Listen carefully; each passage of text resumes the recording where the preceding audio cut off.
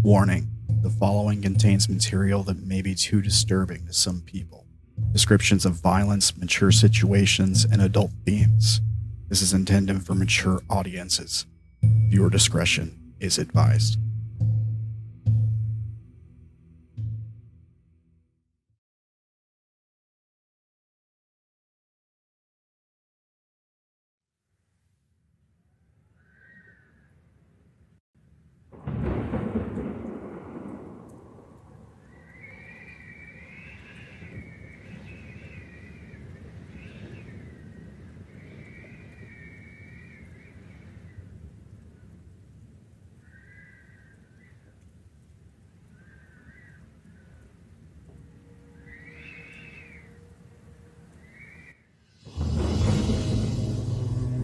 When the threads of creation unravel.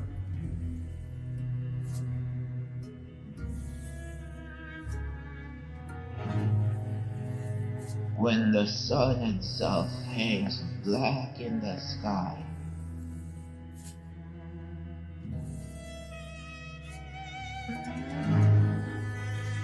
And the Arcana are silent.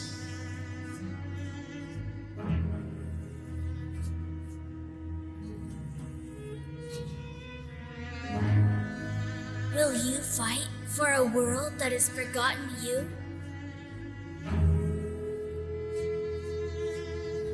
Or will you let it burn?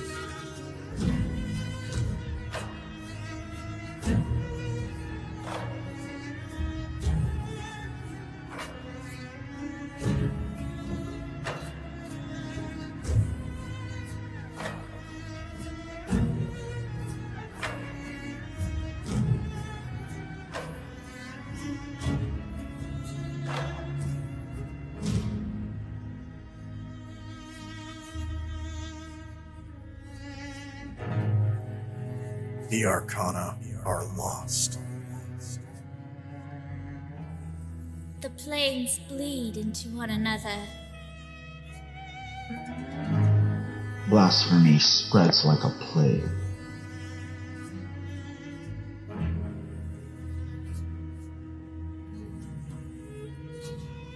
But hey, nothing's truly gone.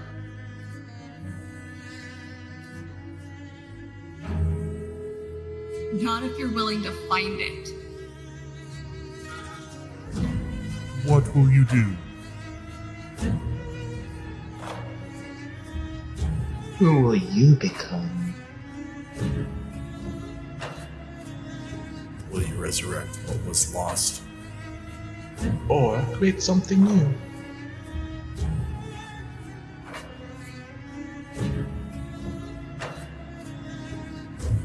The gods are gone. The world is breaking. All that remains is you. Will you rise? Will you rise? Will you rise? Will you rise? Will you rise? Will you rise?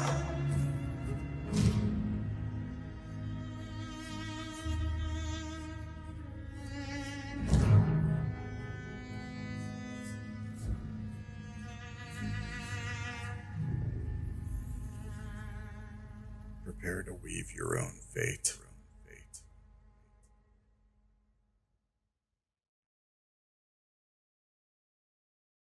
We'll find in Sam's flesh dungeon. Exactly that. What's in the chaos right now? Yeah. Welcome, everybody, to Of Divinity and Darkness. And we're playing some Sam. Dungeons and Dragons 5th edition for you guys. Tick man, Sam. What? We know what you're doing. Where you're sending us. Yeah. Where I'm what? Mm-hmm. What am I doing? You talking about me just like sitting here and listening to you guys for a second to see if I get to catch anything weird? Uh-huh. Yep. Did you not catch anything? Yeah, that's a good point. I hope you guys are all having a fantastic week this week. Yeah, we're gonna play some Dungeons & Dragons 5th edition for you guys. So without any further ado, since we're running a bit late, let's jump right into it. I'll do some quick announcements, guys. I don't want to jump into the flesh dungeon. Yeah. It's the lotion on its skin. If you're watching on the YouTube, all the links are going to be in the description below.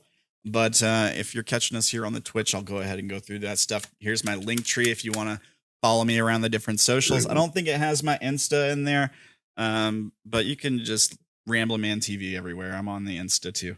I've got a TikTok even. I just haven't even been able to log into it for like a year or something like that. I think since the ban happened, I don't think I can log into it anymore. Look, he was peddling his flesh dungeons to other people on there, and they took a very principled stance, and I support them not having Sam on their platform. What does it say about That's the the answer principled classified stance, for the flesh dungeon? Yeah. Look, I was here.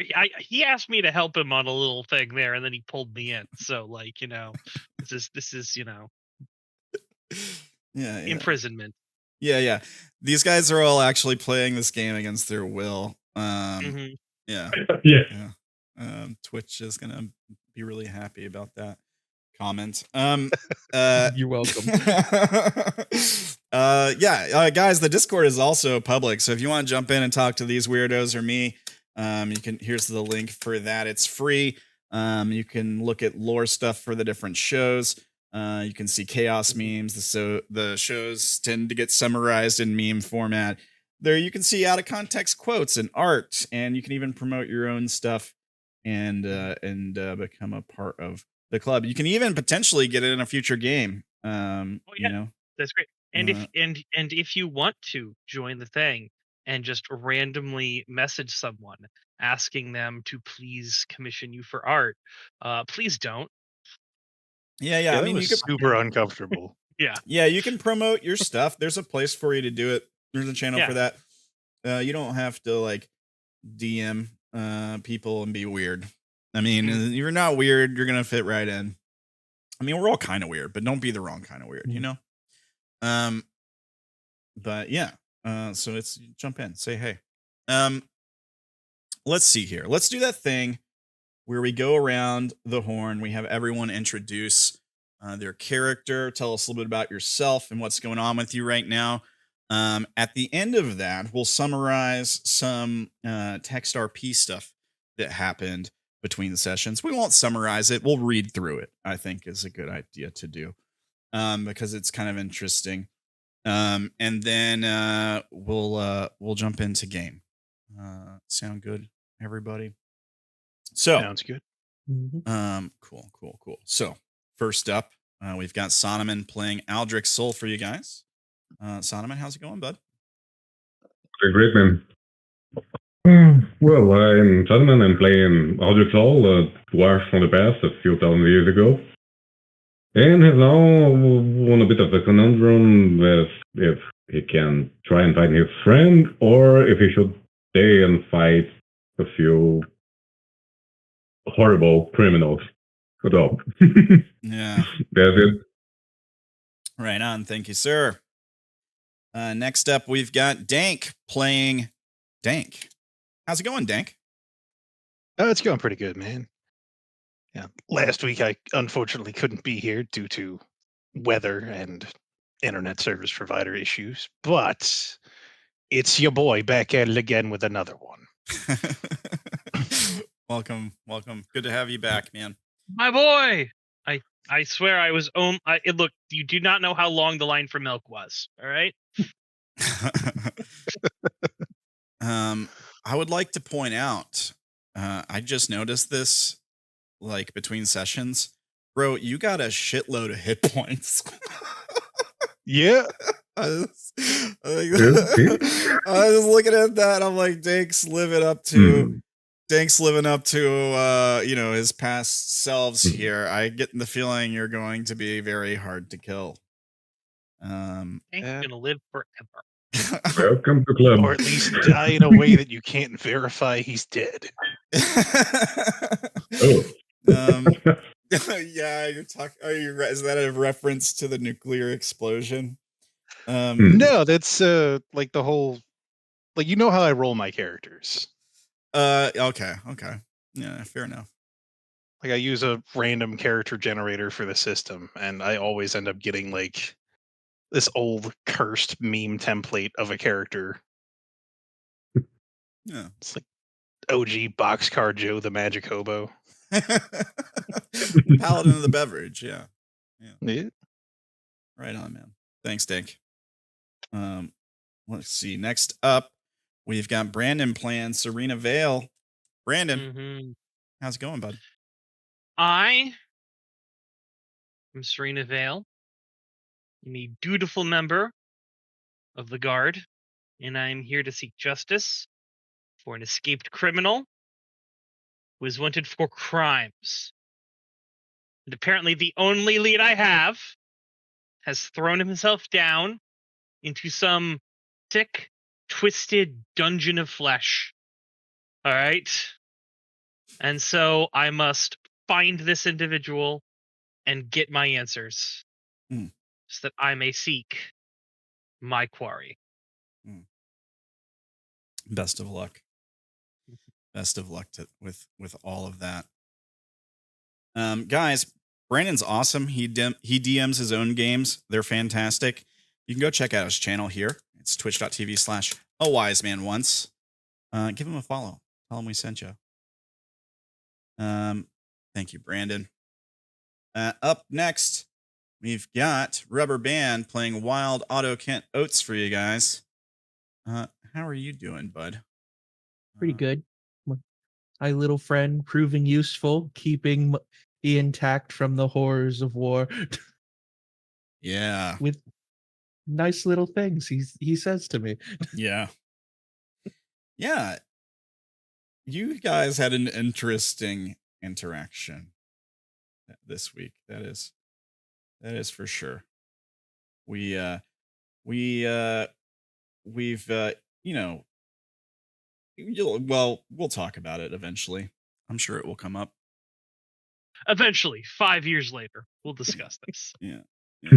Footnote this for the future, kids. This is going to be in a later episode. Yeah. Callbacks. The DM said ominously. Yeah. Cool. Anything else going on with you, Oats, you want to talk about? Trying really hard not to stab random people. Yeah. It's hard sometimes. Yeah. You don't do it. That would be a crime. Yeah. And you have a guard right there with you. Serena is in very much a hurry. And not a crime if it's self-defense. Yeah. You guys ended up letting these bandits live last time. And there was a tense moment where you walked right up to them as everyone was stepping towards the gate, and Ishral was like, do it now. Like, kill. And you didn't. You resisted. Aldrik had a similar thing going on. And that's what we're about to get to now, I think. So between sessions, we had a text RP that played out where Aldrik made a prayer to the Emperor. Aldrik, do you want to read your prayer for us? Of course, yeah. So, if he was leaving the area, he wouldn't just murder those wretches. Had I but a fragment of his mind or wisdom, I could fight and still get to Echo in time, but, well, she's right. Lord of mankind, if you find me lacking, strike me down.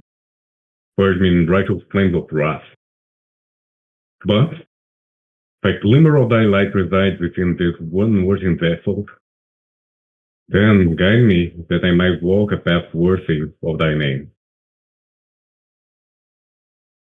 Yeah. And I had you make a religion or arcana check. You made an arcana check and got that 20 up there. Yeah, you got a dirty 20. But a 20 is what you needed to succeed. So I gave you a response. I'll read the response here for our audience. Your breath stills. Your form is suspended in time as you pray, unseen by your companions, untouched by the wind. The air grows heavy. The iron scent of old blood and scentless cold of a tomb fills your lungs. Then the pressure builds, immense, exacting. You hear the sound of a blade drawn from a sheath. Then the silence tightens, a knot in your stomach. It grows rapidly into an overwhelming feeling of something being terribly wrong. In your mind's eye, you see a glimpse. You stand not on cobblestone, but cracked marble, beneath the dome of a ruined temple. Moonlight bleeds through the shattered glass above, the once sacred structure now choked with shadow. You see a pair of bloody handprints that mark the altar. Then, from beyond the veil of shadow, a face emerges. It isn't Echo's. It is like a mask worn over something that twists unnaturally, something that continues shifting at the edge of your sight, flickering, really. Not a man, not a friend, a contagion of identity. The vision shifts. You see Echo walking a spiral staircase downward. Each step he takes is mirrored by a figure you can't quite make out descending opposite of him. They seem identical at first, but one rots as he goes, parts of him sloughing off and being left behind, seemingly of no concern to him. Their feet move in time. Again, the vision shifts. You stand in a large darkened cave upon a ledge. Behind you is a light bright and warm as summer, but you know not to look directly at it. You know it is showing you something. As you look below, you see the cave goes on seemingly forever. There is no light here but what you feel behind you, and yet you know that only you can see it. You hear a cacophony of screaming and yelling from below you, as if an uncountable crowd is gathered. As you look over the edge, you see people, humans, dwarves, halflings, all races, wedged shoulder to shoulder, naked and dirty, screaming and pleading for help to anyone who could hear them in many different languages. They don't seem to know you're there. People are weeping. Some are bleeding and wounded. Others in the crowd turn on those near them, clawing desperately at their eyes and faces, fighting for just enough room to breathe in the cramped darkness. Your eyes catch a woman holding up a newborn baby, pleading for anyone to help it. You're overwhelmed with an immense sense of pity. A sorrow so great you feel the knot in your chest tighten, and tears well up in your eyes. Then a voice, but not heard, felt. This is the true war. Not bandits, not looters, but the soul. If you waste your fire on vermin, you will arrive too late to face the eclipse. Again, the vision shifts. You look down to see a gauntlet, ornate in adamantine platinum, clasps your forearm. It's eerily familiar. A voice says, "Thy weakness is thine to conquer." You catch a glimpse of your reflection in a passing blade, your eyes slowly opening. Then flame, white hot heat. And with it comes a weight so heavy you feel your bones begin to crack underneath it. The pain is immense, but then suddenly it is gone. The vision ends.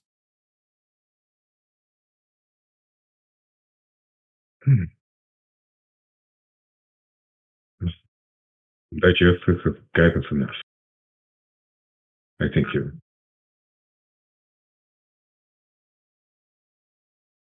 So, we fade back in with the group of you walking through this gate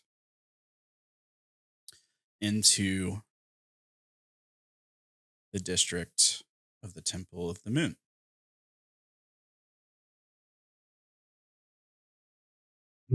Take a look at something here. Okay. And I have something to read you, I think.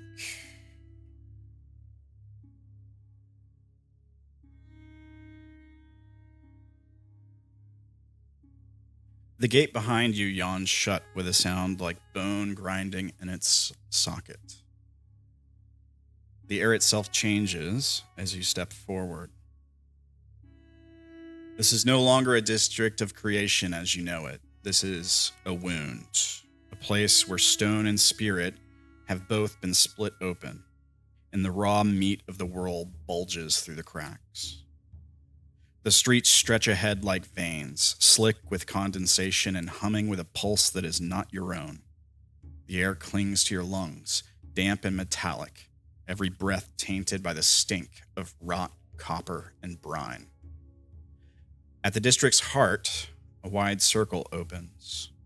A reflecting pool, shallow as a breath of glass, once meant to hold the pale purity of moonlight. Now, its waters are veined with corruption, threads of living flesh swelling and twitching as they spread across the surface. Beneath that warped mirror, you glimpse shapes suspended in the water. Faces, half remembered, illusions half formed, dissolving into nothing if you try to focus on them. The pool ripples without wind as though something stirs beneath.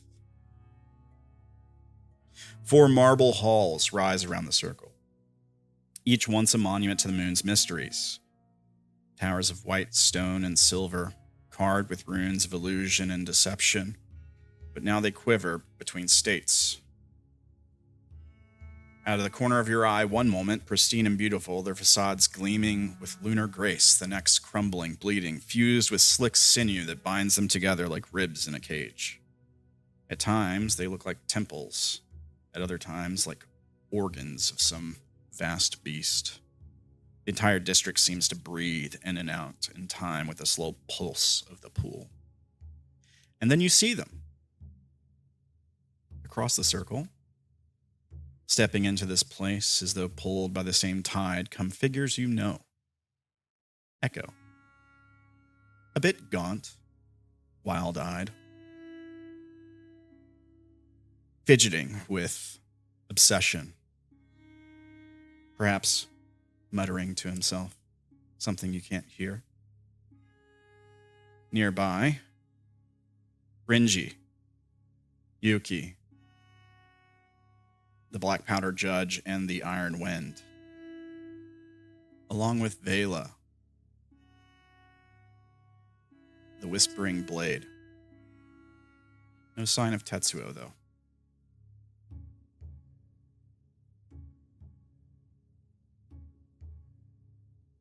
Rinji appears cold and deliberate, his pistol already loose in his grip, gaze cutting through the shadows with suspicion. Yuki beside him, her poise unshaken, though her eyes betray unease as they scan the streets around her. Vela also seems focused, staring towards the pool. Though they left long before you, they arrive at the same instant. Time itself stretched thin here. You also see Dank arriving from a different direction. The silence of the pool is broken by a strange detail. A rabbit, small and clean, sits at its edge, its fur impossibly brown and white, untouched by the rot around it. Its eyes seem to linger on you, as if it knows something you don't. For a moment, the world holds still. The air quivers. The streets pulse. And all around you, you feel it. The moon is being devoured, its last illusions unraveling into meat. and you have come to witness the death of an Arcana.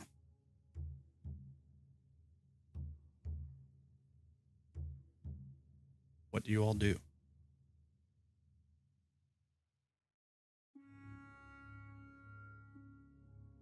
So, just so it's most of the party that left earlier that Echo hooked up with and found, and then started traveling with to get here is there.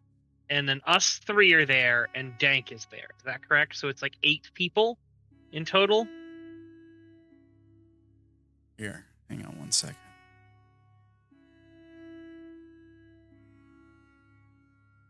I need to make these guys visible. Hang on. Oh, that's why. I've got them on the wrong layer. Did you hook up with these guys, Echo? I mean, I'll admit, it isn't something that, I officially mentioned or said, but it would have been something that he would have wanted to try to do if he ran into them. It definitely would have been, oh yeah, no, I'll travel with you guys now. Look, those other friends I had, yeah. It's possible you didn't. It's possible they arrived here much sooner. Well, you just said we were all arriving at the same time. Exactly. So that was my thing. Yes. Sooner and at the same time. Yes.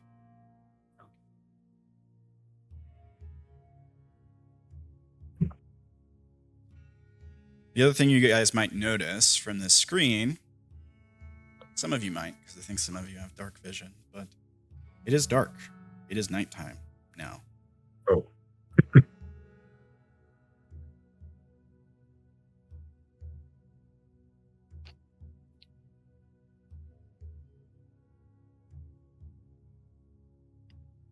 Dark in here. Regardless of what time of day it was, it is now night. I'm gonna light a torch. All right. Do you have dark vision, Dink? I'm variant human, so I should, but I don't think I do. I saw it on your token, and I was like, I think he's a human. I'm gonna take that away. So I'll give it back to you. Do you still want to light a torch? No. So I feel like combat might happen. I'm trying to sort of understand where everyone is. Some of you, because you've pulled us to a new page. Yeah. And so I see myself there. I see Asher is there, and I see my own token is completely dark. Does your you should have. Your Serena token doesn't have vision? Okay, that's what it is. Mm-hmm. Do you have dark vision or anything? Let me check if anything I took gives me dark vision. I believe so, simply because so many things have dark vision. I think I might actually light a torch anyway. Okay.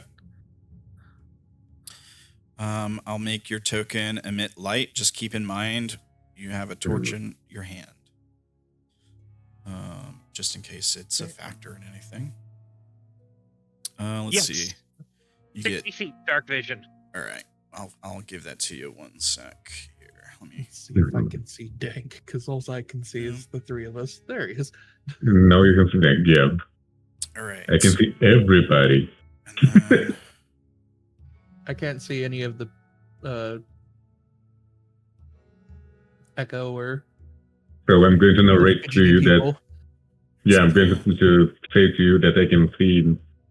Let me check your Asher and everybody. Asher, Vela, Kenji, Rangy, and Yuki, and Dank. Yeah, you can see everybody. Yeah, I have just 300 feet. Oh, you have Devil's Sight. Sorry. Yeah, of No, course. I You have see- dark vision up to 300 feet. Oh, okay. Not Devil Sight. Well, okay, Yeah. it's the same thing. I mean, potato. No, I just wanna can't make see sure we're on magical the same darkness, so. page. Gotcha. I am still not seeing anything with Serena, so I'm going to reload the page. Really? I gave you Everyone was describing what they could see, and I was like, I see the three of us and 2 houses. That's it. Nobody Okay. else. Yeah. Your dark vision is somewhat limited. I mean, here's what I can do so that you guys can see more is I can move you all closer. If So, that helps. Yeah, let's. So at this moment, what I'm saying is Serena walking in sees no one but us, but the party. So I'm going to walk on closer. Okay. Because my dark vision will not extend out into that abyss area. Serena's just like me. As you approach the pool, nothing too crazy happens. The rabbit seems to react to you getting in closer. It stands up on its hind legs. It's looking towards you. It kind of like sniffs the air, twitches its nose a bit. And then seemingly startled by your approach, the rabbit dives into the water. And vanishes. Wait. I can now see the rabbit as it disappears. Right. Does that rabbit mean anything to me? Is it a known thing, the new thing, or it probably doesn't mean anything to you. Right. I mean, you can make a religion check. It would have to be religion, I think, and you need like a crit. Well, that's right. All I know is that the rabbit is probably late. I tell you what, DC 20. I'll give you something. Religion. Yep. With a 7 in Arcana, does After know what this pool thing is? Sure. With a 7, I mean, it's a reflecting pool. That's can I try that Arcana check for the pool? Sure. With a 20. Okay. Okay. It's a reflecting pool for the moon. That is like a lot of times these are actually made for the purpose of like scrying or something like that. Like people will use them to scry.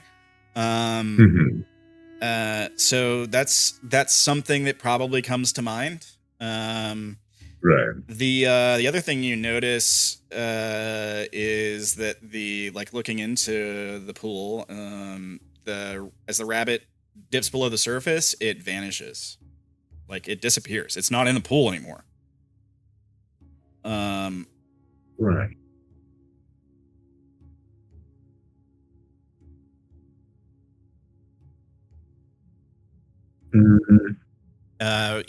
You know, I think Renji, Yuki, and Vela also approach the edge of the pool and are witnessing this. And for those of you close to the pool, you see them. They see you. There's kind of an acknowledgement. Yeah, Serena is going to. Well, let me sort of measure things out here. Nope, I don't see anyone. Here. I literally do not see anyone. I see Aldrik start walking away, and I go, "What are you?" And then I see. Yep. I thought you had. Oh, really? I have 30 feet. Oh yeah. You're. Oh, we are already on. It is. I didn't We are on actual mode. I didn't set up your token for your 30. You can see. Okay, I can see within dim light and in darkness as if it was dim light. Okay, so it is 60 feet. Yes, never mind. Okay. Never mind, I'm a dumbass. All right. I can totally see those people. And I can totally see Asher. Mhm. And for those of you who can't see, I mean, you would likely hear people walking, approaching. They're not. No, as far as I know, I don't think. I'll say I don't think Renji, Yuki, and Vela are stealthing right now. I'm. Serena is going to look at Aldrik and go, "Do you know these people?" Yes, every single one of them. They were in the caravan effect. Which one of these is the one who had the dagger? Well, the one in the opposite direction on the pool. Echo is here. It's so damn dark. I can't see anything. I'm past the assuming pool. we can hear these guys. Is like, I'm assuming you can hear someone across this pool thing. Yes. I would think so. Yeah. I mean, Echo is gonna go. Hello. And she's like, hey, you guys, good to see you again. And all right, what are you guys doing here, everyone? Looking Who's for that? you? Oh, you didn't need to do that. I'm doing just fine. Yeah, I bet. Takes a couple steps backwards. Come back here, brother. I wouldn't call running off to the middle of the night to this place fine. Yeah. Look, there are answers here that I need. Serena kind of like crosses her arms like, that kind of makes two of us. Like, she's not saying it, but like, that's the attitude. You can all hear it, like, So I'll look at Asher and say, we are here for you. We're not trying to catch you and extract answer or something like that. You have to tell something to us afterwards on another time, but you could maybe we could help you find whatever you are trying to look for. We're worried about you. Damn fool. Didn't have to go running off. That's what friends are for. kind of looks around, goes, "And you brought them in too for this?" And he gestures over to Vela, them, and these people like, yeah. No, they were just kind of here. Yeah, Renji. Yeah, that's like you. I don't know nothing about them. Renji and Yuki and Vela seems focused on the pool. Like Vela walks up and she's looking into the pool. She's not even really she's acknowledging you, but she's not paying attention to you or like engaging the conversation. She's just like staring curiously at it and pondering the pool. Renji and Yuki are seemingly confused. They kind of like for a second, when Dank talks, Renji squints his eyes across the pool, and like his gun hand twitches. He doesn't recognize the voice. And Yuki is kind of eyeing up Serena a bit and says, "How did you all follow us so quickly? I thought you were staying with the caravan.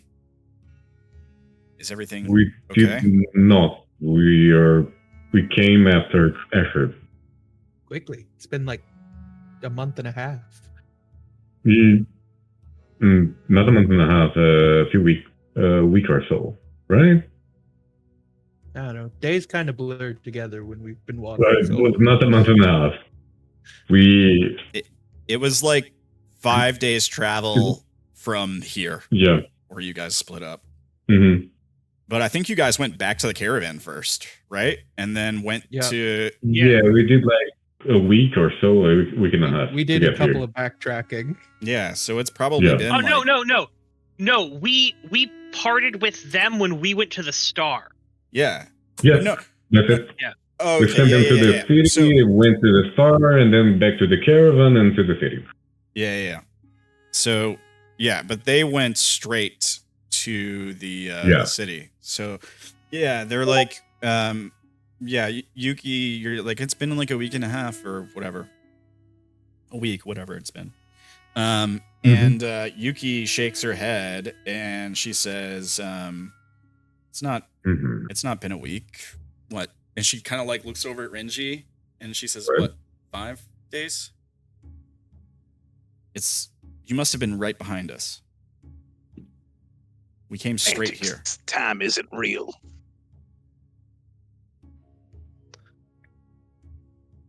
Yeah, You mean you time just isn't real. got here? Yeah. Yeah, she nods. Yeah, we just arrived. We came straight here.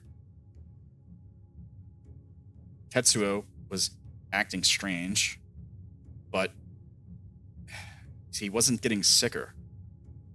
He actually seemed to get better. He ran off ahead of us. Tetsuo. We tracked him here. Ran off. Right.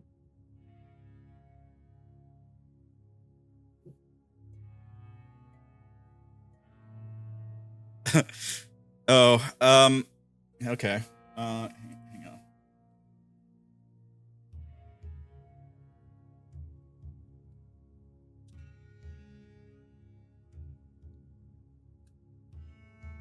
Well,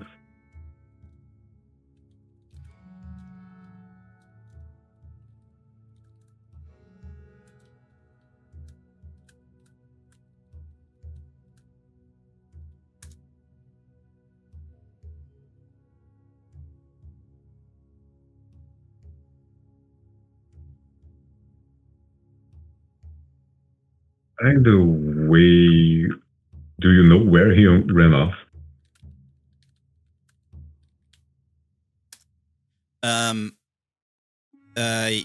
Let's see. I'll have them make a check. Hang on. Sorry, Asher might be praying to the Star to get some information on things.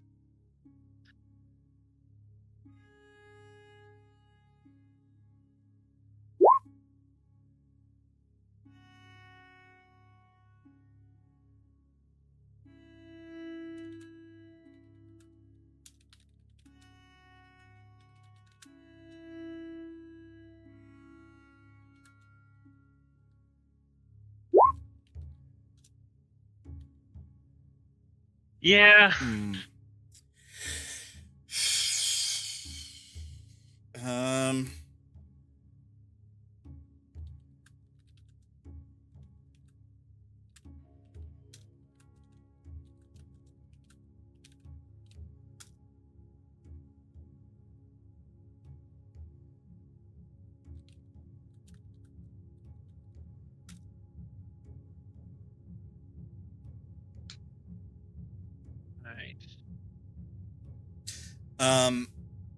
Okay. Sorry. What was the last question? What were you guys saying? Well, like if they knew where the two ran off to. Oh yeah. I was gonna give them a check. Sorry, I got distracted by a thing. Yeah. Let me see here.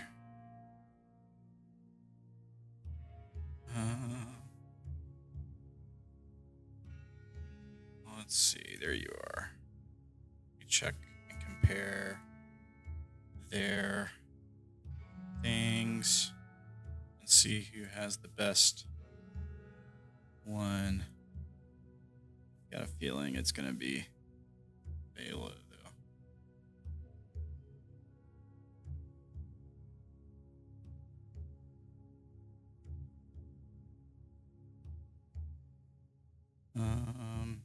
Okay, and you. Oh, actually, surprisingly, not. Let's see. How does he do? 21. Oh. Okay. So Renji takes a look around and kind of looks at the ground, and his eyes narrow on one of the buildings. This direction. I believe it's the Hall of Beasts. And he says, looks like he went that way.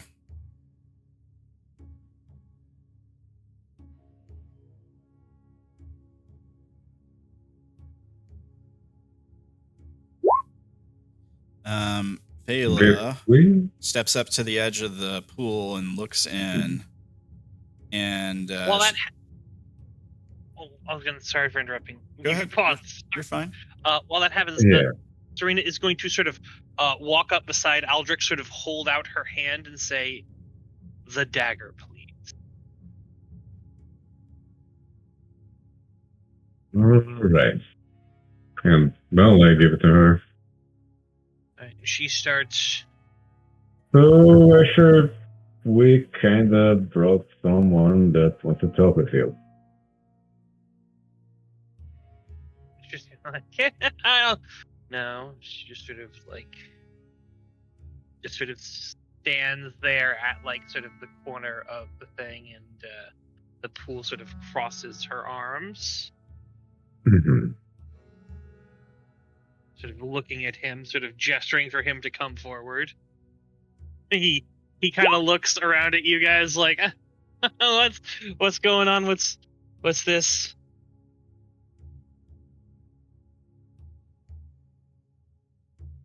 Well, she's trying to find someone that you might know. She's not after you per se. Someone I and might also, know. there's no need to make it a bigger thing than it is.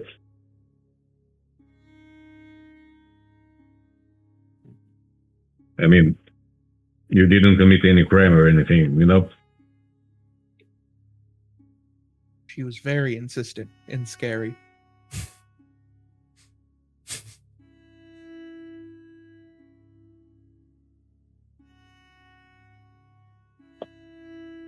Who is this person I should know? As she sort of looks as like, just someone I think you have likely come into contact with.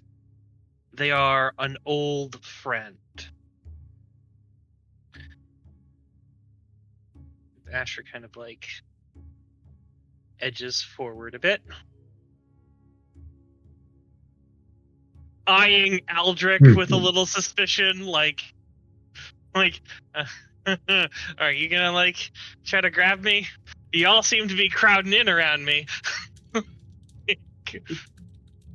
I would make a friendly gesture and say, it's nothing, just talk with her and that's it. And I would insist, remember, you didn't commit any crime, so no need to be nervous about this. All right.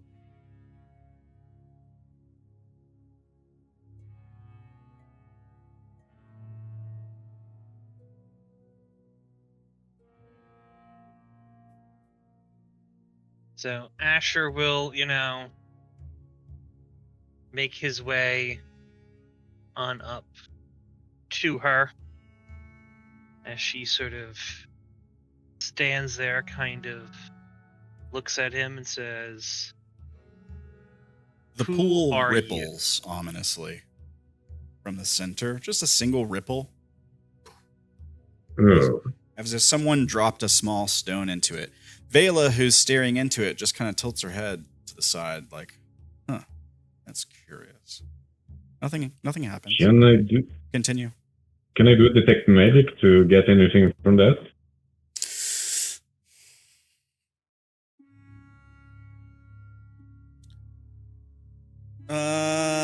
You can do it in a single action. Yeah, but I would rather do it as a ritual. It takes you 10 minutes to do that, possible. right? Yeah. Okay, you can start that ritual. It's going to take you 10 minutes. You can't talk while you're doing that. So you're starting a ritual to detect magic. But just be around, but focusing on the pool. Yeah.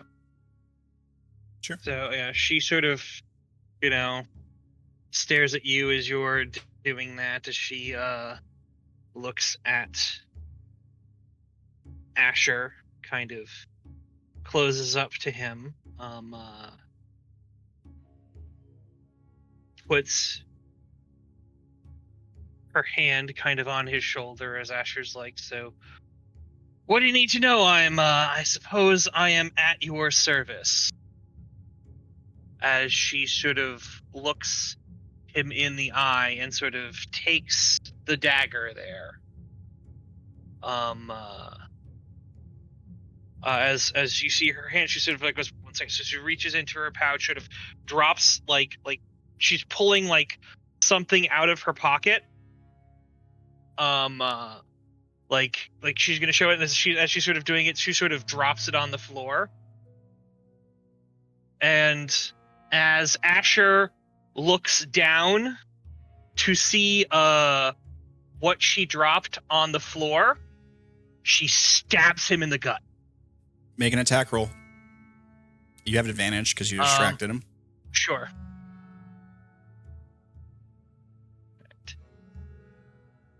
Also, it's a surprise attack, too, I think. Yes.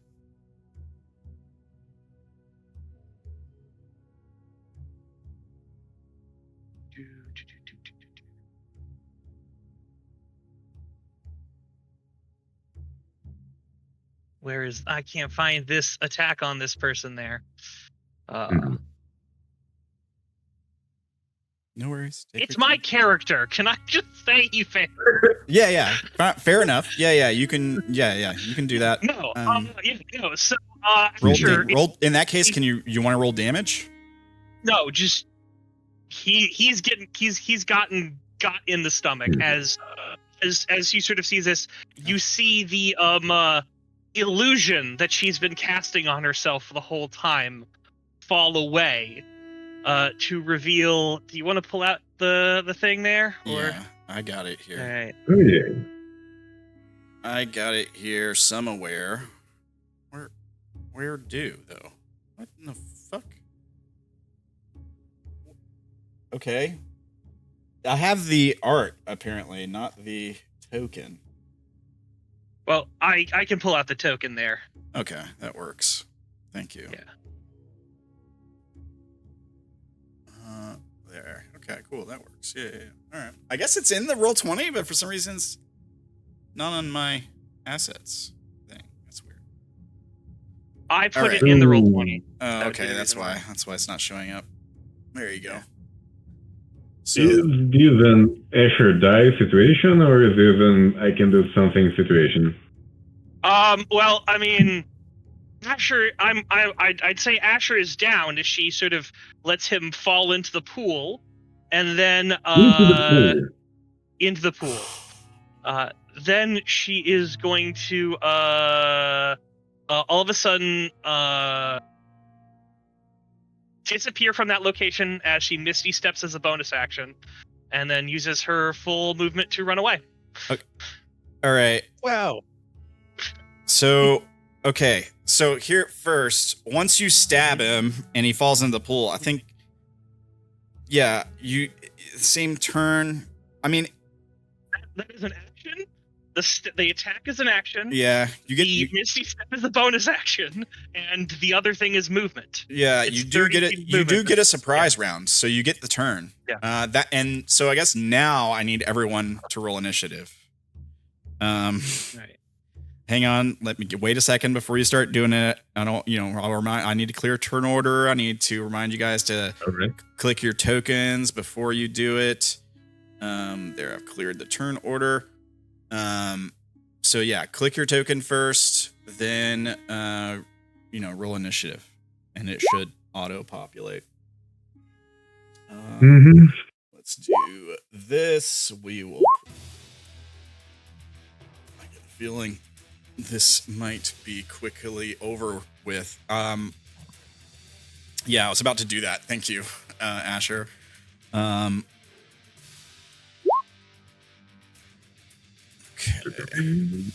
1, 2, 3. Okay. Let me do our NPC companions here. Boop. Boop. And boop. All right. Is that everybody? You guys good? Yep. Mm-hmm. Yep. Okay. So, looks like first to react is Aldrik, who was in the middle of casting a ritual. As you're like focusing on this, you're focusing on the pool and like what's going on in the area, and you hear what's going on next to you. But then you hear the thud of a blade into meat out of nowhere. Like it catches you completely off guard. You see Asher look up at you as he falls in backwards into the pool with his blades. Is it still sticking out of him? She's left the dagger inside of him. Okay. And you can and she stared into his eyes as she let the mask fall so that he could see who it was before she threw him into the pool. Okay. Yeah. Do you want to describe? I mean, I know we see the token here, but do you want to describe the character, please? That would be awesome. Yes. So she is still in the guard's uniform, although there are bloodstains on it that were not visible before. She is a white-haired tiefling with large curved horns. And she is, quite obviously, magical. Right.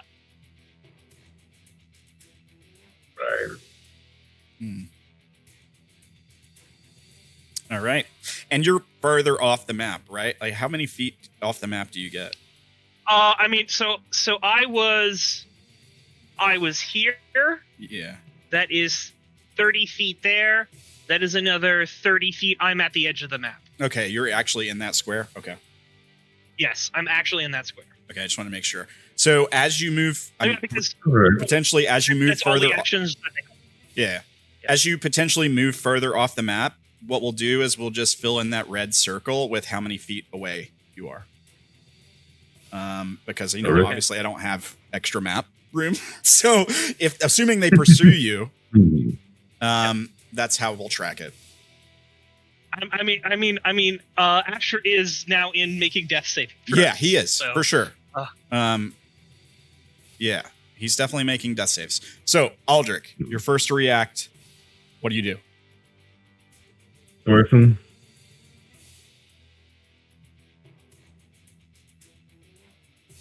Let me click in here.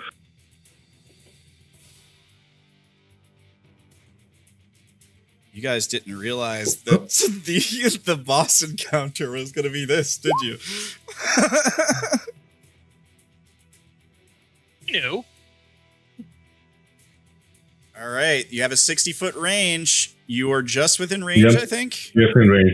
Yes, I am. Yeah, 60 foot exactly. So, let's see. Action. Choose a humanoid you can see within range. Target must succeed on a wisdom save or be paralyzed for the duration. Wisdom DC is 14. This is a charm, I believe. Range. Is whole person a charm? No, it's whole person not a charm. It's not a charm. All right. So, Brandon, do you want to make that save?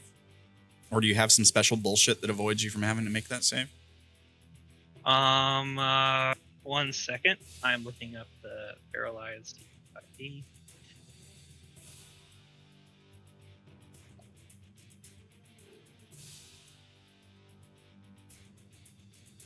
And also, Aldrik, what does it look like when you cast this spell? I think this might be the first time I've seen you use it. Alright, so I would look at her and say, let's see. Oh, no, there's no chance you're going away. And I'm going to extend my hand, and by the power of the Emperor, you're going to stay where you are. Yeah. All right. Gives a divine commandment to halt in the name of the Emperor. Halt in the name of the Emperor. All right. That's fine. It's a will save? Wisdom save? Yeah, wisdom save. Wisdom, yeah. 14. 14 meets it, beats it. Ooh. As you feel the divine energy of the Emperor flow through you and reach out and grip this person. But something else intervenes, and these psychic shackles you try to wrap around her break immediately. Right, so I'm pursuing and moving as far as I can go. Okay. Is that your turn? Yeah. Renji.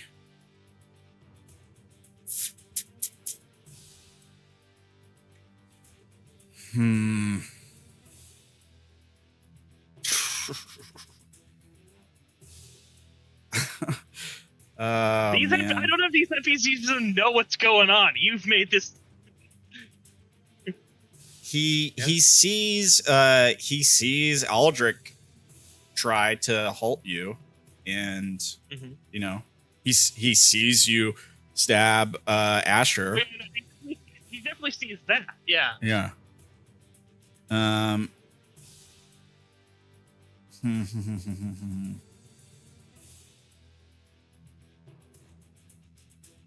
Okay, let's see how far he can get, or how close he can get. He has 30 move. He needs to get within range. You're actually out of range for him right now. I think he's gonna move there. And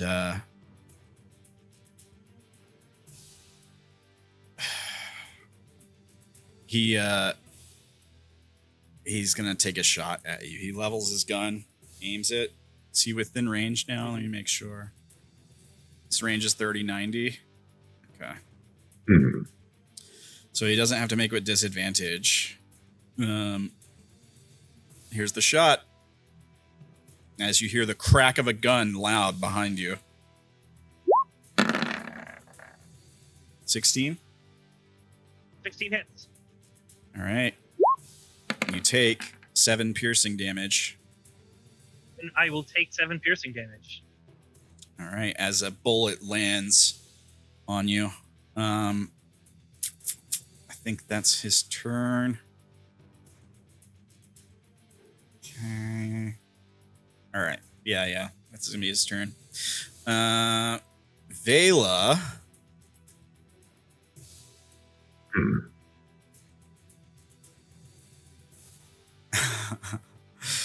The problem is...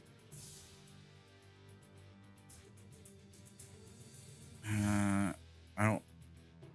don't think it's within range, though, is it? How far? So she would have to... She just can't go to any of these squares. That's fine. Because so she's got a teleporty thing too. She got this.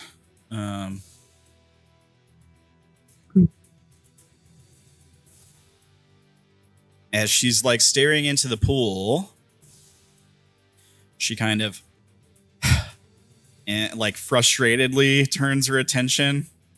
She doesn't want to bring her attention away from the pool.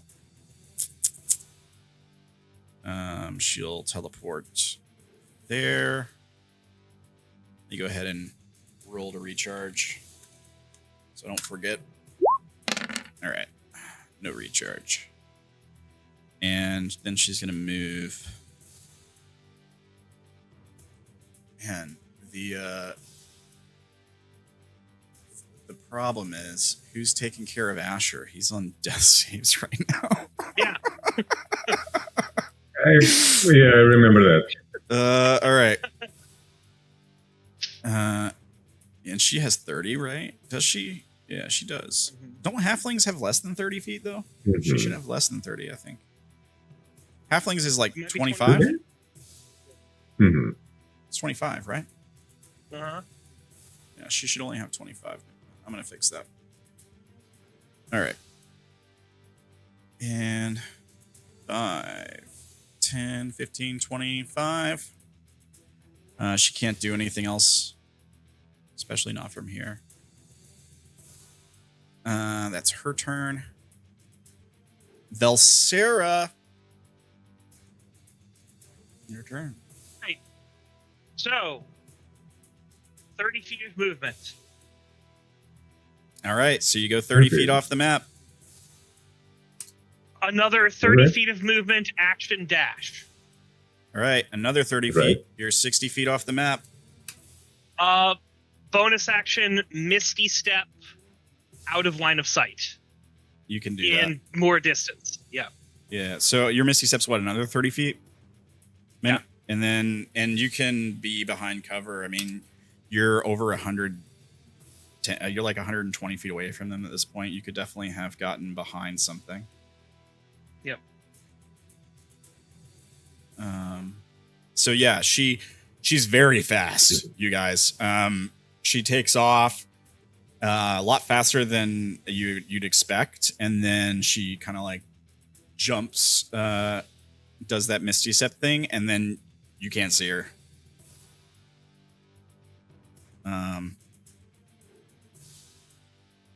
That your turn? Yep. Oats. I rush to stabilize Asher. Okay. Thank you. You jump in the water. You Yes. grab his limp body, which is under the water now. Would have automatically been failing death saves, by the way. And yeah, you lift him up in your hands. He's technically a corpse, right? Well, he's not dead yet. So No, not yet. half movement now that you've got him, but you can pick him up. Mhm. No. I will take him out of the water and then start stabilizing. How much movement you got left? That was... No, not ping. Yep, that's here. 15, 25. I got 10 feet. Mhm. All right. Where are you moving him? You can set him pretty much anywhere. Like, Yeah, just right there. Just enough to be Right. not drowning. Out of the water. Sounds Yeah. perfect. yeah. All right. So yeah, you pull him out of the water. You set him down on the ground. You still have an action, I think. Yeah, I want to stabilize. Cool. Medicine check. I think. Or is it free? Yeah. I'm going to use the inspiration so I take advantage. Mhm. Okay. Oh, Great, but better. It's a DC 10, I believe. Yep. Yeah, so it's a success. So you successfully Well- stabilize him. How do you do that? It's a good thing you use the inspiration, by the way. Mhm. So what does it look like when you stabilize him? You pull him out of the body, you pull him out of the water, you lay him down on the ground, and he's got this knife in him. He's bleeding bad. Asher, are your eyes open? Like, are you just staring blankly up, or your eyes closed? Like, I mean, I'm assuming he's supposedly like in this thing here, like with this thing here, I would be unconscious, kind of, or like in and out of consciousness. Yeah. As like, you know, there's some blood loss in me. I probably got a good huge mouthful of water. That, you know. yeah. I'll be trying to cough up in a bit. So okay, yeah, you lay him down. Okay, go ahead. I would tilt his head to the side, and one hand keep pressure on the wound, and the other hand just compress his chest. Yeah. Okay. Yeah. You successfully stabilize him. You're unconscious with 1 HP. I guess. No, zero. Unconscious is 0. Zero. And make a roll a d4, please. Yeah. All right. All right. 2. You'll be unconscious for 2 hours, assuming something else doesn't wake you. All right. Is that your turn, Oats? Yep, that would be the end of my turn. All right. Yuki. Let's see. She's a bit faster, but not fast enough, I don't think. She has to get within melee range anyway.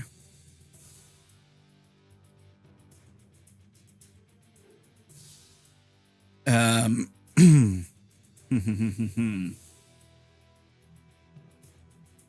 mean, I don't think she would just stand there. I mean, she wants to run after, She would have. She She's has a monk, right? Yeah, she has 8. She has 40 feet normal movement. She can action dash, and that's it. So it's 80 feet.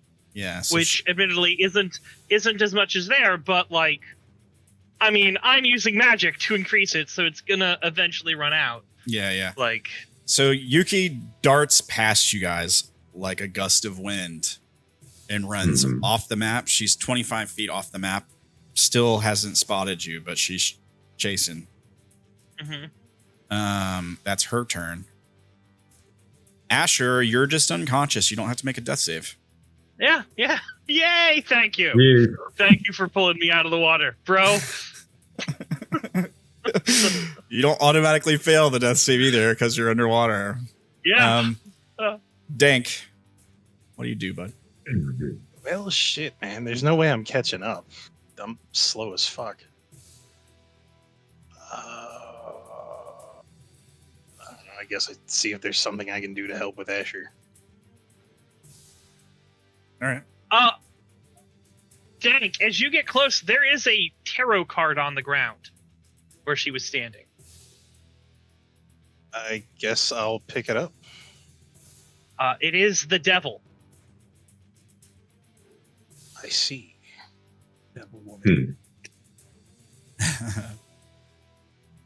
Yeah, the card for the devil is actually kind of ominous too. Here, let's take a look at it here. Let's take a look. Where are you, Arcana? Here we go. The devil. Bloop. Okay. Yep. Pretty ominous card. Big old demon guy. Yeah. Not so good. You're welcome, Twitch viewers. I'm sure the Twitch viewers love that.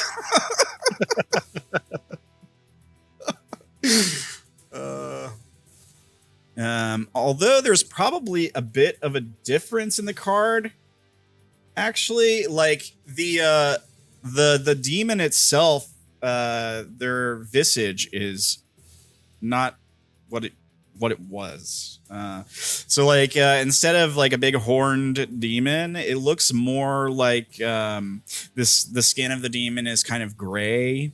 It doesn't have wings, and instead of like where it looks more feminine, and where the hair would be, you see like kind of like quartzish gem. It's only they look like a genasi. I believe it was a genasi, right? I think so. I think it was like an earth genasi. Let me make sure.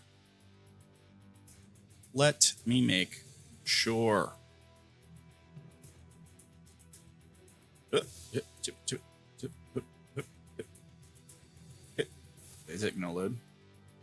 It's loading. Yeah, it's an earth genasi. Yeah. The features of the demon are like a female, more like a female earth genasi.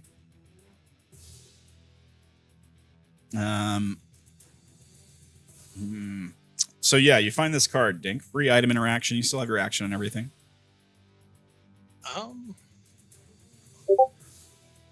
I don't know. I guess how's Asher looking? He looks stable, but he's got a knife in him, and he's the bleeding has stopped, but there's a lot of blood, and he's still like passed out. You see me clutching the wound close.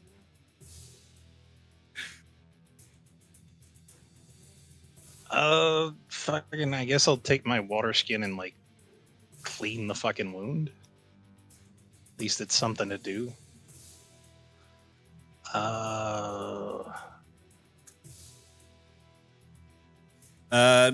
And okay, sure. I guess I'll manifest my echo too, so nothing gets the jump on me while I'm occupied. In my backpack deck, there's a healer's kit. Yeah, good point. I would check his bag to see if he's got anything to help him in this situation. Sure, yeah. You can find the healer's kit in his bag.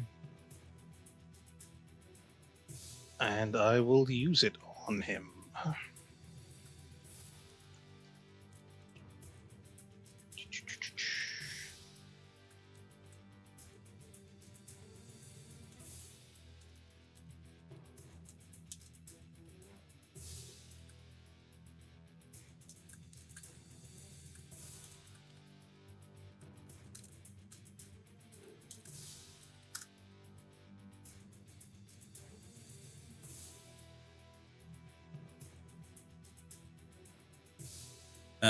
Okay, so sorry. Let me check the healer's kit and see how it works exactly.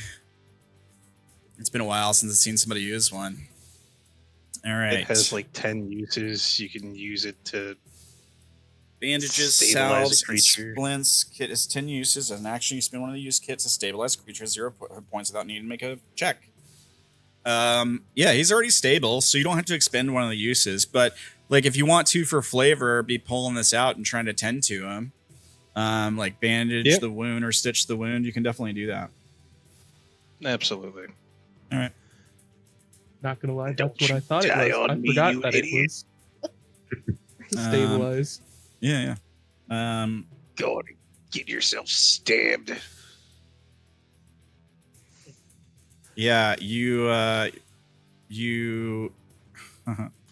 me roll something. Sure.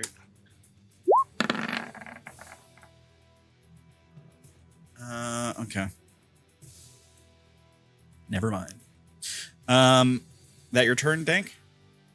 No, I'm gonna manifest my echo within like 15 feet of me to not let something sneak up and stab me in the ass. Okay. I'll drop it like right there. All right. So here. I'm gonna, for now, maybe I will use like a shadow token for it. If that's okay with you.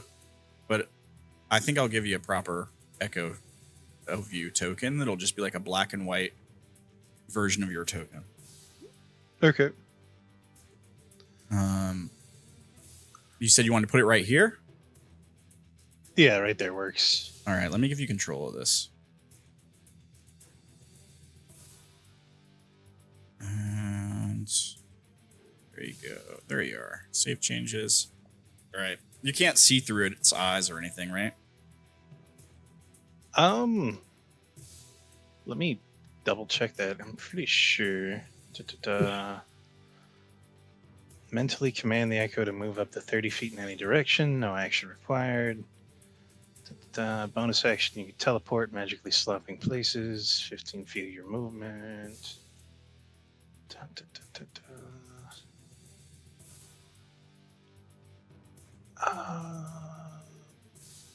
It doesn't say that I can't.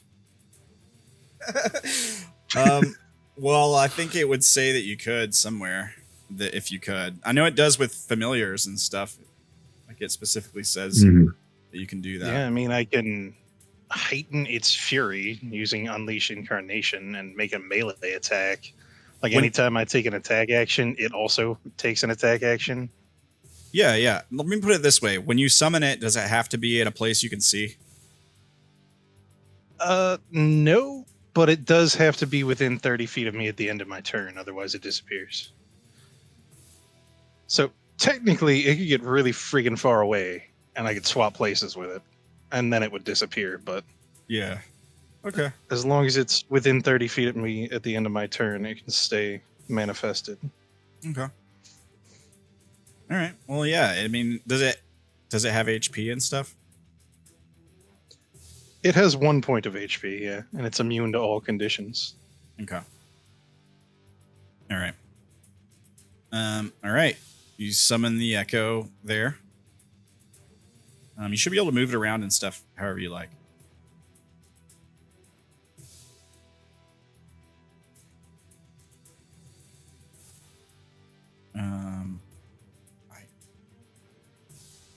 I'm not sure if it even has vision, but I'm gonna give it vision. And you have dark vision, don't you? So I'll give it dark vision. Yes. Okay.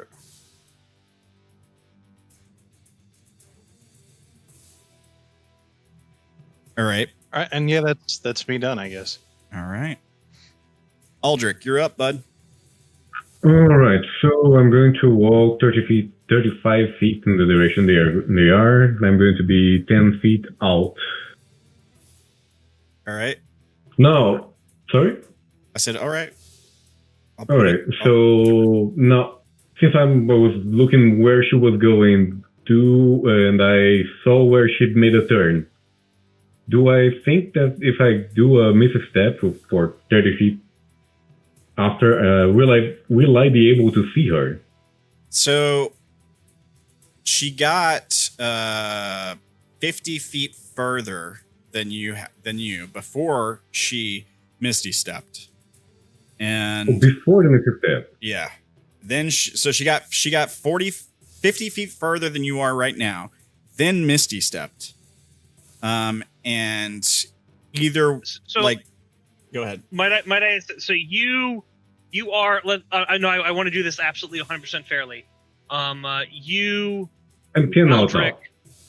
You moved up there. Oh, because wait, where were you when you did the whole person on your thing at the beginning of this? He was like back here somewhere.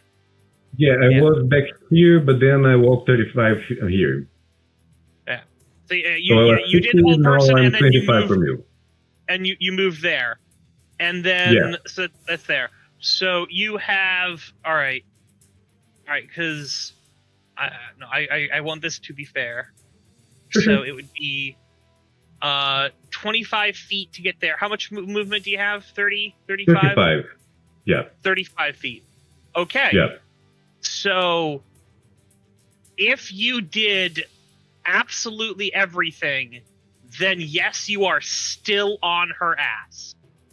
But that takes your action, that takes your bonus action, and that takes your movement. But you would still be on her ass. No, the thing is, I just want to see her.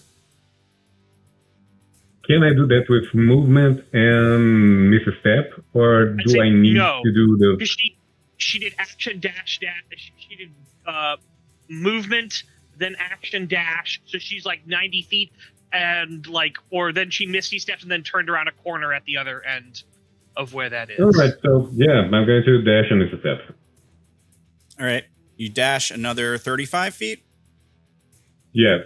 All right, so that puts you at 45 off the map, and then you misty step, and that takes you another 30 feet. Yeah.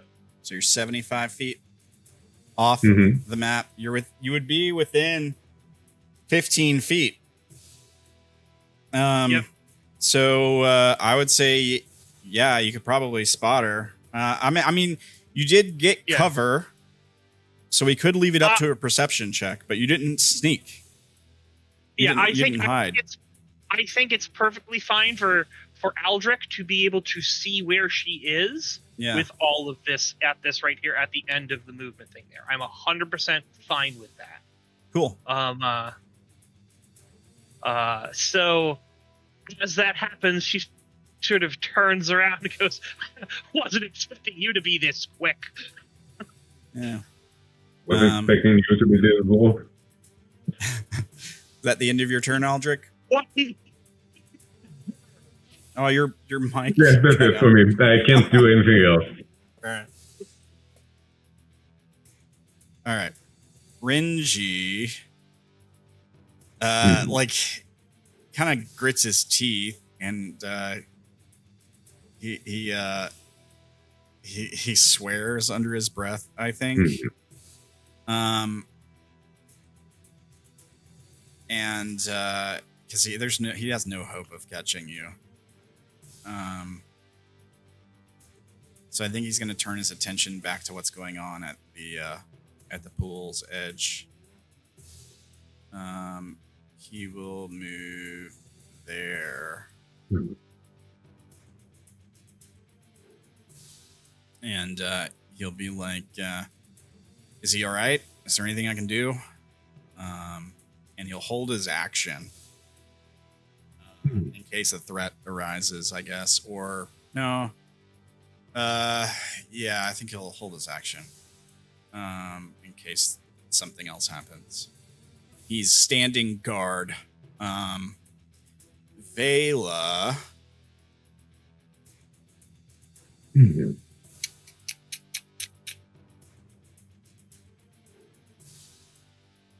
She really has no hope of catching you either.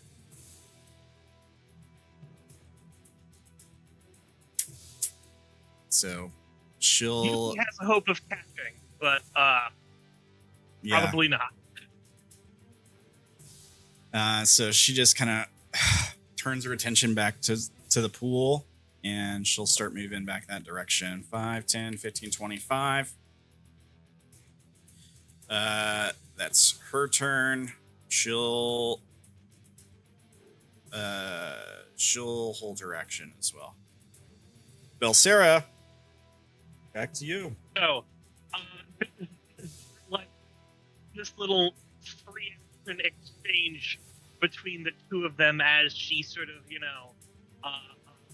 takes off again, like just sort of running and sort of moving behind just any sort of thing to sort of like dodges behind whatever cover, moves behind a rock, runs behind a wall, and then I'm what I told you the next action was. Yeah. That's what happens. Mm-hmm. Yep. Right. Cool. All right. Yeah. You see her. You see her run behind cover. And you lose sight of her for a second. That's your turn. Yep. All right. Oats.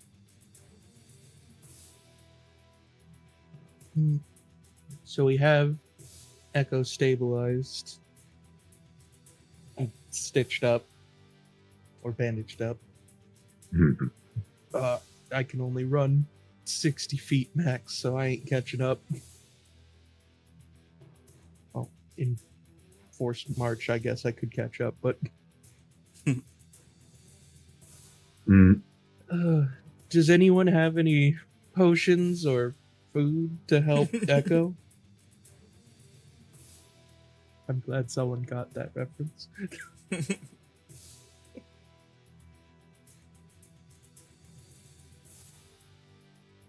So yeah, you're just like, does anybody have anything to help him?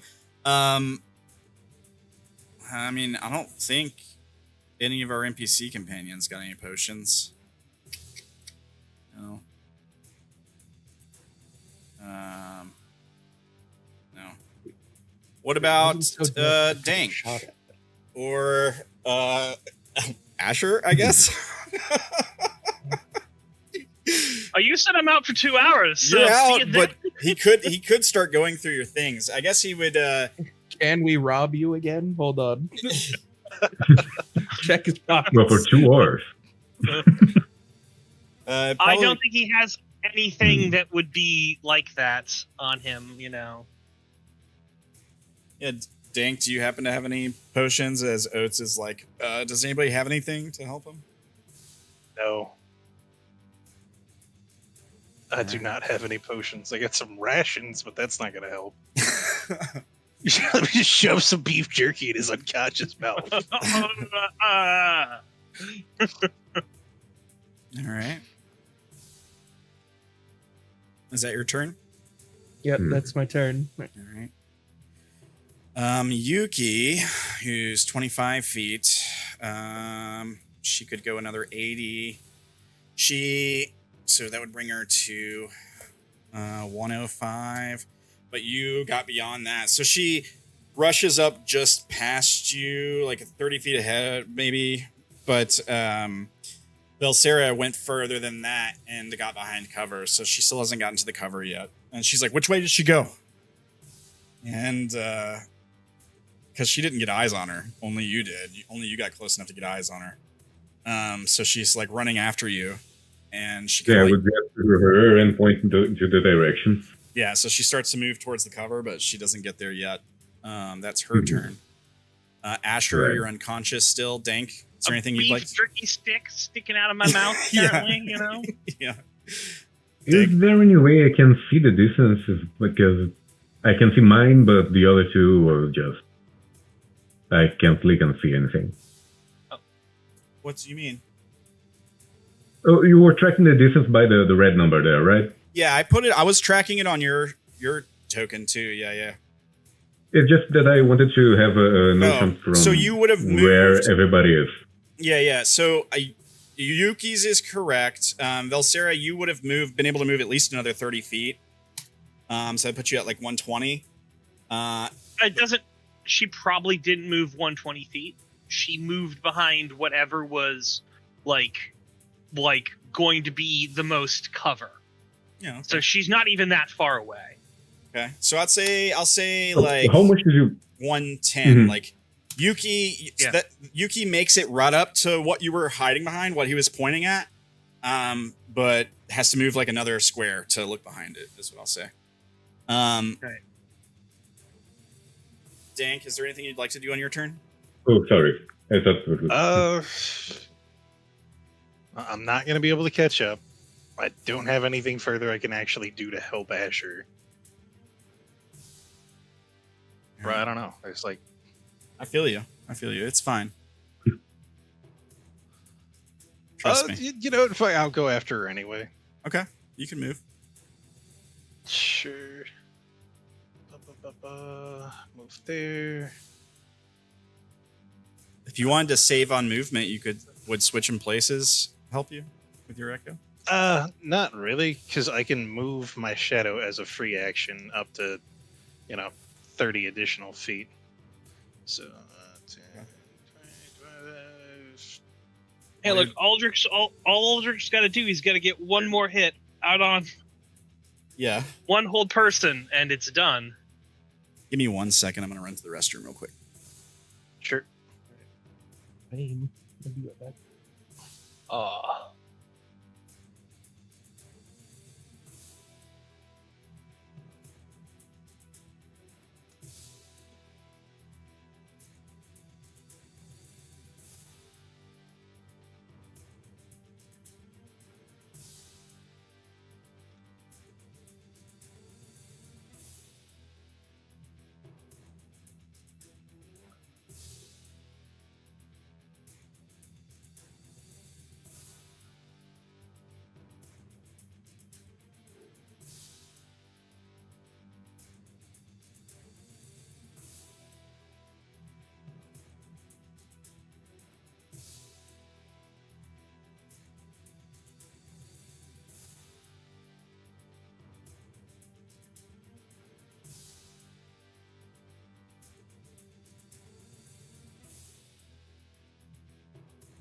All right, I'm back. Sorry about that. I was trying to wait till the end of the next turn, but you guys were taking a little bit longer than my body would allow. That's what I get for drinking energy drinks, I suppose. All right. So, Dank was running after. Did I miss anything else? With me? Oh, he was. Was that it? Was that the end of your turn, Dank? Yeah. Okay. All right. Aldrik.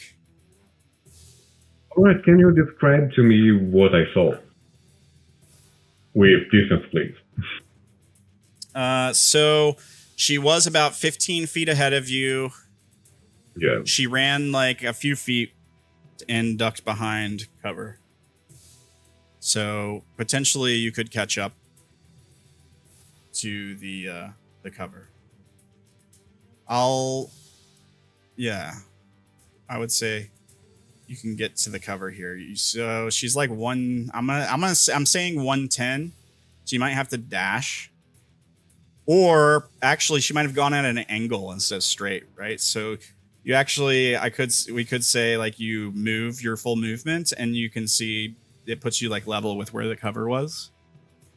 And you can see behind it. Do I have to be close to the cover to go around it?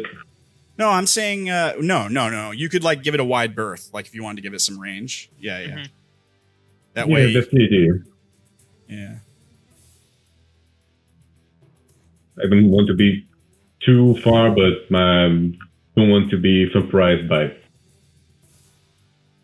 someone very explosive runes. Boom. Yeah. How far do you want to be from the cover when you're looking behind it? When you're able to see it?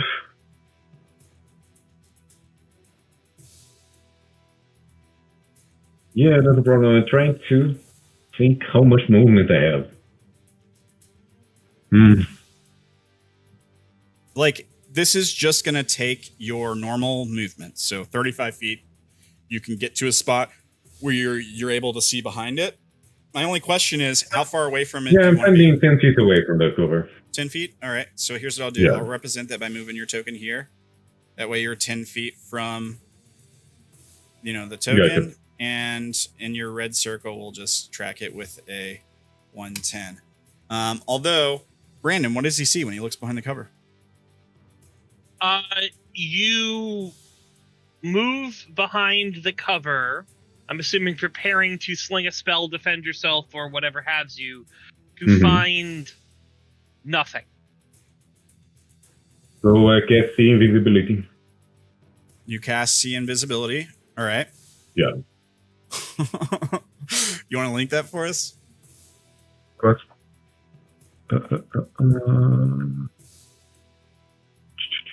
Where is it? The impossible, see the invisible. Roll, fight the power. Just a second, because it's not here, but it's a domain spell, so it should be prepared. Yeah.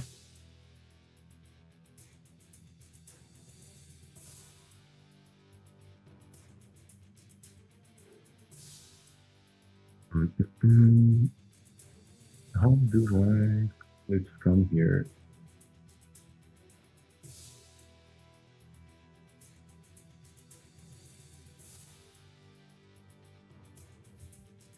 I mean, I can look it up and paste it. Yeah, me too. I've got it right here. Oh, right here. For the duration, cast on self, you see invisible creature objects if they were visible. You can see into the ethereal plane. Yo, creatures and objects appear ghostly and translucent. And your vision range is what now? 300 feet.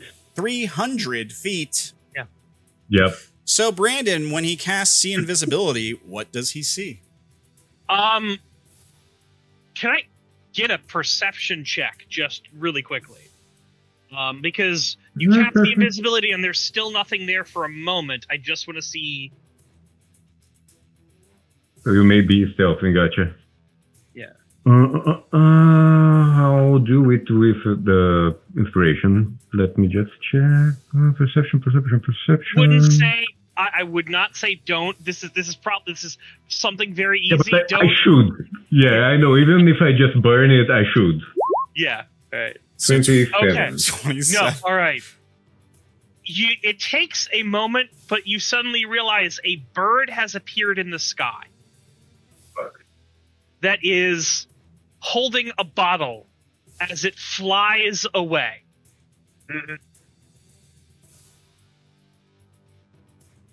Yeah, and it's specifically. Do we want to show the bird? I think it is a bird, right? Like it is an act. it is a bird. Yeah. Yeah. Sorry, Just making sure. they just bought something. But we have a token for him. He looks. It's this one, right? Yes, that is the bird. This guy right here. The raven. Right. Yeah, this raven suddenly becomes visible, and it's carrying this tiny little bottle. An invisible raven carrying, like, a bottle of booze, like a beer bottle or something like that, or stoppered bottle, like flying away. All right, and how far is this bird from me? At least 30 feet, if not more. It has a further fly speed than that, doesn't it? Yeah, it has 60 feet. That's why I said it's at least 30 feet. So he's being generous here. He's being generous here. Mm-hmm. 30 feet in a straight line, 30 feet. It'd be like 30 feet away. And ground distance. I would say probably 30 feet away and then at least 15 feet up in the air. All right, okay. I would think. Sure, so I'm going to miss a step. I'm going to miss a step under him. This time without using a spell slot. You're going to need to get under the bird? Yeah, as close as I can on the floor. You've already moved. On the ground. And you've cast a spell with your action. Yes, but... Yeah, I know, but I can't do that without using a spell using macro passage. Yeah, So what? Once a day. Misty Step is a bonus also. Right. Yeah. So you Misty Step. As close as I can to him, staying on the ground. Yeah. So you Misty Step 30 feet, and you're under the bird. Yeah. We'll say. We'll call it. We can call it that. Does that sound fair to everybody? This is all theoretical. This is all off the map theoretical stuff. Yeah. 30 feet under the bird, who is 15 feet up in the air. Yeah. Mm-hmm. All right, and that's your turn, I believe, right? Yes, I can't do anything else. Okay. I'm gonna pass on Renji, Vela. Everybody's kind of standing around trying to help Echo. They're basically not in combat anymore. But just for the sake of turn order, in case something crazy happens. Velsera, are you taking any actions this turn? I guess what happens here, I guess I'll just say. I mean, it's going to continue to fly up and away at 60 feet, putting 60 feet of distance. So basically you fly 60 feet in a diagonal. Yeah. Okay. So that would put you like 30 feet away, 30 feet up further. So you get 30 feet. I mean, I mean, this is like an A square, but 30 up, 30. This is like an A squared plus B squared equals C squared thing. But to keep it simple, we could just say you get 30 feet away and another 30 feet up, which will put you 45 feet up in the air, which I believe would be out of range for anything you could do anyway. No, it's not. It's not? Okay. So 45 feet up in the air and 30 feet in a direction. Mm-hmm. Also, that's just normal movement speed. It can dash, right? Yeah, it'll action dash another 60 feet. Okay, so another 30, so 60 feet away and 75 feet up in the air. All right. So here, let me just, because we're getting it's getting a little hard to track. So I'm just going to put 60 feet away and 75 up. All right. I'm keeping track of this. Okay. That's your turn? Yeah. All right. Oats, is there anything you'd like to do, bud?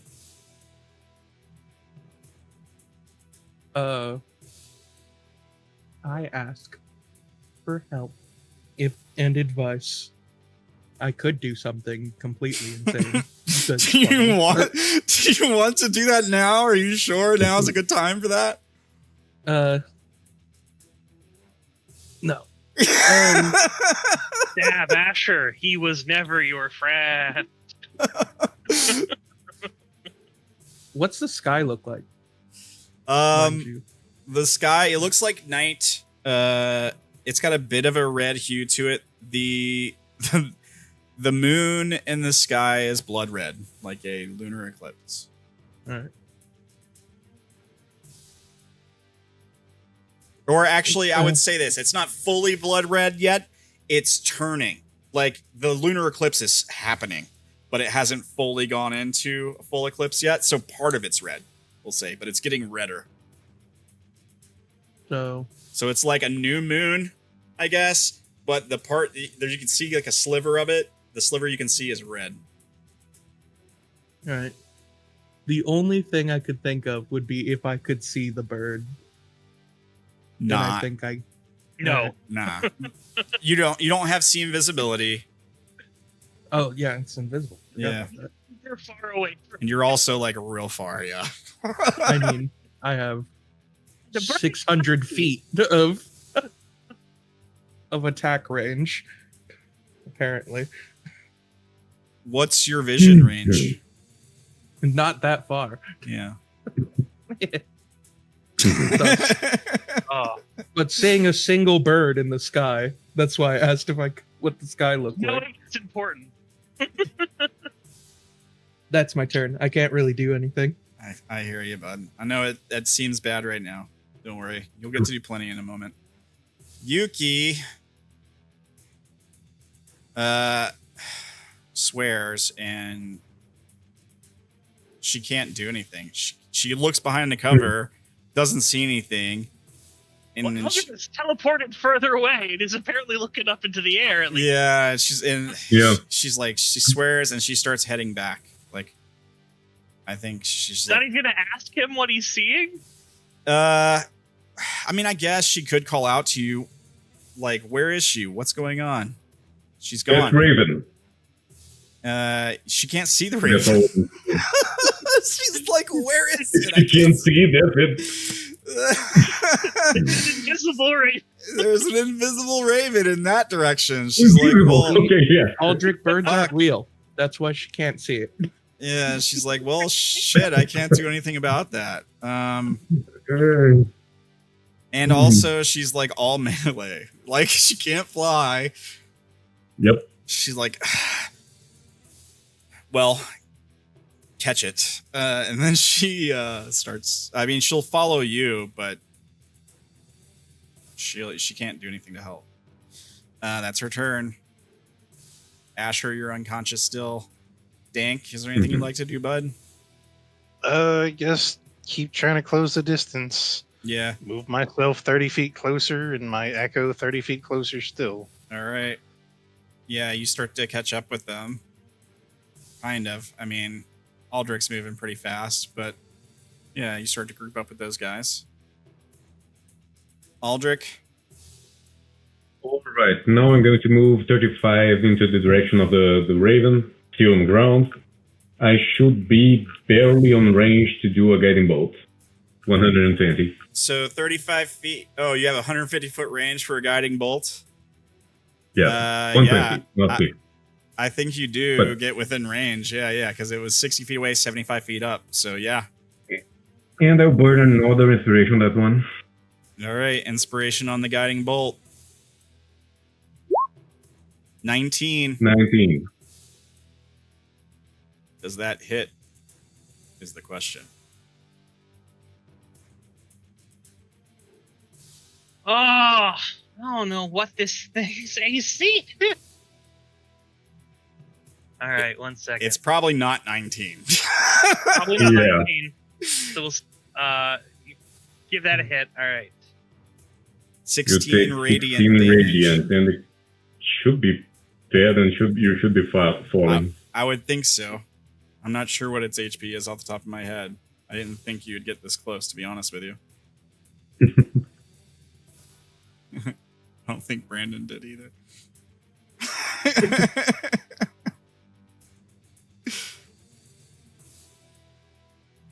Alright, so that has how much damage there? 16 radiant 16 damage. radiant.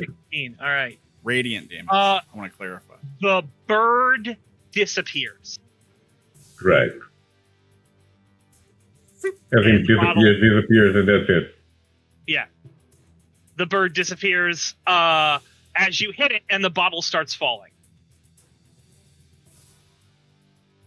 Oh. All right, I think I got it.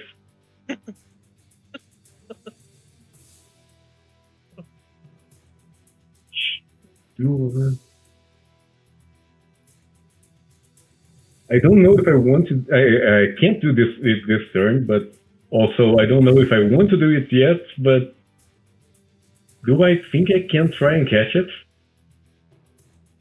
Well, the bottle falls like when something falls, it drops immediately, like 60 feet, I think.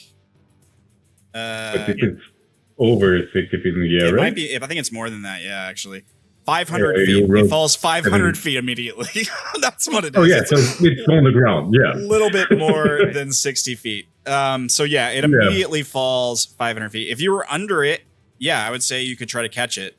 The problem is you're not. No, I wouldn't be. Yeah, it would be several feet ahead of you. So It's probably falling into a location you cannot see. Because there's no reason this thing is flying across. yeah, it was also moving in a direction, so it still has that momentum carrying it forward. So yeah, it would land somewhere pretty far away. Well, I can't do anything else in this turn either way. Okay. Renji is not doing anything. Vela, Velsera, do you do anything?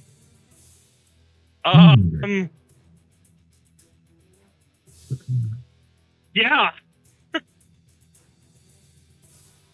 All right. I'm waiting to see.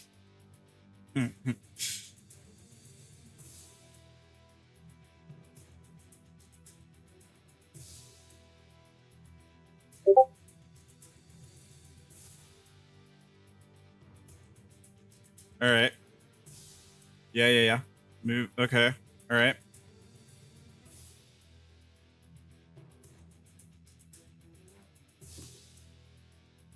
Are you going to track down to the where you think the point of the impact was? How far should it be?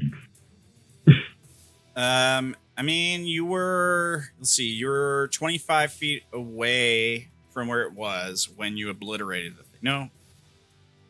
Yeah, 25 feet away from where it was, like to be directly underneath it when you obliterated the bird. It would have kept going forward but fall like immediately.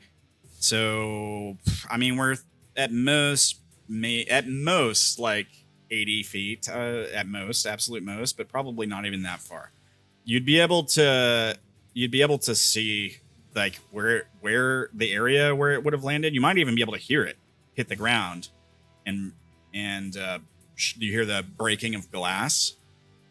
It might be in some rubble or something, but yeah, you'd still be able to tell the general area, I think. Also, are we sure that the bottle would break? That's what I was actually asking. Oh. Either way, if not that far, I'm going after. From my understanding, this thing can be broken. Okay. And yeah, so you hear the breaking of a bottle, like, I don't know, like 60, 80 feet away. It might be behind some rubble or like a building or something, but you know where it landed. You can get there. Yeah, I'm tracking it when it gets my turn. Oats, would you like to do anything, bud? Given the last actual party member, I feel like I should not leave Asher alone with two people who lost some time in this place. So no. I'm gonna sit here with my unconscious friend. No worries, man. Yuki continues on with Aldrik. That's her turn. Yeah, Asher's- point the direction to her and does it. Yeah. Dank. Same deal, man. Just closing the distance. All right. I'll say you can regroup with them. Sure. Like Aldrik did slow down a little bit to cast some spells and stuff. So yeah, I mean, I'll just say you can catch up with them. Let me see. Give me a second. I'm reading something.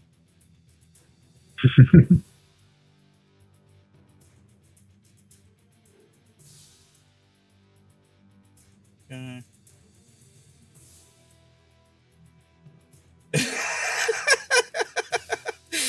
Hey God.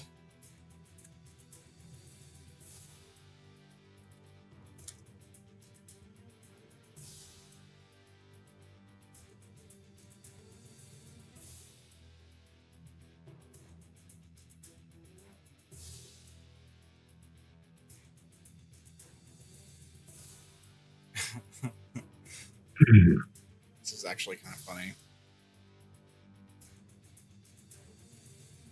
I don't think I'll find it funny, but okay. Yeah. Okay. All right. So yeah, you catch up with them, Dank, with Yuki and Aldrik, and your Echo and everything. Aldrik, it takes your turn to do it. We'll say you dash. You have to dash or whatever, if that's okay with you, Dank. Okay. And then Aldrik, it's your turn. What are you doing? Back to the top of the do round. what I have to do. We're back to the top of the round. Yeah, I'll do what I have to do to get to where the bottle fell. Okay. Yeah. You round the corner or whatever where the bottle fell, and mind if I explain if I describe this scene? I'd like for you to describe this. Yeah. You come around the corner to find a boudoir just arranged haphazardly in the street. There is several chase lounges, there is a hookah, there are several bottles of booze, and more pillows than you have seen forever. It is almost like somehow some sort of harem room just got teleported right in the middle of this thing in a haphazard way. But there is no sign. There is no sign of the individual there.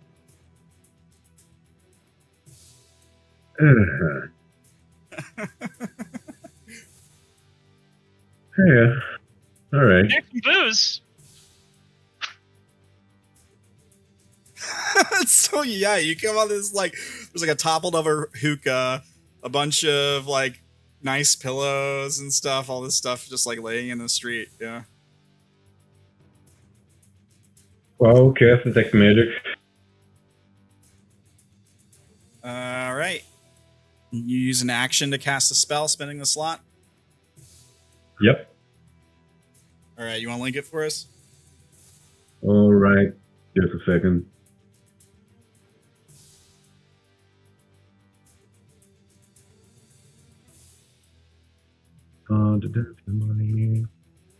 Detective magic. All right.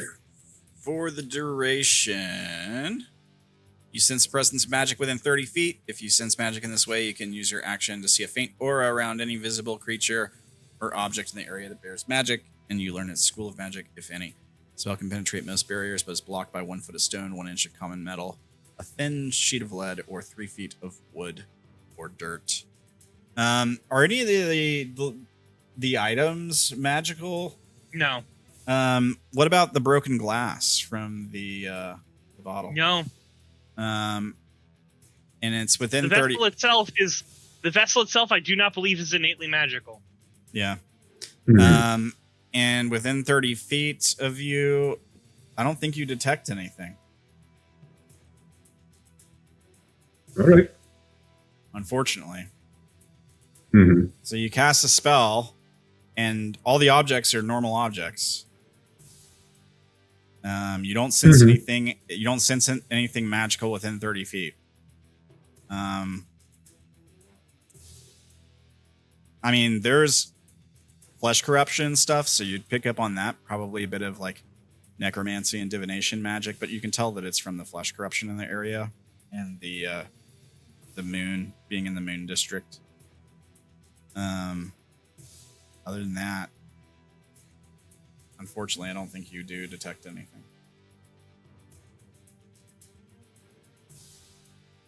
But I think you still have movements and stuff if you wanted to try anything. Bonus action, I guess. Well, that would have to be a cantrip now. Mm-hmm. Yeah, but I don't think the cantrips I have can help me with anything right now. I'm not even sure you have any bonus action cantrips, to be honest with you. I think the only bonus action Oh yeah, cantrip there's also that. Yeah. is Shillelagh. Can I try would it be survival to try and find tracks or something like that? Yeah, you could. Well, you used your action. Oh, okay. Yeah. You could next turn. Yeah, so that's it for me now. Alright. Renji doesn't do anything. Vela. Velsera. I mean, I got a feeling I know what you're doing, but... Yeah.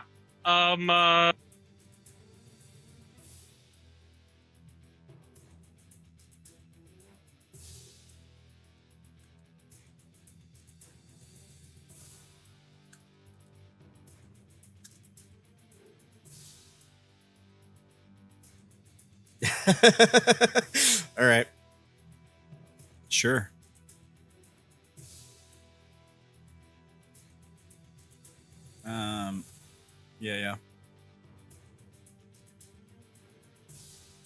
Yeah. All right. Oats, is there anything you'd like to do? Might as well investigate the pond while I'm here. Pool. Okay. Investigation check on it? Yeah. I'll wade out, see where the rabbit went. Wade out. Okay. Move. Feel free to move into the pool if you'd like.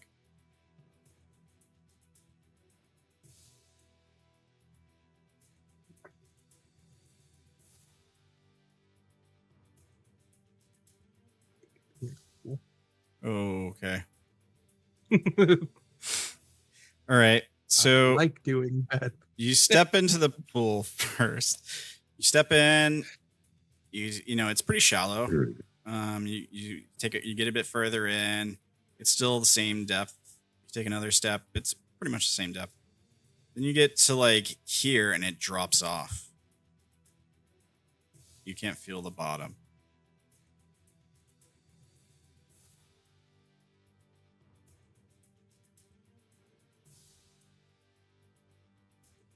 And it's just completely pitch black. It, like, if you look down, you can't see the bottom. The pool ripples ominously. You hear a voice. It's kind of a feminine voice. It's a bit high. There's an attitude behind it, kind of. I guess is one way to put it. Almost like almost kind of like a sense of, like a slight sense of superiority. The voice says, "Will you rise?"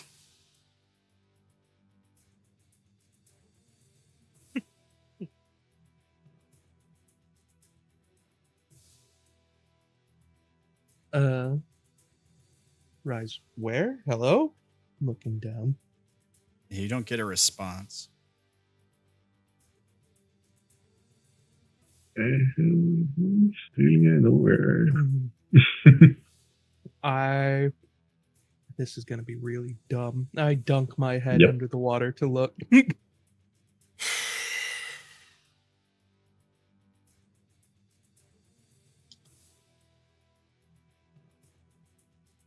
Roll me a perception check.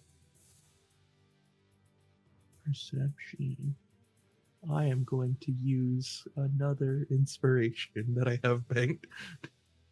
I feel like it would be bad not to see.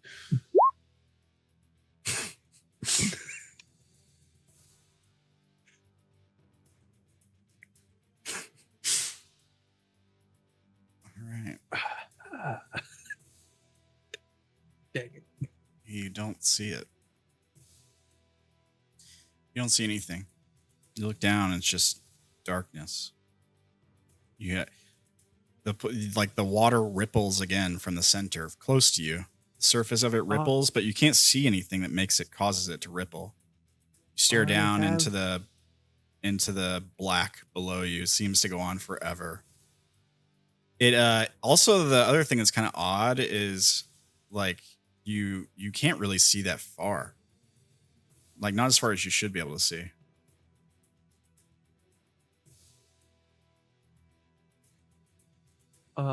I pull out my mace and make it glow. All right. Holding it as a light under the water. Yeah. Which gives me 20 feet of bright light. Okay. And dim light for another 20. All right. I'll give you... You're going to be emitting light now. So 20, 20, 20, and 20. Save. All right. So yeah, you pull out your mace under the water. It lights up. And you see something. You see movement at the edge of your vision. It's not a rabbit. Whatever it is, it's big. But when the light lights up, it's like it shrinks back into the darkness. You don't get any detail of it. You just see slight motion because you rolled so poorly on your perception. But you know something's down there. Something big is down there. Did it like in my mind speak, or did it speak out loud? The voice you heard? Yeah. It was in your mind. Like, well, I mean, it could be out loud too. It's probably in your mind. It's probably in your mind. Right. Nobody else would heard it. I can tell you that. I think back to it. Hold on. Let me message you, Tips.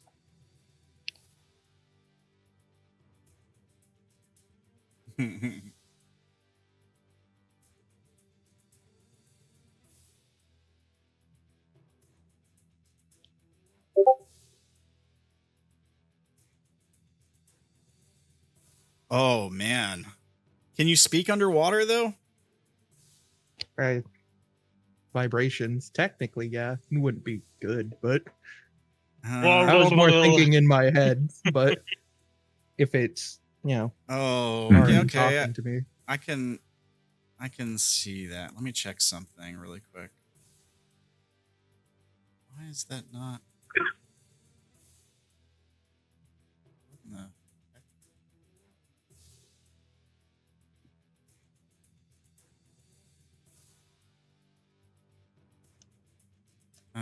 Hang on, my Roll20 is being a little weird. So many voices in my head, man. You just get used to them.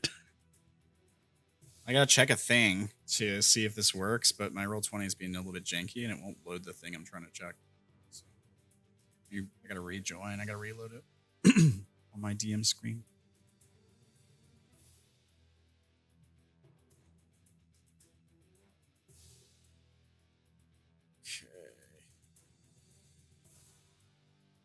Right. Now will you work correctly? There we go. And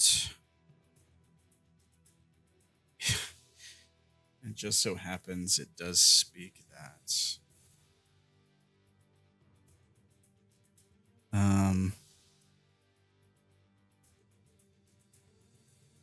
Okay. Okay. And you just say hello. Oh man. The response you get back sounds like actually hang on. I need to think about this for a second. For 1 second. I did something. Something. You did something I didn't expect to happen. Good and terrible. Oh no, like there's been a lot of stuff that I wasn't expect to happen. Yeah. Aldrik having the perfect counter for absolutely every. Yeah. None of us expected that. I specifically remember you being like, "This will never happen." Not in a million years. I'm like, look, I have the ability to put so much distance, like in and I have between, like the ability to cover a lot of distance. So I know I vastly underestimated that. I'm like, look, I even have hacks where I just fucking disappear. Complete total hacks. Okay. So you do get her. In the very least, I'm happy that I could annoy her as much as I did. I'm fucking loving it. It's been more interesting than I thought it would be. That's for sure. No, way more interesting. The fact that you found out what the trick was, like instead of because it was designed to be something that looks really, really cool and powerful, but it's just a bunch of parlor tricks that she's doing in order to like get away. Like the other thing I was hoping for was I was hoping that we would be in a place where there would be a window. Yeah. So that like she could have stabbed him and then teleported out the window. Yeah. But yeah. That would have fixed. So but then you just gone bam. No. Oh, that was wonderful. You like this? You guys like it? Okay, cool. Yeah, I like this I didn't one expect too, this scene to go on this long. Like this was just the first of 4 scenes I had planned for this episode, but it's gone a lot longer than I thought. So here, Oats, and I hope it wasn't boring for the other guys. Don't worry, they're gonna get plenty to do here soon. No. Nice. So Oats, I was expecting probably what's about to happen. So I was never expecting that the bottle was going to break. All right. But yeah. I'm like, oh, holy shit. This is a thing that could happen. And I'm like, oh my God, wait, how many these things aren't designed to take attacks. Let me check something.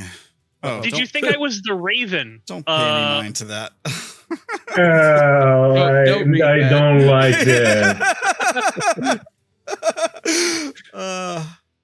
I mean, of course, I have no idea that is happening, but I don't like that either way. Yeah.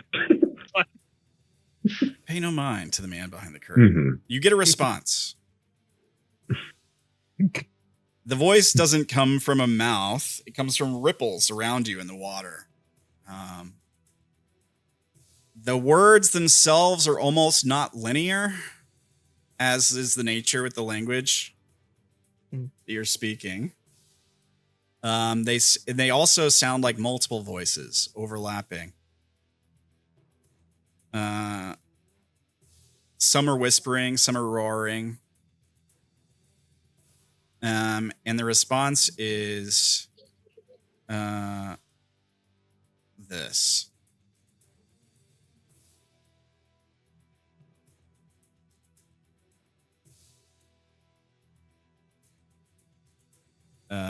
Should I say this so everybody can hear it? Is technically only you hear this.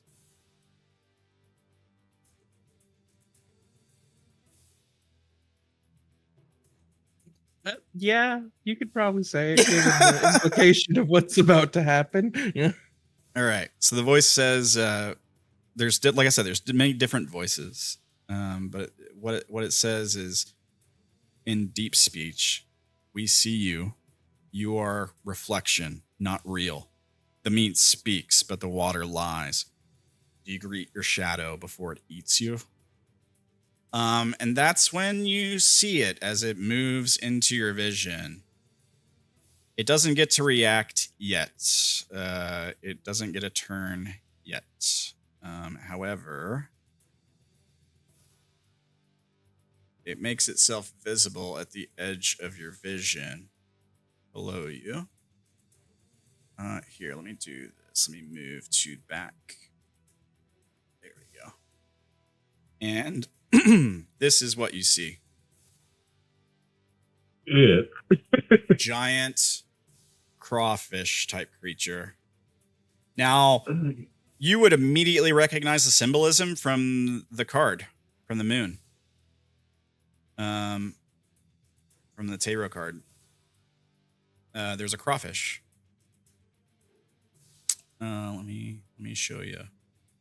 Let me show you. The moon. Bloop. Well, does it? Oh, I guess I have to. There we go. So, if you look at the card, the bottom, there's a little crawfish there. The other thing is, No. We're gonna have to find a dog also. Yeah. As soon as you see this thing, you don't see this because you're in the water, but crawling out of the pool on either side, everyone else sees these two dogs. Even Asher? Well, you're unconscious, unfortunately. Exactly. So not Asher either. Yeah, you don't see them, but that's fine. You don't need to see them for them to eat you. Yeah. They look different from each other. The one dog looks more normal. However, it's not quite normal. Normal dog. There's something wrong with it. Mange. The other dog is much clearly more wrong. More feral. As it climbs out of the pool and is immediately roaring and growling at those nearby, hunching its back, its hair raising. What hair? Yeah, right. It's disfigured flesh, and blood matted fur if there is any. I'm gonna need to make rolls for these things too. So let me do this. Do that. And good job triggering this at the worst possible time. I was gonna let you guys recover first. But you had to be impatient. So. I just had to go and talk to the weird thing in the hole. The other thing is that is not all. Yeah. As emerging from the pool near Renji is a mass of limbs and flesh and sinew that is screeching and whispering as it pulls itself from the pool in Renji's direction. Did that make it visible? It's not showing on my screen. Hang on. Change layer. There we go. That should work, right? Yeah. Now, I know what this looks like if you're familiar with the monster manual. It's not quite that.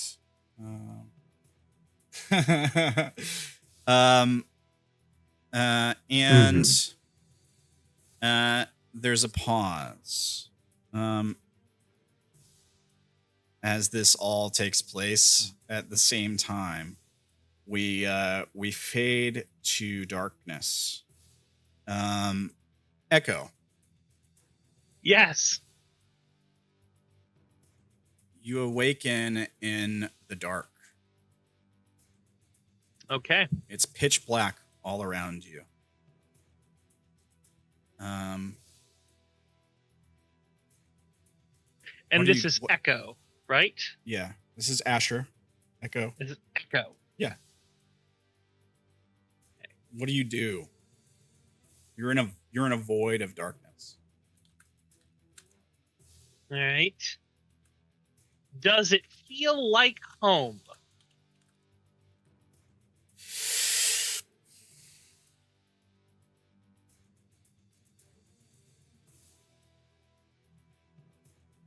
I'm gonna say.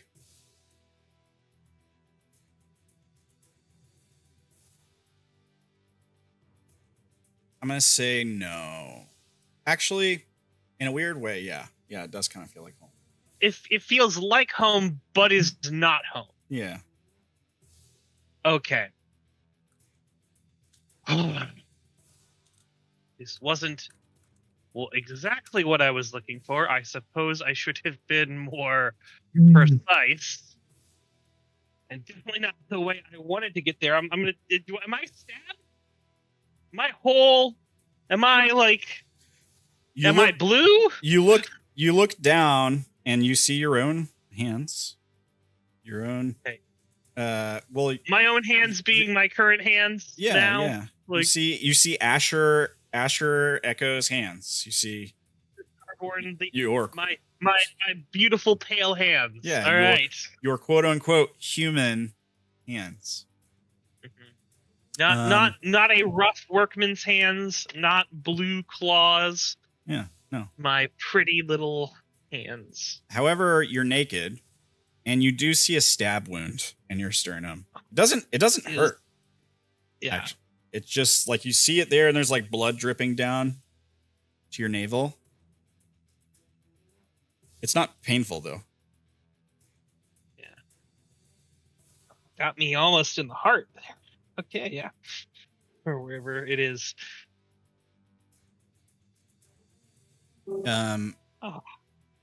Yeah. You feel a presence. Hello? In the darkness.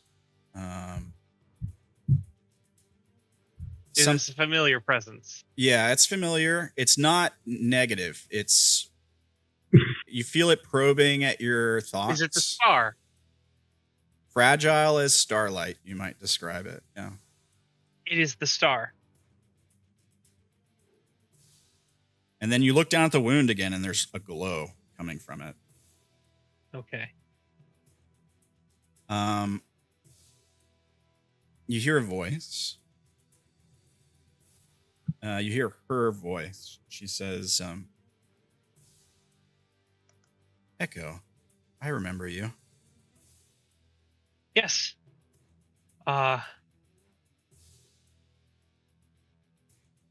Good to hear from you again. Sorry I've not been, I suppose, the best, shall we say, vessel?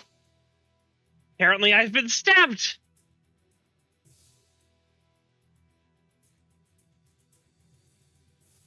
She says, you've walked the shadow's edge before. I have. And there is, and you probably know that I am desperately looking for a way back there. But I don't think this is the way. I think this is going to be a bad way. And there's got to be another way, right? There's always another way. Always another way. All right. Can you tell her I'm coming? But there might be some things I need to do first. But I'm not going to forget her. I'm not. I'm sorry. Don't be sorry. You're the star. Even my light doesn't reach the void. But it does. There's whole entire veins of it going on down in there. And it should. It literally should. Even the people there, they deserve hope. Especially those people down there. It's not a question of what they deserve. No, but it is a question of what they deserve. And what we do as people in what the gods do as people in order to help those. That's the whole point of it. They're the people who need hope the most, and they deserve it. When you find her, carry my light with you. All right, I will in whatever way I can, be it literally or figuratively. Don't let him take you, Echo. You're not his vessel. Yeah. Who is this his? That like this is the guy, the other one, the apparently dark me, the one who did those things, and then and then you know said all those things. That guy, because fuck him.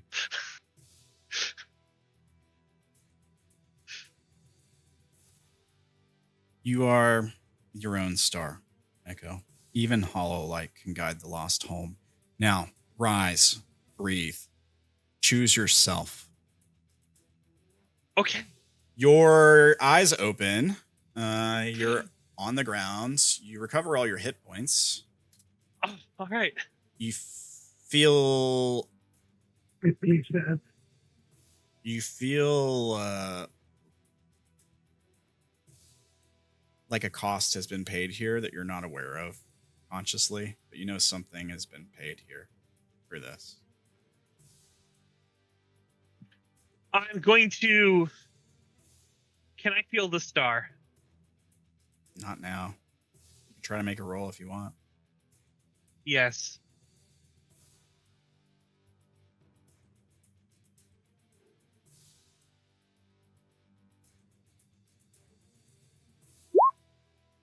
$13. You whisper a prayer to yourself, maybe in your mind, as your eyes flick open.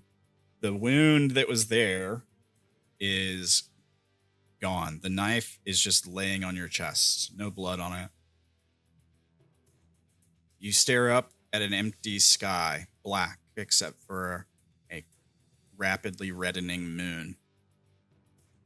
And you feel nothing.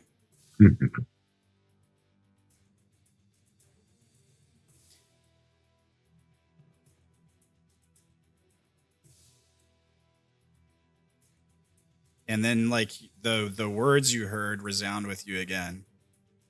When you find her, bring my light with you.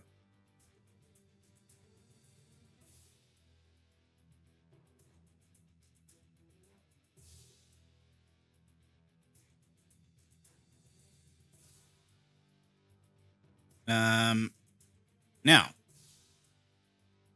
I believe it was Oats' turn, actually, right? All right. Oats, you looked below you. You reached out in deep speech. You got a communication back. You waded out into the water, so you didn't move and stuff. Was it an action to activate your mace? It's a bonus action. Bonus action, so you still have an action if you want to do anything.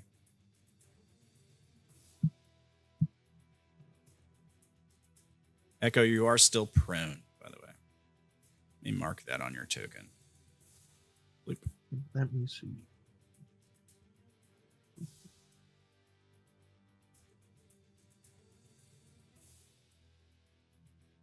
I will move back 10 feet, shouting because my head was underwater. Yeah. As I come up, monster, monster. Yeah. And that would end my turn. All right. Yuki, who is with you guys way off over there, says, Yuki's not with us.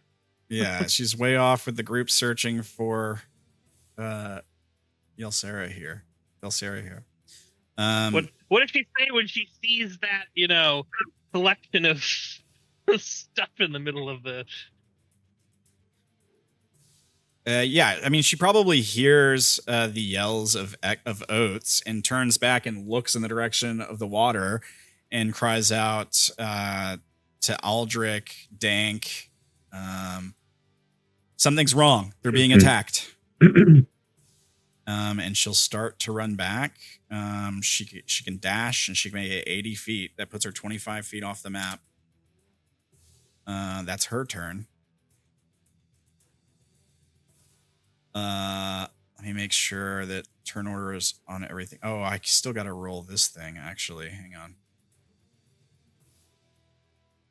Let me do that because I had him emerge, but he didn't actually enter the order. Okay. What did he get? Critical fail. All right. That puts him actually after Dank is where he should be. Well, something got worse than me in initiative. Ironically, it's better for him to get that roll versus like a 20 because where we are in the turn order. Right. Yeah. Yeah, it just means he'll get to go sooner. Okay. He gets to act in the middle. He gets to join in the middle. He doesn't have to wait for a full turn. That seems sus. I mean, they all rolled when they entered is when they should have rolled. I guess it wouldn't have to wait until the next round. I don't think. Right? I don't think it would. Let me check. If they're entering turn order and then they're acting immediately, so they're getting a surprise round. Basically. Well, I mean, they are surprising you. Like they're emerging from the pool. You guys didn't know they were there. True. Let me check.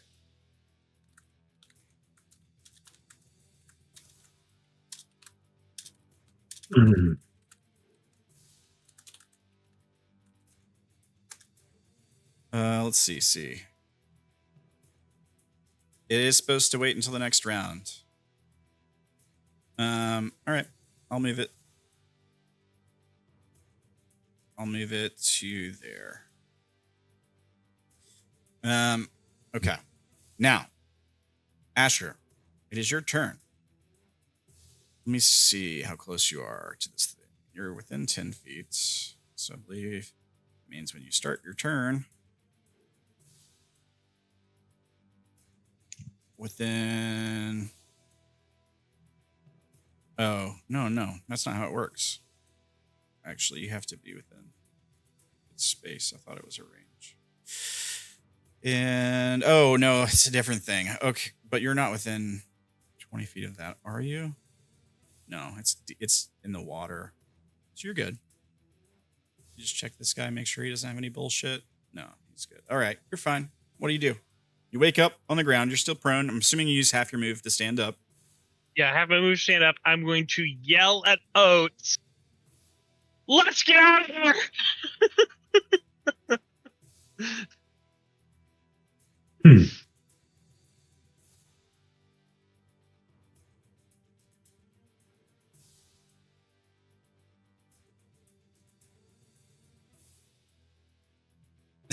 As you take off away from the pool. Vela is like she's looking at the two dogs and the thing at the edge of the pool, and she's got her blade ready. She's about to attack this thing that's on Renji or coming at him.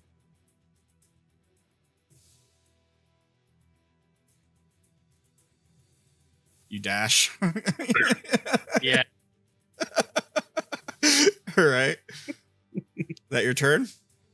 I'm telling them all to fucking run. Yeah. Bonus action, I will give. I'm gonna say, Renji, do whatever you need to kick his ass to give a bardic inspiration to Renji in case he needs it, since he's the closest one to this thing. Okay. So. All right. Yeah, I'll mark him with the purple dot for Bardic Inspiration. Dank? Well, everybody's running this way now. Yep. Well, one person is running that way. Yeah, one person so far. Just Yuki. I don't know. I'm gonna yell out and be like, "Hey, are we fighting this thing? What are we doing?"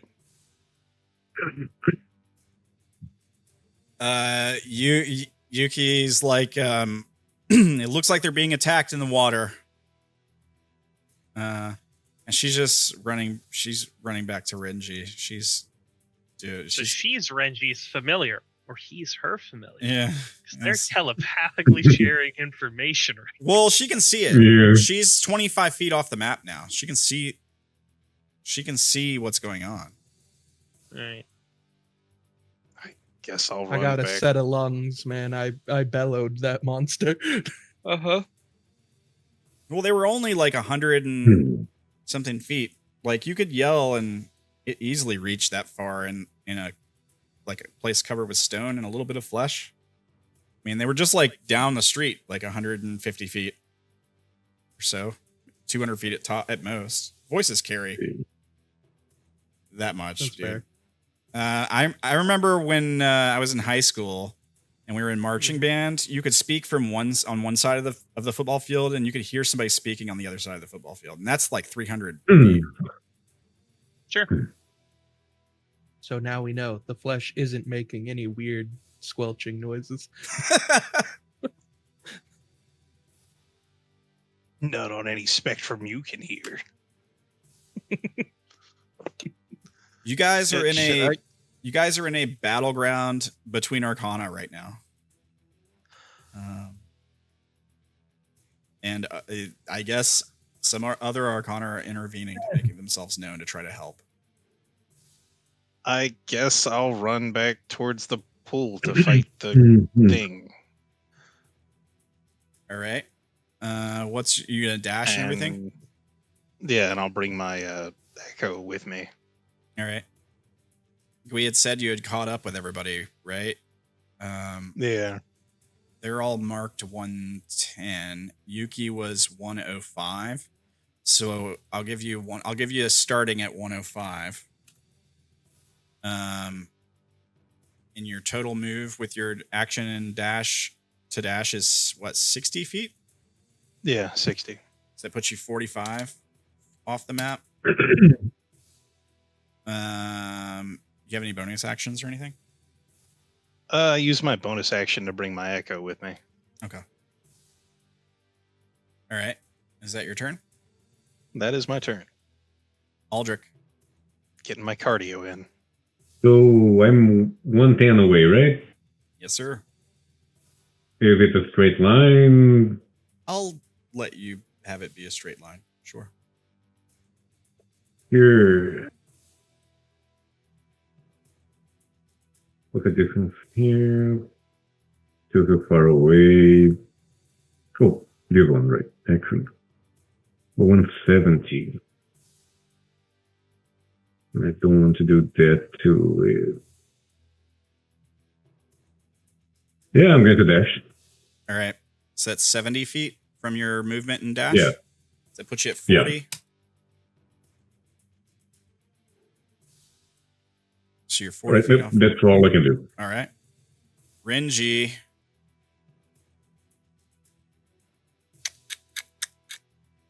Okay, let's see here. Yeah, because I had to reload, so now I gotta find his sheet again. There they are. Yuki, Renji, and Ayla. There we go. Hopefully took that downtime to reload. Well, his stuff works a little differently because he's an NPC. He's technically a monster, so it doesn't work the same way as it does for players. Pistols for days. Yeah. Just like Yuki with her monk bullshit, it doesn't work the same way a player monk's bullshit works. Doesn't work the same way. Yeah. I mean, if you look up, there are monk stats like for as monsters as NPCs. They don't have key points and stuff like that. Let's see here. Shooting it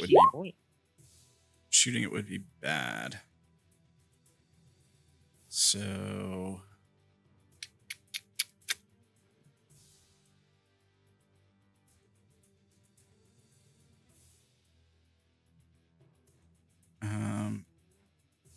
all right, he'll pull his dagger in his free hand and take a swipe.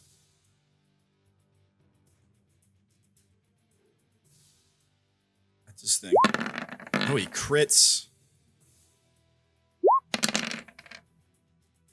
For if Renji has advantage, he deals an additional 1d6. He doesn't have advantage here. But he does deal 11 damage to this thing. Okay. And okay. Just need to make sure, is it? Yeah. All right.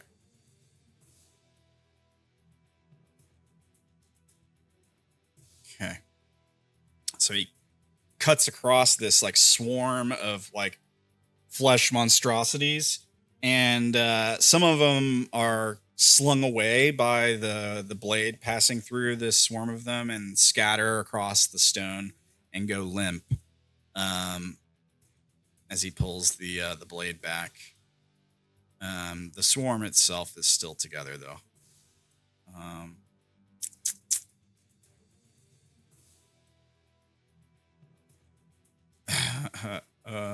Okay.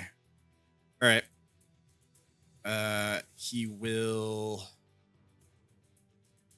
take a step back. Nothing happens. The creature doesn't opportunity attack him.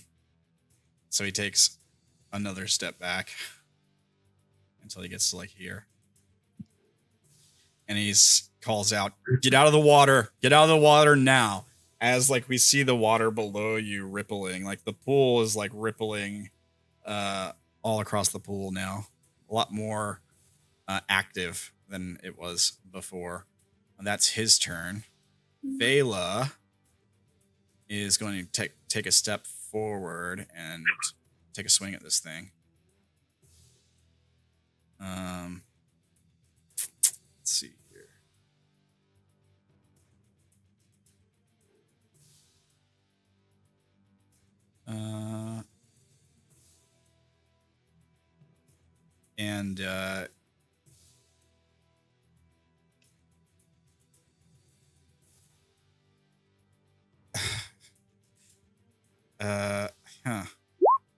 Vela does have this.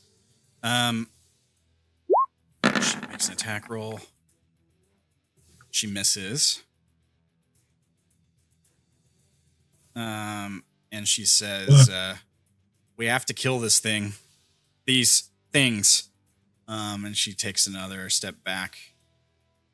I think she's going to go this direction.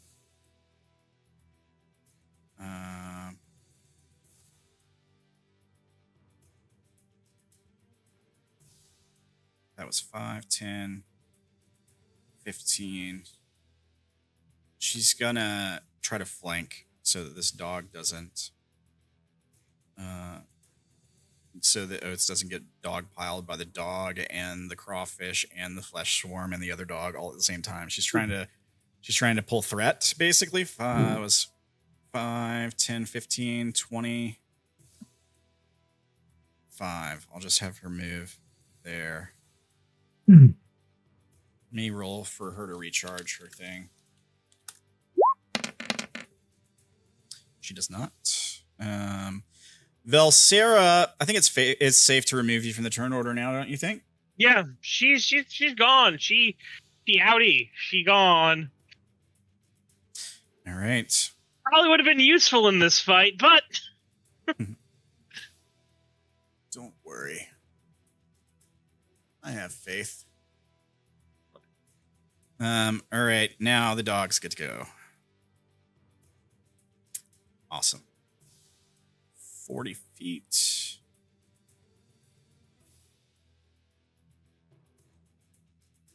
I think that's plenty of room. Yeah. This one's going to run up to her as it barks. The thing is, it's barking and like yell and growling like in a happy dog way, which is a little unsettling because it's still like running towards her and it's going to try to bite her, but it's like it's acting like a good dog, which is a little more off-putting. As it runs up to her. Oh, actually, at the start of its turn, it has to make her roll. So, there's this, and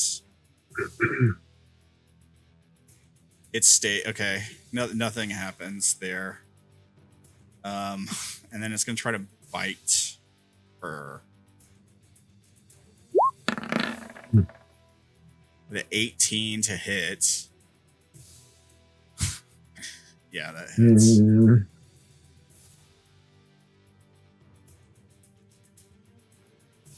All right, so it hits her for 10 piercing.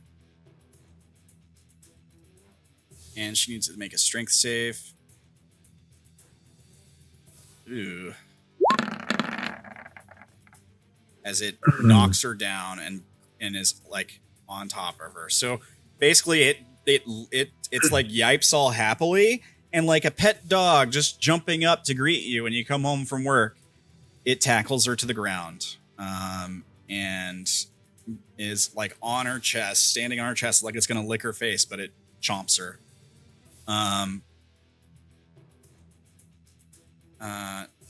That's that one's turn. The other one. Wait a second. So it just bites her? It just bites her. And wait, so it needed to roll a strength? She failed and she got knocked prone. Okay. All right. And this is our whispering blade person? Yep. All right. I am going to if the target creature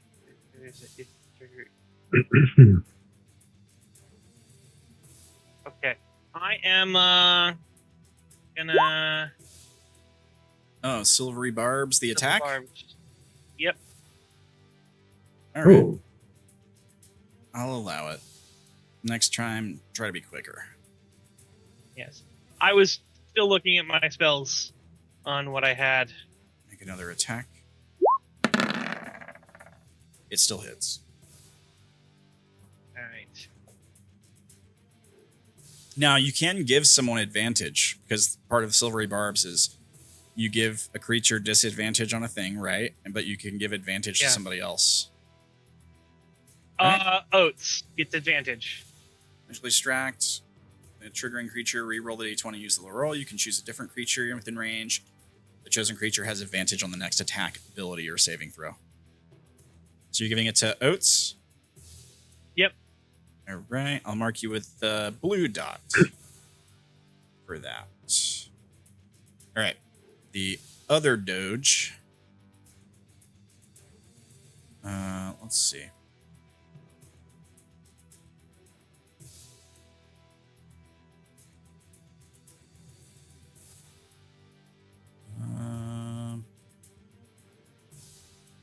He can make it. He can close the distance. He has 40 feet. So he runs up to Renji. And he's going to try to bite him. Oh, I got to roll a d6 for the start of his turn. Right? Yeah. Ooh, okay. Interesting.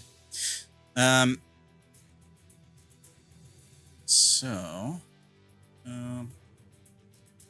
what happens is this one changes as it runs. It changes into the other dog.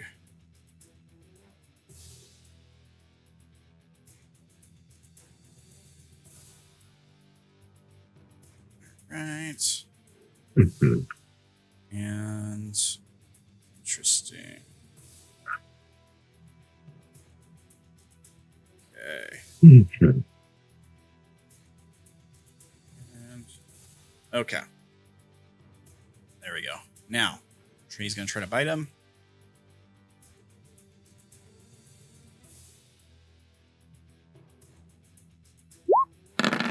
He crits.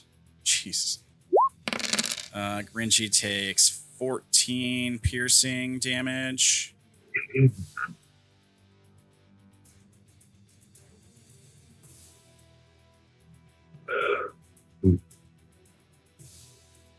And he has to make a strength save.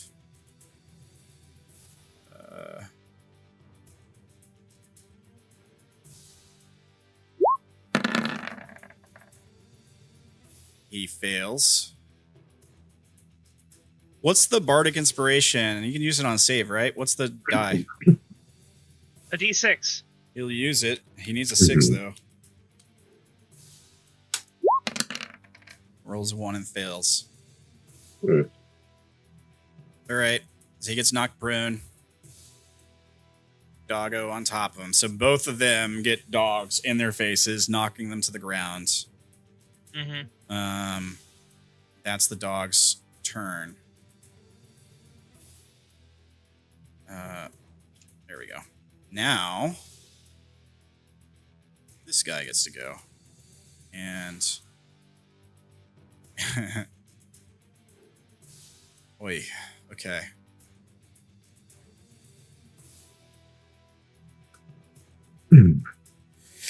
Okay. Oh, buddy.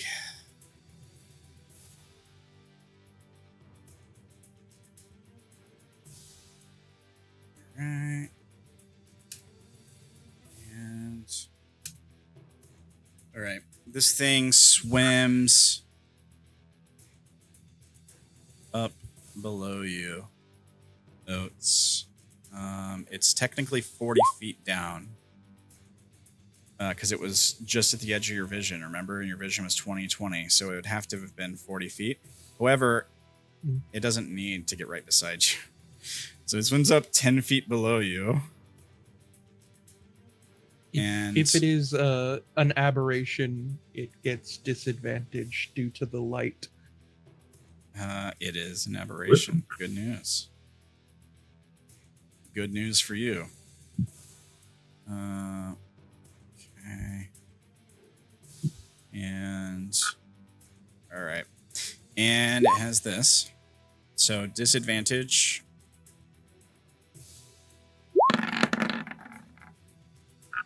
It misses. Second attack. Also disadvantage, right? No, just the first attack. Okay. Second attack is a crit. Ouch. So you take 14 bludgeoning damage. You are grappled. Escape DC 14. As you all see, Oats is like, he comes back up to the surface, he's like swimming towards you guys, he's like, get away, there's something attacking. He like yells out to you guys, and then you see this giant claw come up from below him and just, like, first it misses, like he moves out of the way, and then another claw from the other side, as if anticipating his motion, his attempt to dodge it, comes up and just grabs him hard. And it holds him there for a second. It can't move. It's used all of its movement speed. Otherwise, you know what would happen here? He would drag me under. Yeah. Yeah, he would drag you under.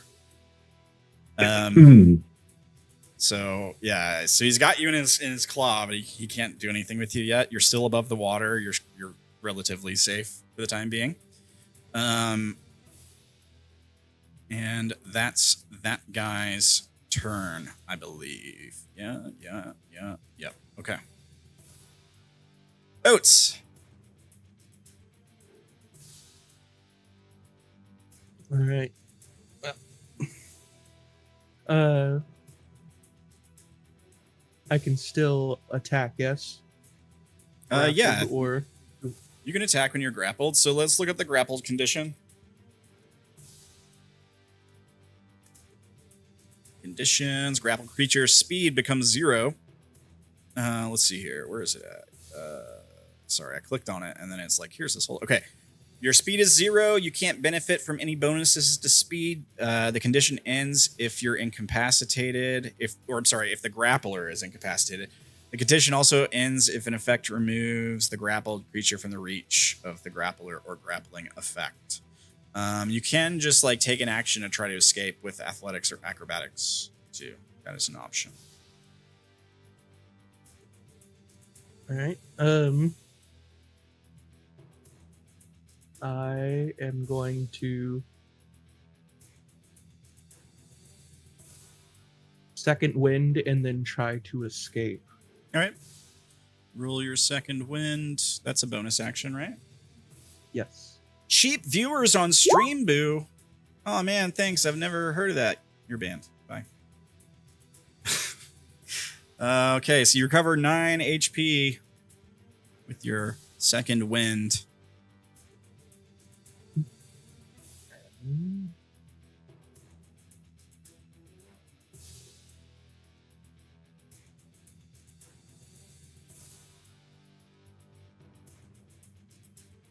Would this be a contested athletics test? No, you just have to beat the DC of 14. Athletics or acrobatics. Oh, yeah, I get. Okay. I am definitely. This is why you have these banked up. I am going to use another one to try not to drown. Oh, buddy. Oh no. Okay. So you struggle against the claw, like you're like pushing on it and it starts to almost budge, but then it just like the grip tightens around you like a vice. And you he already used his remember he has got advantage from me. Well, also. he rolled with advantage. Used that? Oh, he did? Okay. Yeah. On a +6 to Oh yeah, so you don't burn the inspiration. The problem, yeah, you're just one. You don't burn your shy. inspiration. You can, you can save your inspiration and use what Echo gave you instead. Okay. But yeah, you just still don't escape, unfortunately. 13 is not a 14. So that is your action and bonus action. You can't move, so I think that's your turn. Yep, that's my turn. Oh, buddy. All right, Yuki is going to move another 80 feet. So 25 puts her on the map. She has 55 left. And I mean, she really only has enough to get up to Renji. She could get beside Vela. She definitely can't make it to you yet. She's going to go to Renji first, I think, and try to get this dog off of him. But she can move in a way, position in a way that she's a bit closer to you. That will open her up to attack from the swarm. But it's probably a better move strategically. So she's going to go here. And she's going to try to get this dog off of him. She does have multi-attack.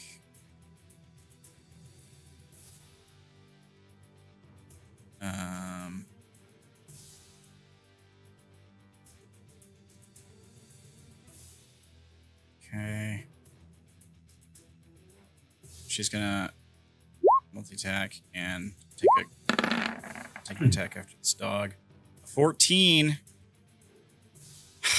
Lucky dog, man. Just misses. If he didn't roll that D6 the way he did, she would have hit with that. She makes another attack.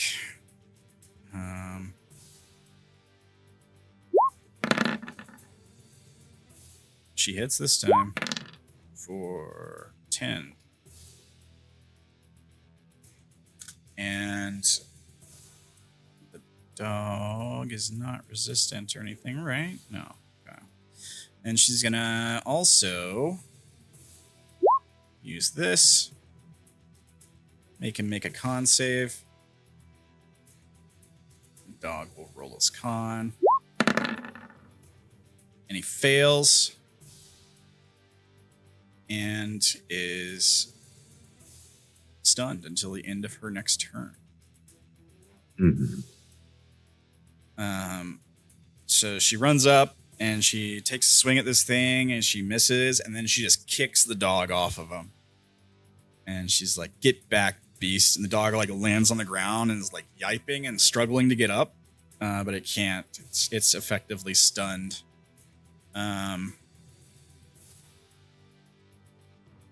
That's her turn. However, Flesh Swarm gets to go now. So,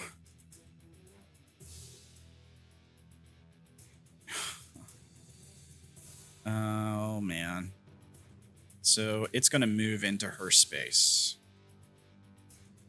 as the swarm flows into her area. No. It will then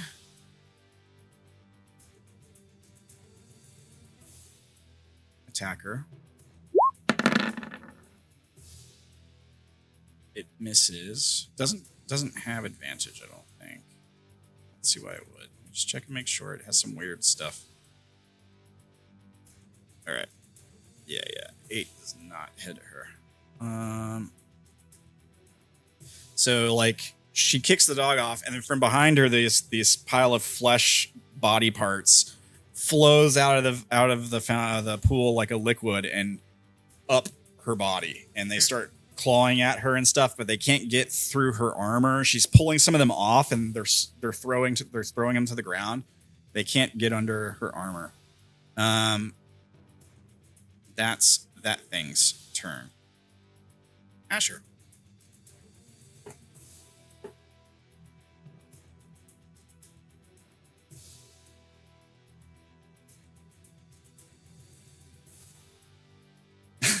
How do you guys like this combat? It's good. It's good combat. Well, there's stuff happening. Yep.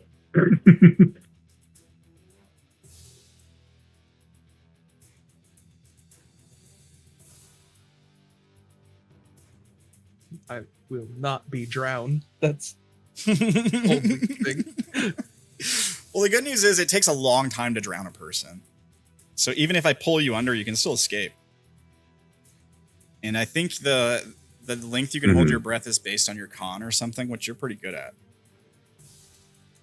So let me check.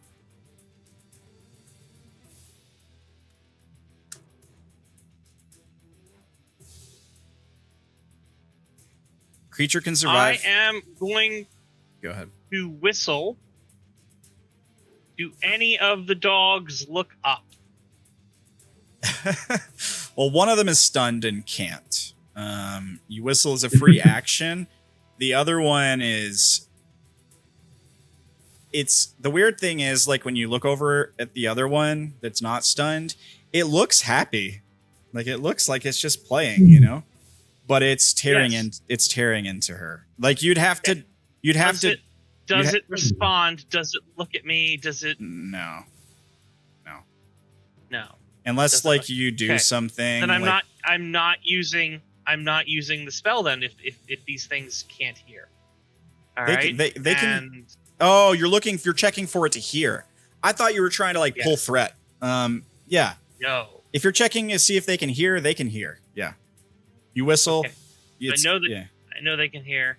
Would I be able to assume that the crawfish thing can hear, or is that a? I think it's safe bet that crawfish can hear. Yeah. Here. All right. Sound doesn't travel that well underwater. Are both of them down? They're both knocked prone, but the dog's not bothering Renji anymore. Like he's okay. All right. So I am going to glare at that dog and say, "Bad dog." This one? Very bad dog, yes. All right. which will be unsettling words. All right, link it. 1 second, sure. All right, so unsettling words. You can, at 3rd level, you can spend words laced with magic that unsettle a creature and cause it to doubt itself. As a bonus action, you can expend 1 use of your bardic inspiration and choose 1 creature you can see within 60 feet.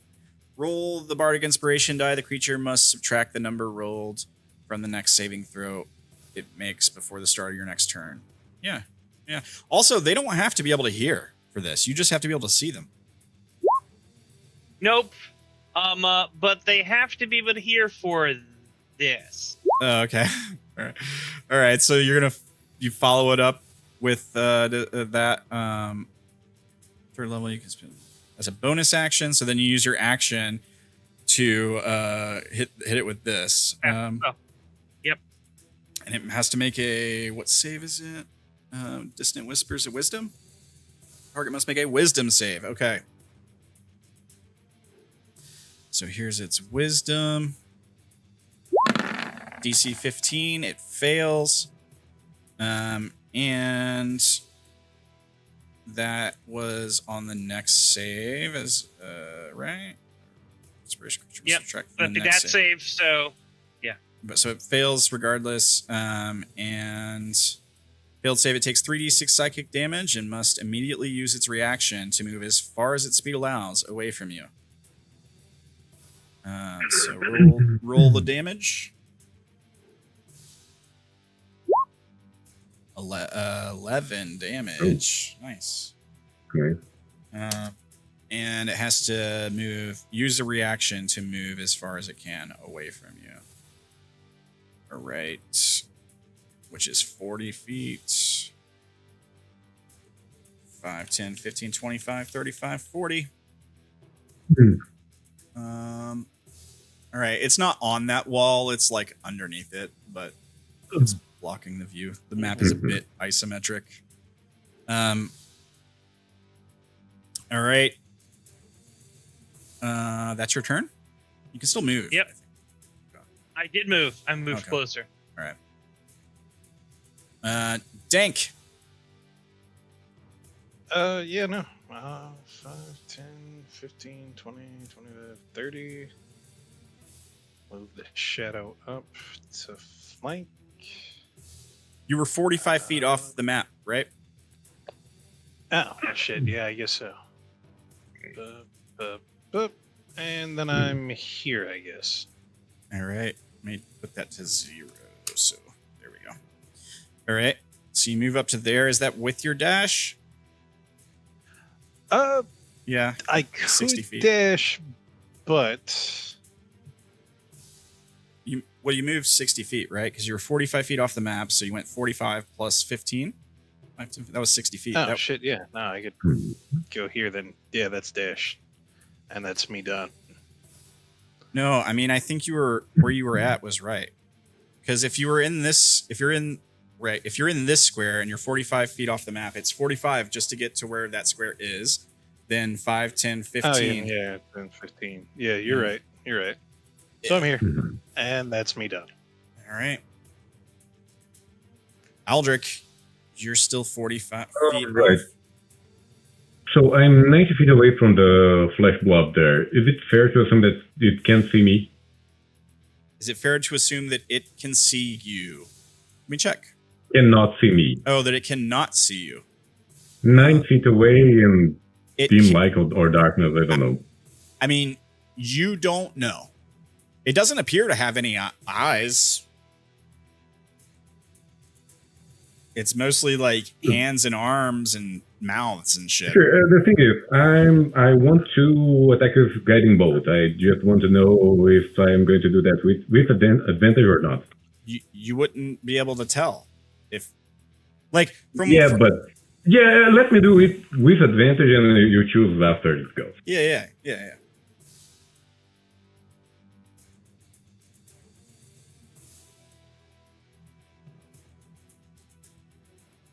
Click advantage, guiding bolt. The flesh blood on Yuki. All right. So you do have advantage. 12. The good news is you do have advantage on this. Yeah, but those are hits with a 12. The other good news is that its AC is a 12. Oh, nice. As your guiding bolt slams into this thing. The other good news is that it's vulnerable to radiant damage. Also close. So yeah, you deal 28 radiant damage to this thing. So the swarm is evaporated by your guiding bolts. Nice. And I'm going to use my movement to get on the board. And one step through. And that's it. I can do anything else. All right. I'll delete your 40 marking. So you're in that square now. All right. Wait. So guiding bolt is an action, right? Yes. So you were 45 feet, or you were 40 feet off the map. Your movement's 35. So you would still be 5 feet. Oh yeah, 35. I was thinking 45. Sorry. Yeah, so I'm 5 away from the board. Yeah, it's all good. Yeah. I know it's a pain to keep track of off-map stuff. That's why I try to avoid doing it if I can. But it's all good, man. That's your turn. Renji will use half his move to stand up.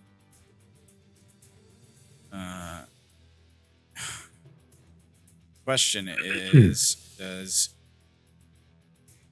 what's the best move for him here? He has advantage because the creature's stunned. So he'll take a step back. He doesn't need to be right up. He could melee and with advantage, but instead he's going to take a step back and shoot it with advantage. Does he have any other bullshit he can use?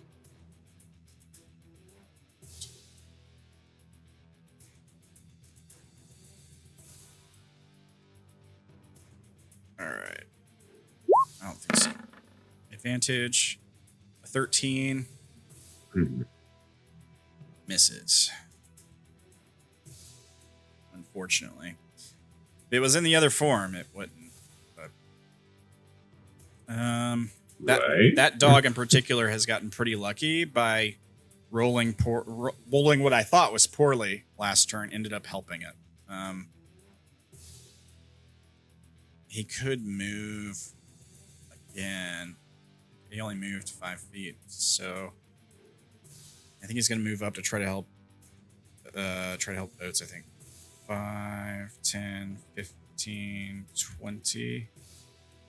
That's 25 total move, and he has 30, right? Yeah, 30, so he can get another 5 feet. Can't really do anything for you yet, but he's closer. I think that's his turn. Vela stands up. Oh, wait, he used half his move to stand up, so he can't actually do that. So he moved 5 here, so he can move 10 more feet. So 5, 10.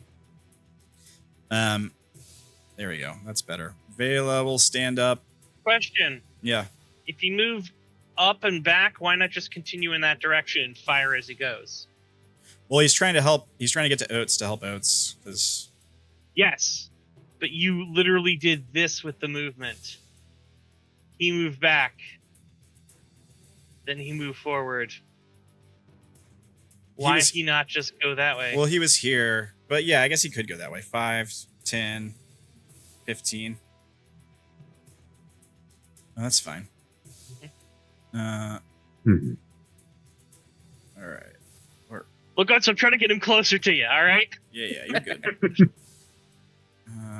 go. Excellent. Closed his sheet. There we go. All right. Vela.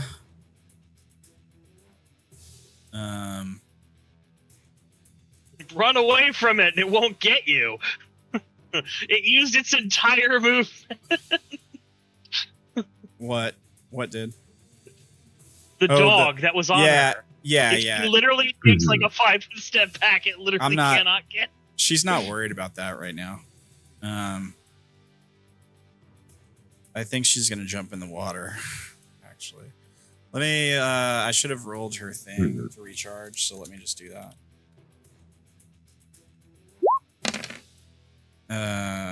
She doesn't recharge it. That's okay.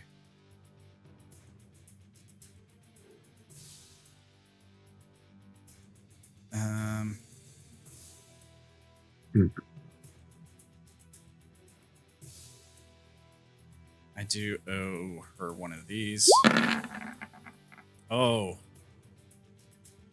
All right. Yeah, this kind of explains why she's doing what she's doing. I should have made that save a while ago, but okay.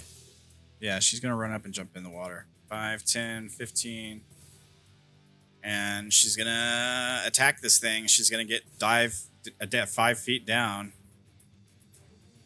And I'll put her in this square. She's also 5 feet down and just within range to attack this thing.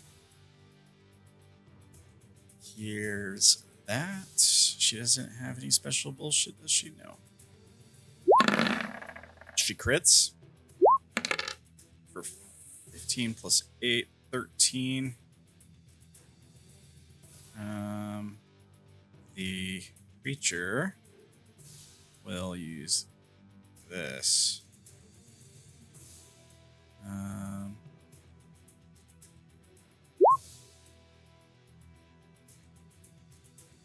Okay. And she still hits for 13.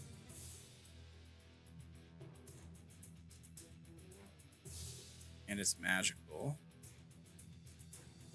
Sure, it doesn't have any extra special bullshit. I think it's good. Yeah.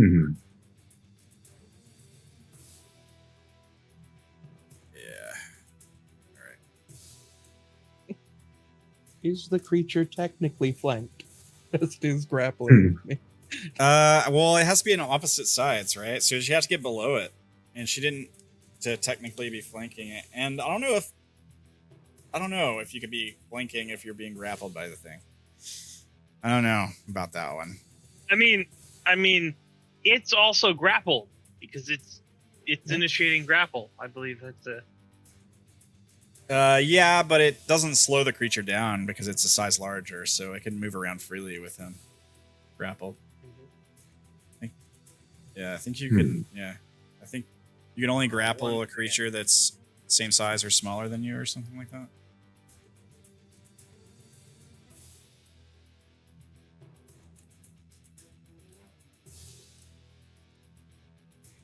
A grappled creature. You attempt to grapple a creature. If they fail, they're grappled. They have disadvantage on attacks. You can escape. Strength save throw. Yeah, I'm not sure it works that way. Nope, it doesn't. Yeah, it doesn't say that. Yeah. I thought it would give them advantage on attack rolls, but it does not do that. So never mind. However, she did get some damage on the thing. What else can she do?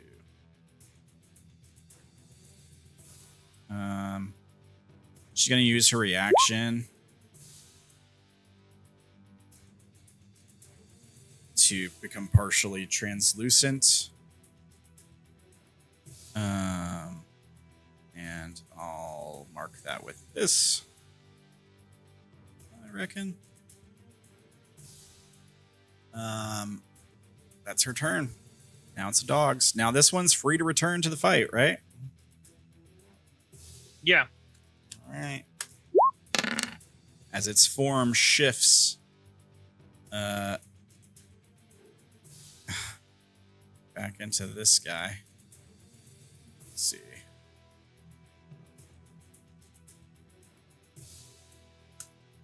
Now this one changes forms. Let me.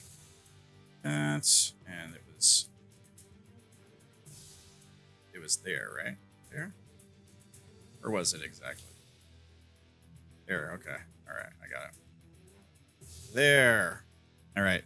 So 5, 10, 15, 25, 35, 40. I think it's going to dash, probably.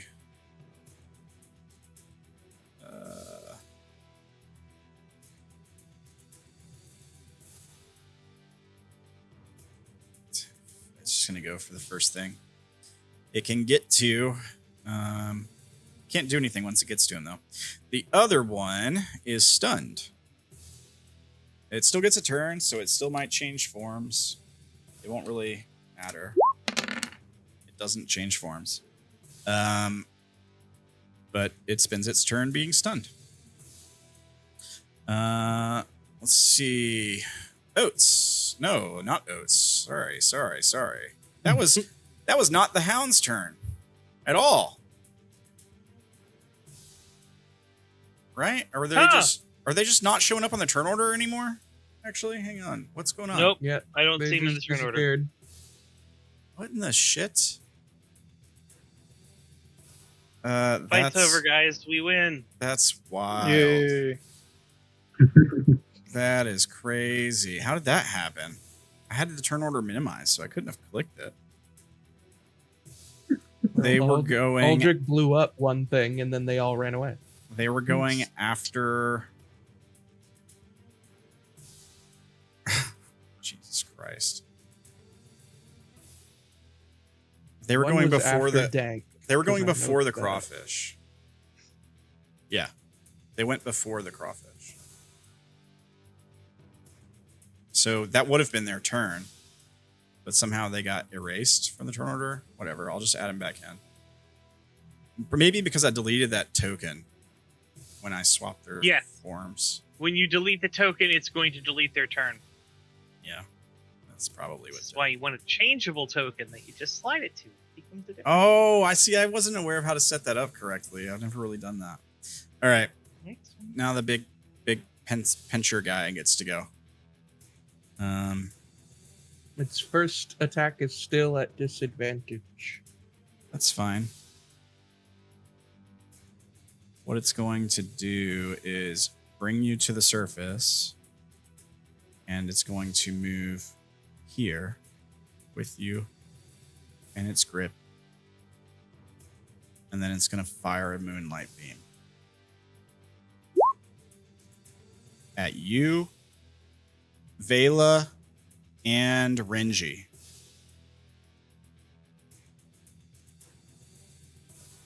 Yeah. This thing has a dragon breath. Guys, this is a boss. So crackling 5-foot line. Each creature in the line, so it's a 30-foot line that's 5 foot wide. It's only going to be able to hit you three. You all need to make a DC 13 con save. And I'll roll to see if it's radiant or necrotic. If it's a 2, it's necrotic damage. Did that? There it goes. Mm-hmm. It's necrotic.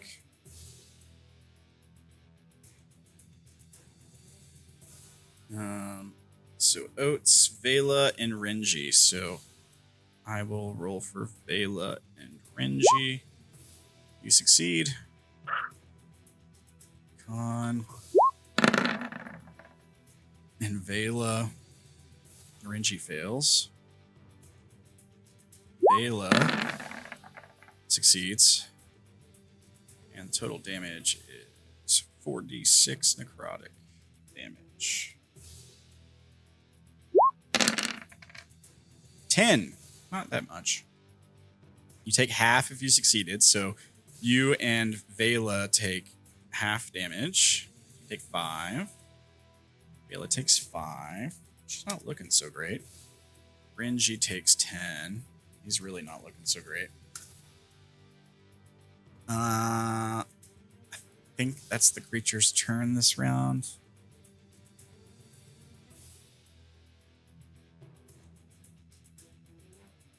Oh. Yeah. Yep. That's his turn. Oats, you're up. You took that 5 necrotic damage, right, bud? Your health just still I looks got so. an 18. Your health, yeah, you still take half damage. Okay. So what would that be? 5? 5, yeah, Just yeah. 5? Okay. Yeah, so it rolled 10 damage. Yes. Well. Fair enough. Unless you got a resistance to necrotic or something, you would have it again. I don't think so. No, I think it's only the wind or water genasi that have resistances. Okay. All right. Because I looked it up. Well, you're grappled by this guy. What are you doing?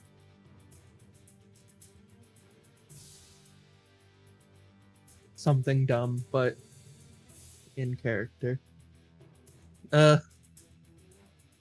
Feeling trapped, angry, hateful. Something inside pops a little, and I, for the first time, use my fighting spirit and attack. All right, you have advantage on all attacks until the end of your current turn. You gain 5 temporary hit points. Right on. Okay. So I am going to hit him. The crawfish. And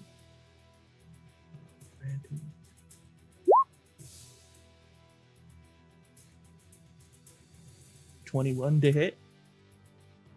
I think a 21 hits. Give me 1 second. Just checking. I want to make sure you don't have disadvantage for some reason. No, you don't. Okay. All right. I don't think grapple does that. I should have made sure. I will make it add that extra point of radiant damage. All right. 21 and how much total damage? Let me see. I will also do this a bonus action. No, just once per turn. I will also do Savage Attacker, so I get the maximum amount of damage I can get. Once per turn, when you hit a target with a weapon, you can roll the weapon's damage dice twice and use either roll. Okay. Roll twice. So 11 plus what? Plus 1 radiant damage. All right. Let me check and see. It is not vulnerable. This one's not vulnerable to radiant. So it's 12. I think. Let me make sure. Oh yeah, I can actually do that. Oh, it's actually resistant to radiant. That's fine. It's only the minimum, 1 point. Yeah, the minimum it can do is 1. So let me roll a d6. And just to make sure that this hits, it does not hit, unfortunately. So here's what happens. You swing at it. The attacker knows their strike was false. I think that might be a mistype. I think that was what it's trying to say there is you know what happens. So you swing at this thing, and for a moment, it is purely illusionary, and your mace passes right through it, as if it's not even there. And you're aware, like, you can be aware of the mechanic. I don't know if that really helps you. But you know that it's like a real creature. It just became illusory for a second as as part of its bullshit. Now, it will do drop me? Huh? Would it then not drop me? On attack roll, the attack passes through an illusory projection, dealing no damage.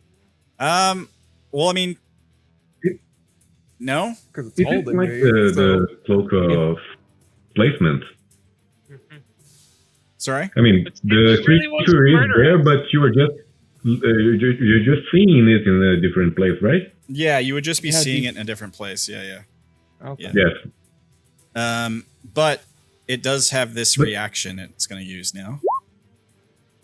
When a creature within 5 foot misses it with a melee attack, it will make a pincer attack against that creature. So here's the attack. Now, it does have disadvantage on this because of your thing. 9 does not hit, I assume. Neither would have hit. So yeah, so you... Yeah, okay, fair enough. So you both miss each other in the chaos. And you also got your 5 temp HP, so you're basically recovered from that beam hit you took. Is that your turn? I just end it like viciously screaming, trying to.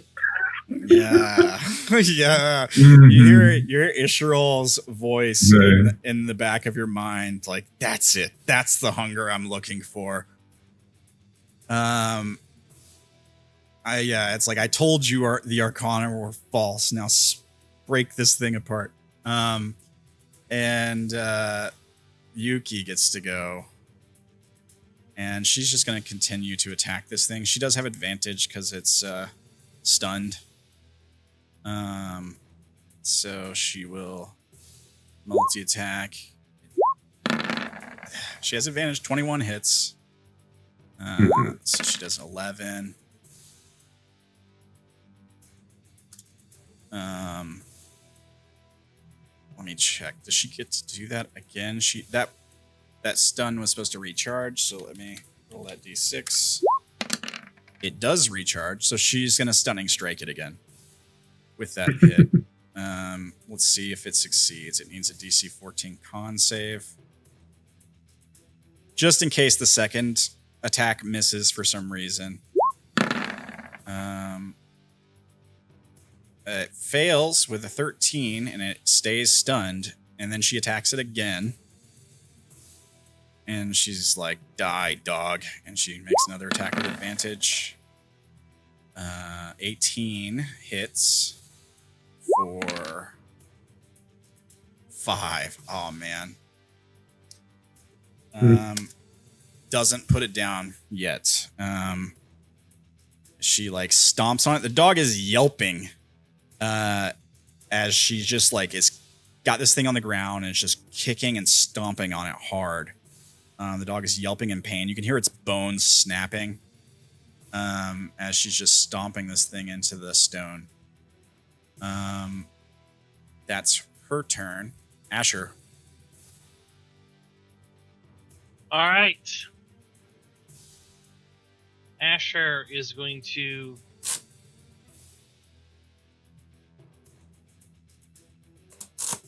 Sorry, that was my arm on my chair.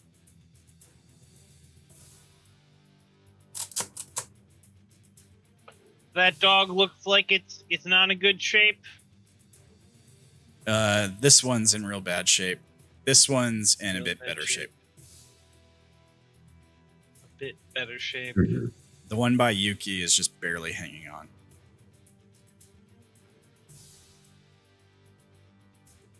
Don't think there's a way for me to do this both in one turn. Yeah, I think they're both actions. But yeah.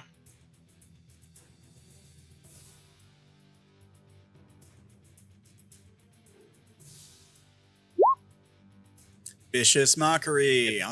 On which one? Actually, I was going to a Vicious Mockery on the dog. Which dog? The one that's nearly dead. Okay. And it makes a wisdom save, right? Uh-huh. Rolls a 20. All right. Unfortunately, its bonus is a 1. So with that, I am going to I'm definitely going to silvery barbs that. Yeah. All right. Spin another slot for the silvery barbs. I'll roll again. Wisdom save from the dog. A 9. That fails, right? All right. Yes. And how much damage do you do? A K9. Yes. Thank you, Aldrik. Thank you. Only 1 point of damage. Only 1 point, 1 single HP of damage, but it is enough to put it down. All right. It had 1 HP. What does it look like when you kill this? when you kill this thing with vicious mockery. I just call it a bad dog, and it just explodes. All right. Yeah. It just and dies. On that, hey, Auto Kent Oats gets a what's it called? Advantage on whatever the next thing he's gonna do because he's in some trouble right there. All right. I change the battle song, but that's fine. All right. So Oats, you get advantage on a thing. I'll put a blue dot. I think that's what we used last time. All right. Is that your turn, Asher? Yeah. All right. Dink.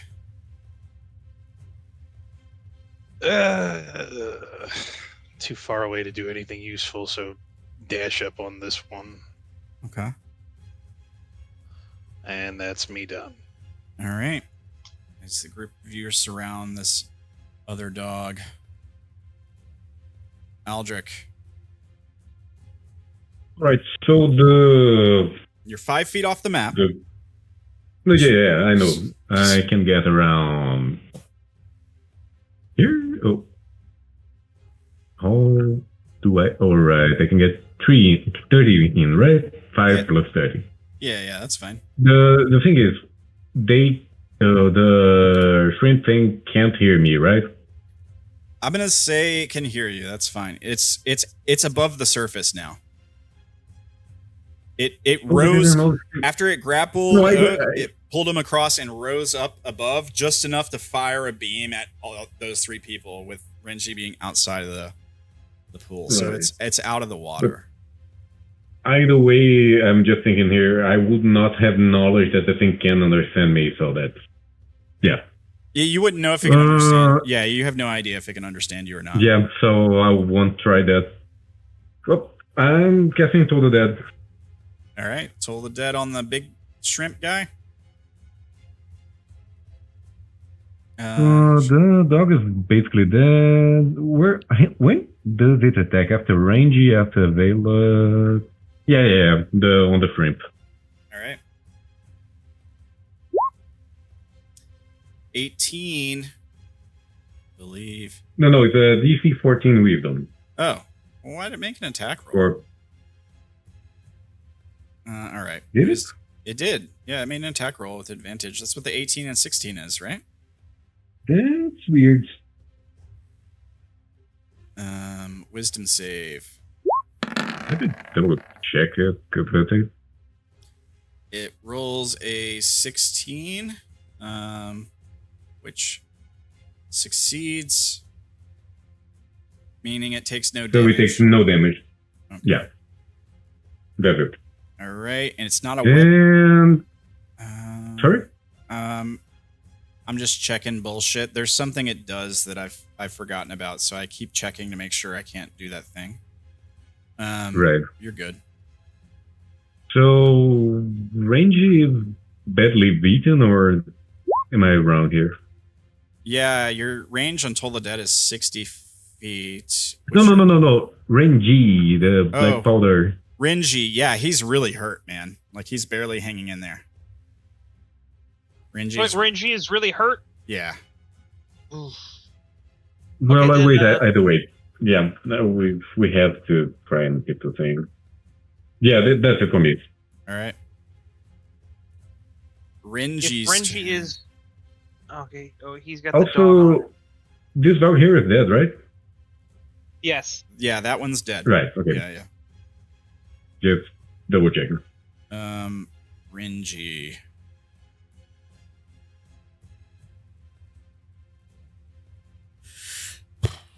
I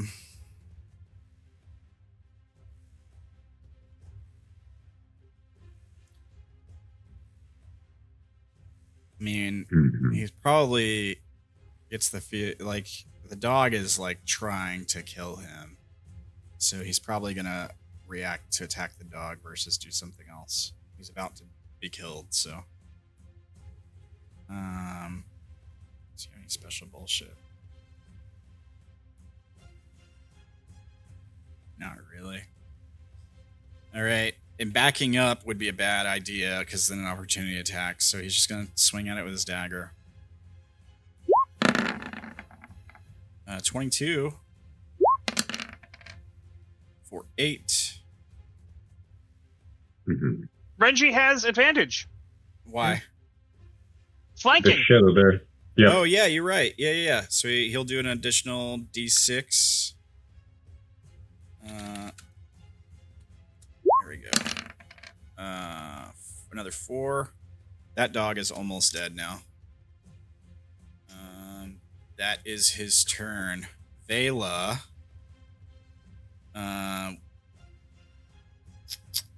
Vela is going to move to try to get behind this thing. 5, 10, 15, 25. She can't quite get there.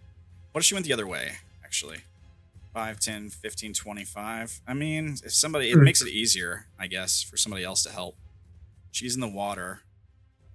But it's shallow right here, I think, so she can stand. Let me roll to recharge her teleport just in case she needs it later. And I accidentally changed my character. There we go. In the chat. And D6. Nope, still doesn't recharge, man. She's having bad luck with that. But she'll attack.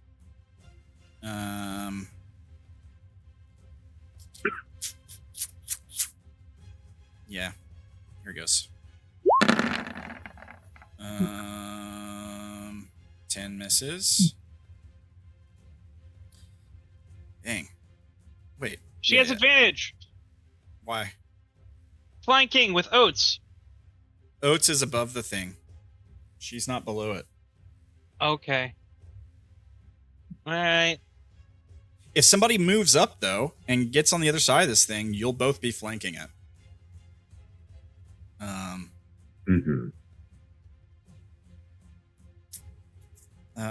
Okay. Oh, damn it. Okay, so the thing I've been forgetting to do, she did start her turn within 20 feet, so she has to make a wisdom save. She'll probably be okay. But she actually failed that. On a failure, they take 1d10 psychic damage. It won't be enough to put her down. Oh my god. Okay, so here's what actually happens. When she starts her turn, she just goes limp in the water. Drops to 0. I'll give her death saves. But she's unconscious and she's in the water. So just under the water. That is her turn. Oh, right. The dog gets to go. It's going to attack Renji. Actually, start of its turn, it rolls a d6. And it changes form again. So, I'm not going to delete the token this time. But it does change to the other form. Which is actually a good thing for Renji right now, because in that form, it has bonuses to its attacks. So, this will make it less likely to hit Renji, fortunately. But it is still going to try to attack him. Doesn't have advantage. No pack tactics here. Alright, here's the bite. Can I kill both Vela and Renji? Let's see. 13 does not hit. That's that guy's turn. Now the shrimp boy gets to go again. Vela's down. Oh. So tempting.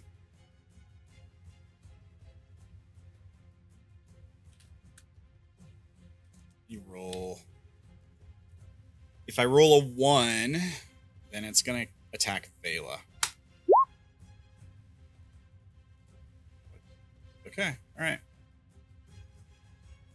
So instead, it will move here. Loop. And it's going to attack Renji. It has a 10-foot reach.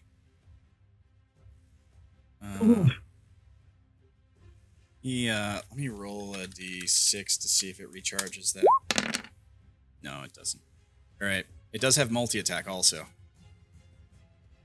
Here's this. Pincer. 11 misses. Second attack.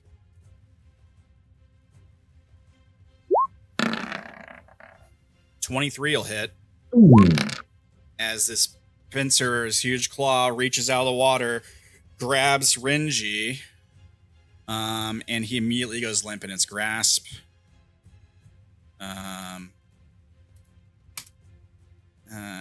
So now I'm going to go ahead and put X's on them, but they do have their death saves still. However, it's not looking good. And it's going to grapple his body and pull him in. Hands are full. Now's the time. Now, the good news is it can't hold any more people unless it drops one of these guys. It could just drop. Yeah, great news. It could just, like, toss Renji behind it. Like, it could just fucking do that. Like, and then Renji just falls into the bottomless hole. It could drag them both, you know. And it does have movement left. It moved 5. Let's see. It moved from here, right? 5, 10, 15, 20. I'll be generous and make it use the full 20 instead of 15 because it could have moved diagonally. It still has 10 feet of move. So it's going to retreat into the water. Yay! It's going to back up 10 feet. It's not going to go down. 5, Okay. 10. It's going to start backing up. It's pretty obvious what it's about to do. I think. That's his turn. The good news is none of you start your turns within 20 feet. I don't think. If you do, bad things might happen. Yeah, that's his turn. Let me roll to recharge at the end of his turn. He does not recharge, thankfully. He's not going to beam you all again. However, Oats, it's your turn. But before you go, well, I guess you can decide what you're going to do. I have to pee again, so give me a second. I'll be right back.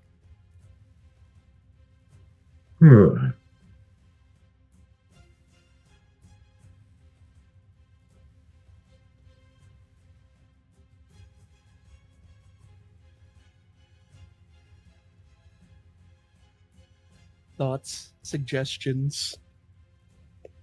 Well, I think it would be best if I and Dasher would put both of Vela and Rangy up again, and I'm sure they'll drop in the Twilight Sanctuary next turn. What do you guys think? Up there, because if you can get up there, I can get 5 extra hit points to 3 people. 3 people on the turn. Yeah. All right. 1 second, let me. Yeah, I can cover all of them with the Twilight Sanctuary and get the temporary hit points. Oh. Yeah, so that's what I was thinking of doing there. What? Temporary? No, I think we need to give them at least one hit point to... It increases their max hit points and current. Max and current. Yeah.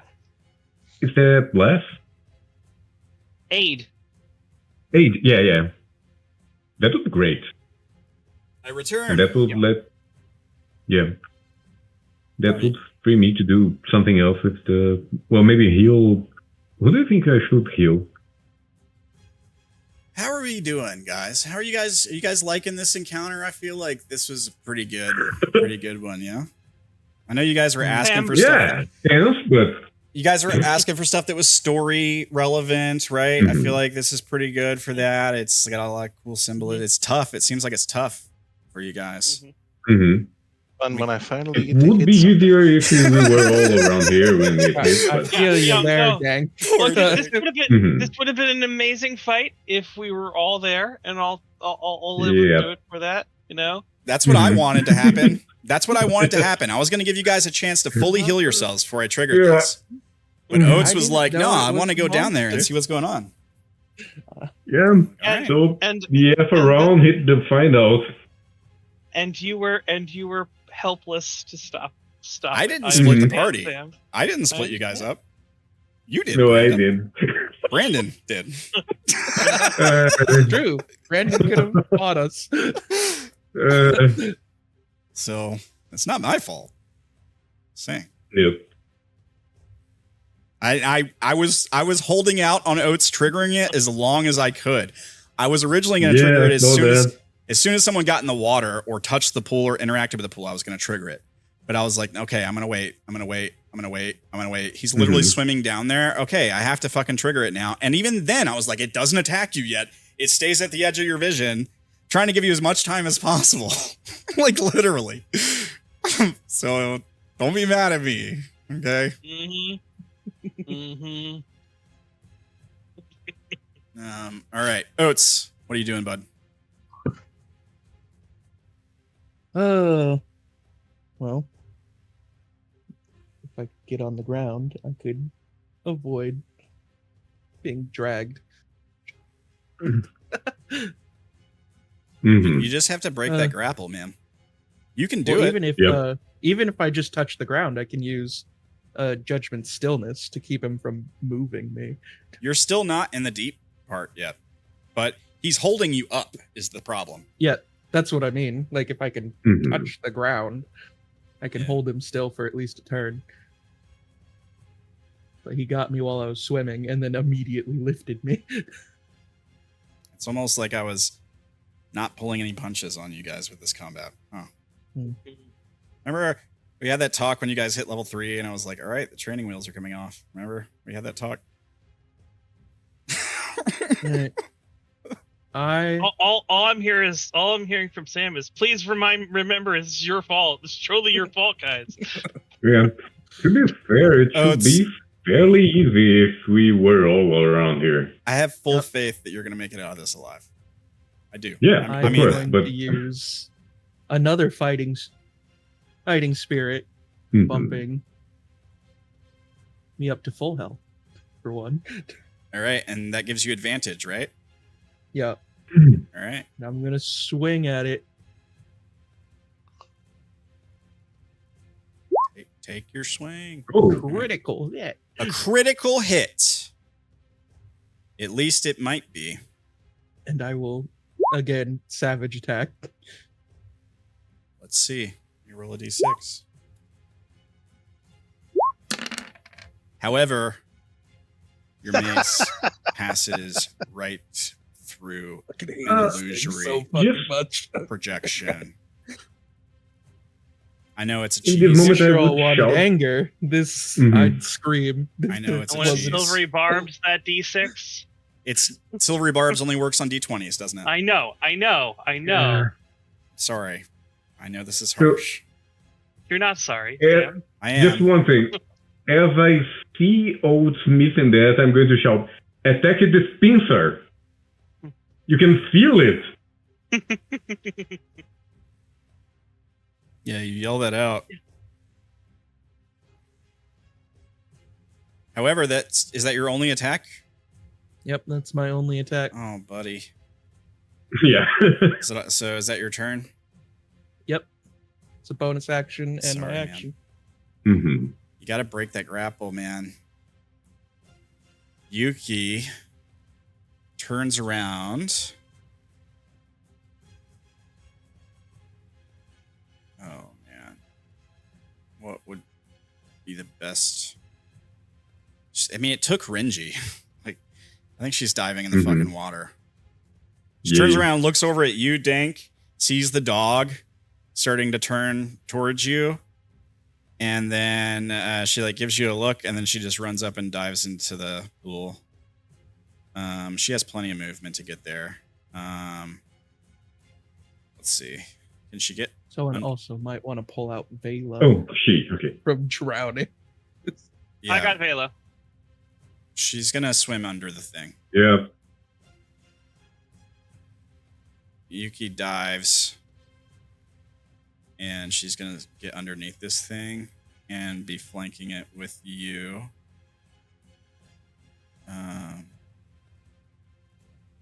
She hasn't taken any damage. It's wild. Yep. All right. So here, I need to look this up so I'm not stupid. I don't want to allow it to happen if I can't.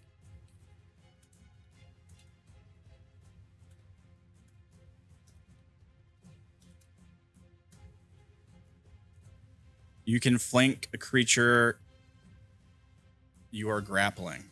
You can. That's what that says. That's what the AI says. What? I'm just going to make sure. I want to make sure. Yes, you can flank a creature even when you are being grappled. Yes.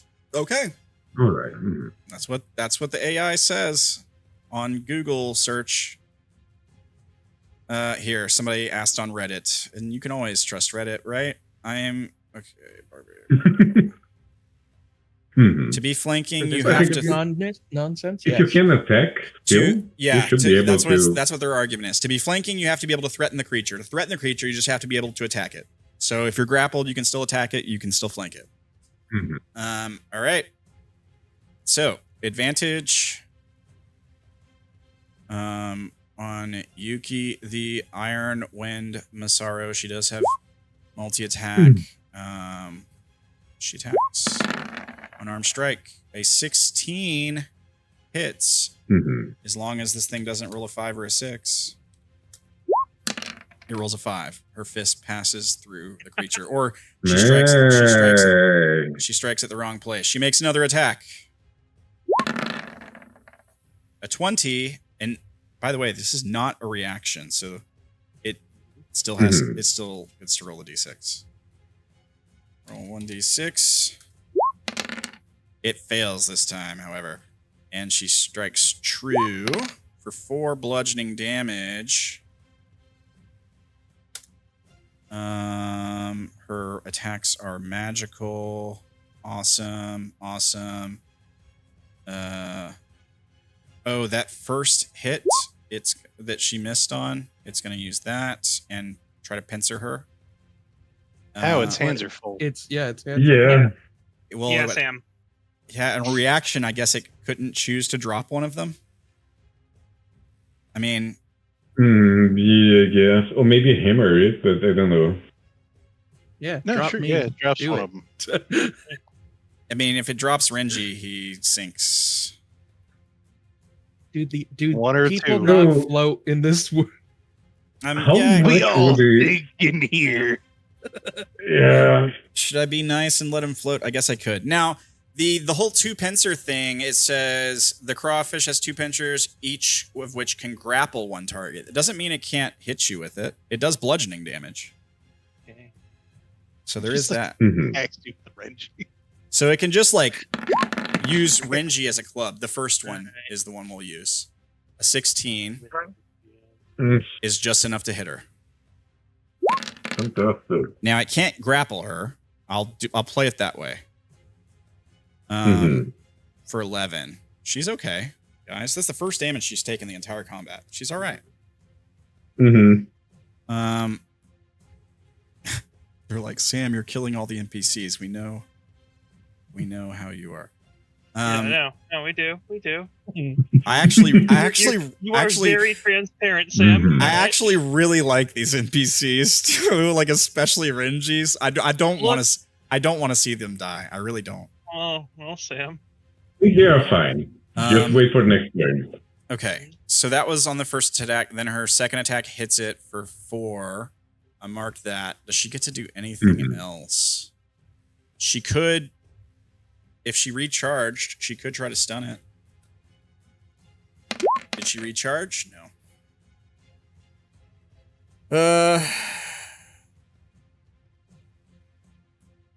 Frick. I think, okay, that's all she can do. All right. Yeah. Asher.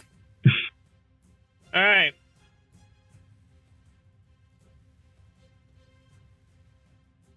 is this thing? Am I outside of the bullshit? Are you within 20 feet of it? It's at the surface. So you're 25 feet away. You're just outside the range. Okay. I haven't been having Oats make that save this whole time. I gotta make Oats make that save. 5. I got a little friend keeping my mind clear. 5. Grab Vela. 10, 20. Pull Vela back here. Once you pick her up, it's double your movement speed because you're carrying a body. Okay. So it's all right. It's 5, and then it's 15, 25.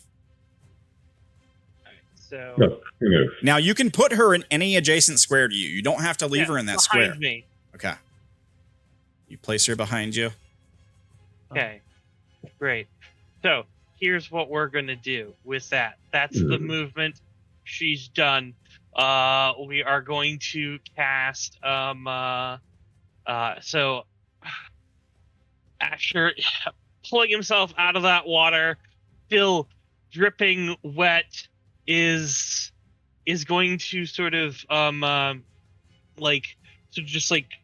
gesture with his hand as sort of a chord of notes just sort of starts playing as he whispers a soft song in the language of magic, as someone might say. And I am going to give I'm casting aid, which I linked above. Right. I saw that you guys were talking about that while I was taking a leak. So Velia gets 5 extra max hit points and 5 hit points. Renji gets 5 extra hit points and 5 max HP and 5 extra hit points. Yes, sir. And I'm going to give also it to Otto. Take 5 extra hit points, take an additional 5 max hit points for the 3 of you. This lasts 8 hours, I believe. And it is not concentration. I'm using the potion symbol for this. If you need to remember it, that's what that is for the temp or for the extra max. But let me take this X off of Renji, and then Vela has 5 HP now. And she has the X off of her. She is prone. Renji, I mean, can you be prone in water? He's prone. Depends on how deep the water is. He's also You're grappled. swimming. He's also grappled, so it doesn't He's grappled. matter. Yes. So he can't be prone. I don't think it's holding him up or something. I realized I can't do the other thing I was going to do, which was I was going to then try to give him a heal with healing words, which I had thought about doing. I should have done that earlier. I had meant to do it. I didn't do it. It's fine. No, I got him. Yeah. What I am then going to do with my bonus action is as you are being held up there, you hear Asher just sort of like yell out. It's like you can do it, Oats. You gain my bardic inspiration. So all right, I'll mark it with a purple. He no longer has the advantage thing there. Okay, I'll take that one off. Yeah. But if and when I won't be able to. I will be able to. Right, that's the turn. All right. Well, good. Can kill that dog. Good turn. You saved the 2 people that were down, so that's a pretty good turn. Dank, you're up, bud. I'm gonna dunk on this fucker. Great. He's like, finally, I get to swing. 19. And then my echo hits it too. All right. 11. You kill it. You kill it with the first swing, I think. Yeah. It had 4 HP. Just make sure it's dead. Yeah. It dies with the first swing. You can still attack with the echo, right? You could move it and attack. Yeah, I can move it and then attack. Actually, I'll do that. So I'll let the 18 stand. So your attack will stand. You can move it. All right. Boom. You roll an 18. An illusion versus an illusion. I accidentally closed the sheet for the guy. There it goes. Okay. There we go. Yeah, 18 would hit. So let me roll the d6. It hits for 10 slashing. Yep. All right. It's the most damage it's taken from a single blow. It might be like the second or third time it's even been hit. No, I think Oats hit it once and Yuki hit it once. No, Vela hit it once. I have missed both times. Okay. Sorry. All right, Vela hit it once and Yuki hit it once. You're the first player to hit it. Mm-hmm. All right. Anything else, sir? I want to stay outside of the range of its bullshit on startup, so I'll stay back here and then move in later to attack it next time. Smart. All right. Aldrik.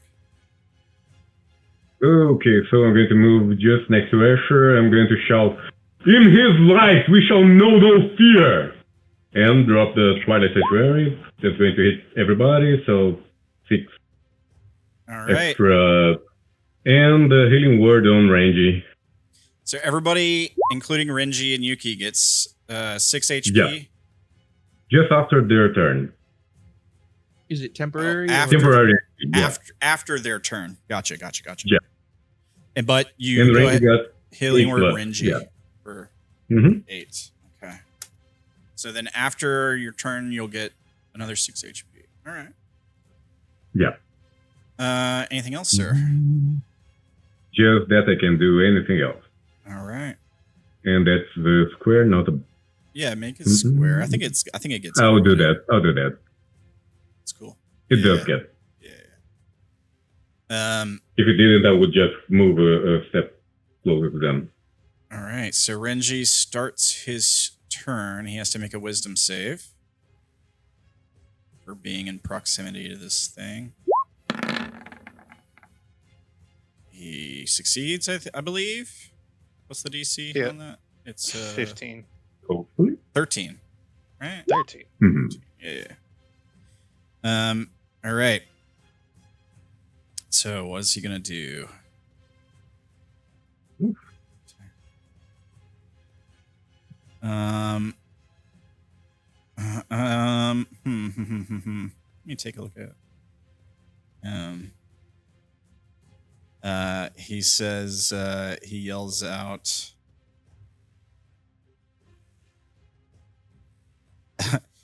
If he comes to and he's grappled by this thing, he's got his claw around him. He levels his gun barrel, still somehow in his hand, even though he was unconscious. he levels his gun barrel and points it at it, and he says, "Foul, corrupted creature, justice will not let you slay me today." And he's going to use this and force it to make a DC 14 wisdom save. Let's see how it does. It only has a +3. It succeeds, unfortunately. Oof. That would have been clutch if that worked. 1 second. Oh, you gonna Silvery barbs. You gonna silvery barbs Me me? too. Fuck. How many spell slots you got left, bud? Oh, that's that. That's all of them? That's all the first levels. Oh, okay. That's all the first levels, so you still got more. I got 1 second level spell. All right. So another wisdom save. 7. It's a fail. Does it have any special bullshit, though, is the question. Let's see. I don't think it does. It's not a weapon attack. That doesn't help it. No, there's nothing it can do. It's not immune to paralyzed. It's not a charm, right? Doesn't say anything about a charm in that. Yep, it's paralyzed, man. So what happens is it's when you're paralyzed, you're incapacitated and stuff, right? So Yes. Which means he's gonna drop. He's gonna. I think he's gonna drop you guys. I mean, I usually mark paralyzed with like this, like the lightning. Let me look up the paralyzed condition. Just make sure. Paralyzed creature is incapacitated, can't move or speak, automatically fails strength and dex. Attack rolls against it have advantage. Any attack that hits the creature is a crit if the attacker is within 5 feet. Incapacitated. That's it. An incapacitated creature can't take actions or reactions. Okay. So I got to look it up. If you're paralyzed. If it failed the strength check, it would have to drop them. Yeah, I would think so, right? Yeah, I mean, it's part of grapple. Or on their turn, they can just go, boom, I'm free. Yeah. You automatically fail that strength Well, check. it's not a strength check for that creature. It's a escape DC 14, right? So let me look it up just to make sure, because there might be some weird bullshit rule, but we're probably right. Creature that becomes paralyzed automatically drops. That's what drops anything it's grappling. That's what the AI says. Paralyzed cannot hold a grapple in 5th edition because paralysis condition makes the creature incapacitated, preventing it from taking actions, including initiating or maintaining a grapple. Yep. I think that it drops you all, so you're no longer grappled. You can remove that grapple thing. Here, I'll remove that grapple token on both of y'all. I'm sure you're glad to finally see that go away. Oats, who's been grappled the entire fight. Just being dragged around this thing like Ace Ventura in that Shark Tank. Yep. Well, given it's been hurting me, it's the first scene from Jaws.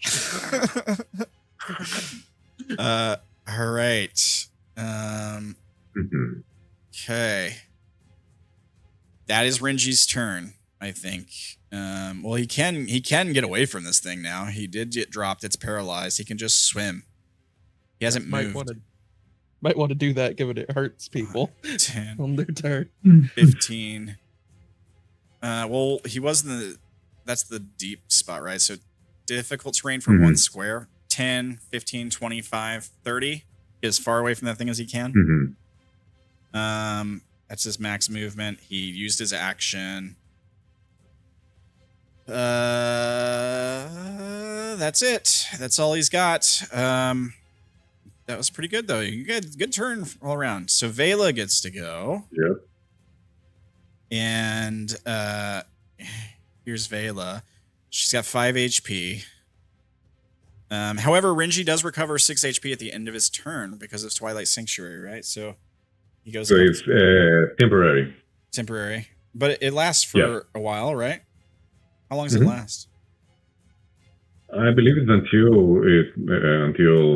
long rest. Okay. Yeah.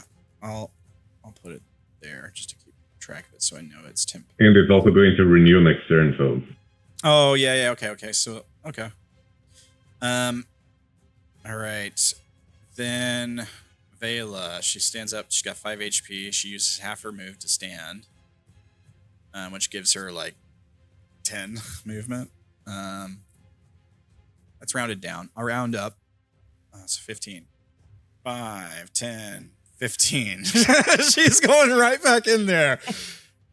She got a divine command when she failed a save earlier. And her divine command from the moon, who is her arcana, was to fucking kill this thing and save her arcana. So that's what she's doing. All right. She's walking past. Can I just put my hand out to stop her and be like, You're gonna have to make a contested check because she's not heeding your words. She knows. Divine mandate.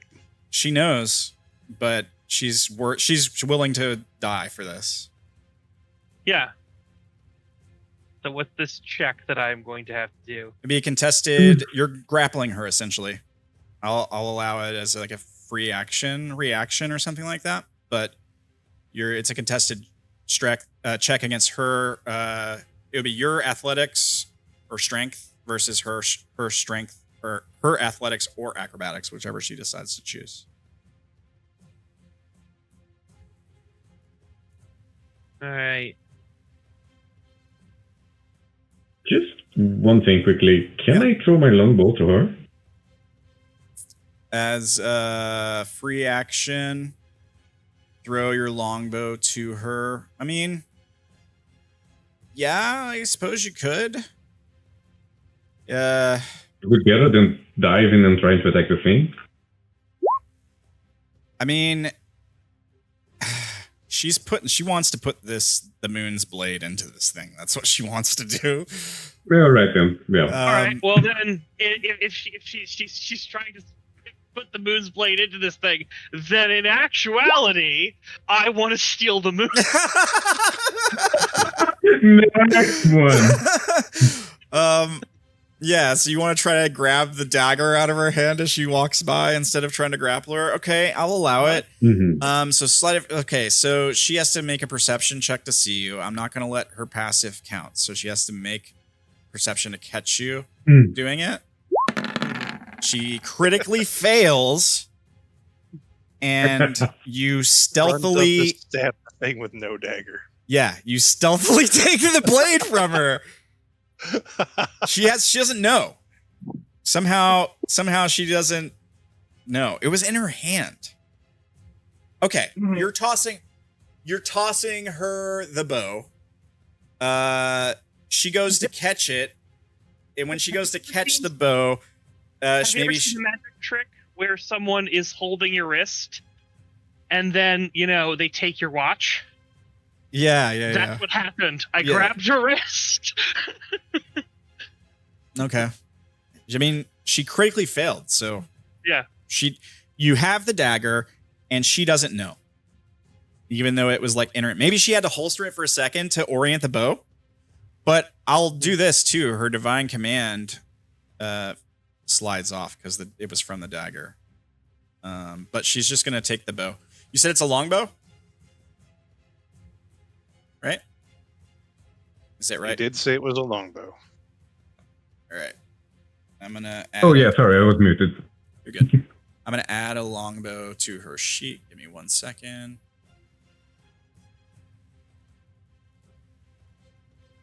Of course, with ammo. Yeah. I would assume maybe it's like in the quiver. Like the bow's like in the quiver with the arrows. It didn't add it to her sheet. What the fuck?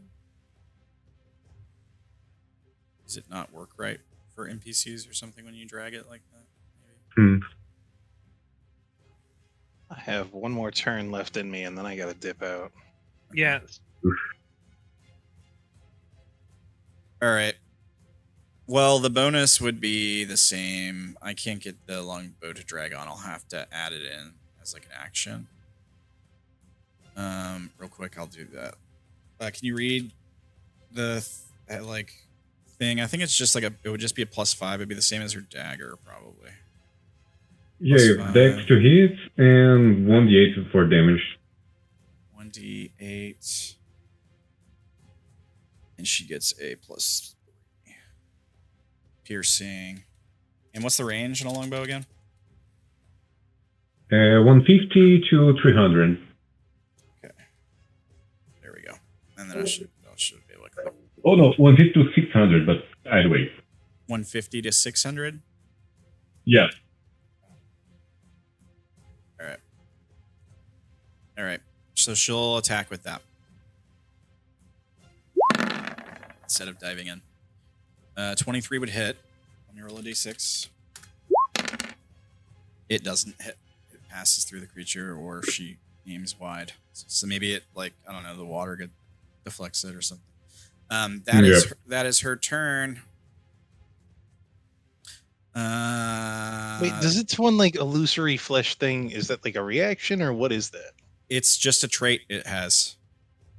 Oh, that's ass. It's like the cloak of displacement. It's just a or feature. The cloaker ability. Yeah, it's just a feature. It's one of this thing's features. It's not a bug. It's a crayfish. It's one of the most OP things about it, in my opinion. I also need to roll this. Okay. That is her turn. It is the creature's turn. So, it no longer has Oats grappled. It is paralyzed, actually. It was paralyzed until... They're paralyzed for 1 turn, so it can't do anything. It's incapacitated.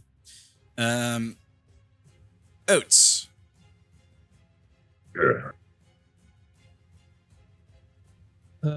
Let's hope this hits.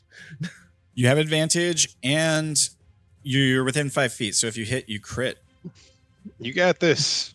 It's the illusionary flesh. I've hit every You don't have time. advantage. You have Part of the cards. Bardic Inspiration. All right.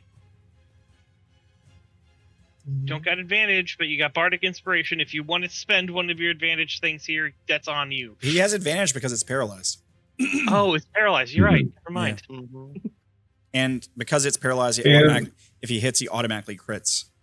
Okay, yeah, And no. touch it before you hit it. Yeah, just make sure I don't roll a 5 or a 6. But if he's feeling the creature touching it, yeah, can I touch it? Apply? The wording of the ability says whenever it is hit by a weapon attack, roll a d6. Doesn't matter. All right. So if you hit it with an unarmed attack... 1 second before, if you hit it with do anything. If you hit it with a spell, that's not a weapon attack. Holding. I was trying to find the coup de grace rules. I was thinking that too. So that's that's the way. There is a thing. So when someone's like on death saves and you attack them, it's 2 failed death saves. That's the coup de grace rules. That's the way it works in D&D. Okay. But I mean, sometimes it's an automatic hit. I'll do a Google. Thematically, it would be fantastic. It just says holding it just says for flavor. It's also not low on HP at all, guys. You haven't done a whole lot of damage to this thing. It's not even bloodied. Yeah. Yeah. I just know there are some rules where it's like if you do this thing, like if you have a helpless target, it automatically hits, automatically crits. Yeah, that's the crit that he's getting. And the advantage is because of that too. It's still a big, beefy, tanky boss monster, and we haven't done that much damage. But the thing is, if it is an illusion, the rules for the cloak of displacement say that if you were prone or grappled, you don't have that protection. Yeah, but this isn't a cloak of displacement. It's just yeah, but it's an illusory projection. It's a biological feature of the creature. Anyway, let us continue. Yeah, sure. It's made of illusion. This is an embodiment of the moon. The moon is about illusion. Its very essence is illusion. It's made of cheese. It's made of cheese. Yeah. All right, 25. Let me roll a d6. Big money, no whammies. That's a 1. Finally. So you hit and you crit. So yeah, you finally get a piece of this thing. Roll that beautiful damage footage. Roll murderous, please. Yeah, roll damage, and then we'll double your dice rolls. All right, so. Yeah, so. No, so we double. So you got a 1d8 plus 4. You rolled a 5. The savage attacker was the 2 rolls. Oh, choose the higher. Okay, so you get an extra 5 damage plus an extra 4 damage. So an extra 9. So 17 plus 9 is 26. It's a beefy hit. Mac. You hit this thing hard. Part of its shell cracks and splinters. You swear you hear it whine and cry in response. It's bloodied now. That's for damn sure. Nice. I am going Let's see. to... Oh, you did start your turn, so I need a wisdom save.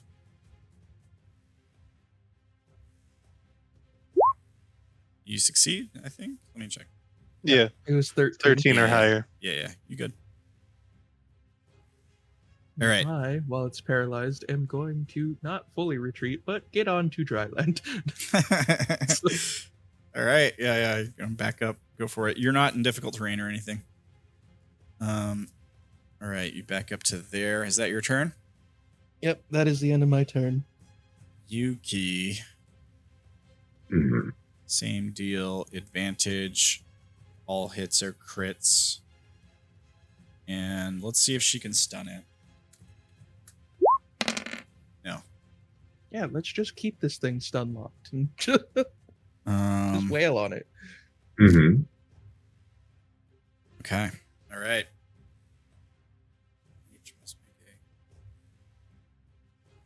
Oh, okay. Well, it's not. Okay.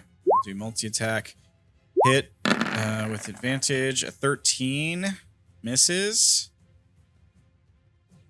You missed the paralyzed, incapacitated creature. Okay, let's try again. Advantage. 15 is just enough to hit. Let's just roll a d6. It hits, which means it crits. So, ooh, she rolled shit on the dice, though. So she does an extra 1 for a total of 5 damage. And she can't try to stun it. But she can retreat. Seems to be the smart move. That's what everyone's doing. Mhm. So, The cool kids are doing it. 10, 15, 25.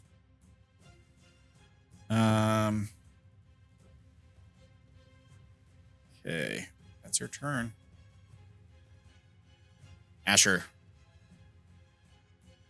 I'm going to look at this thing and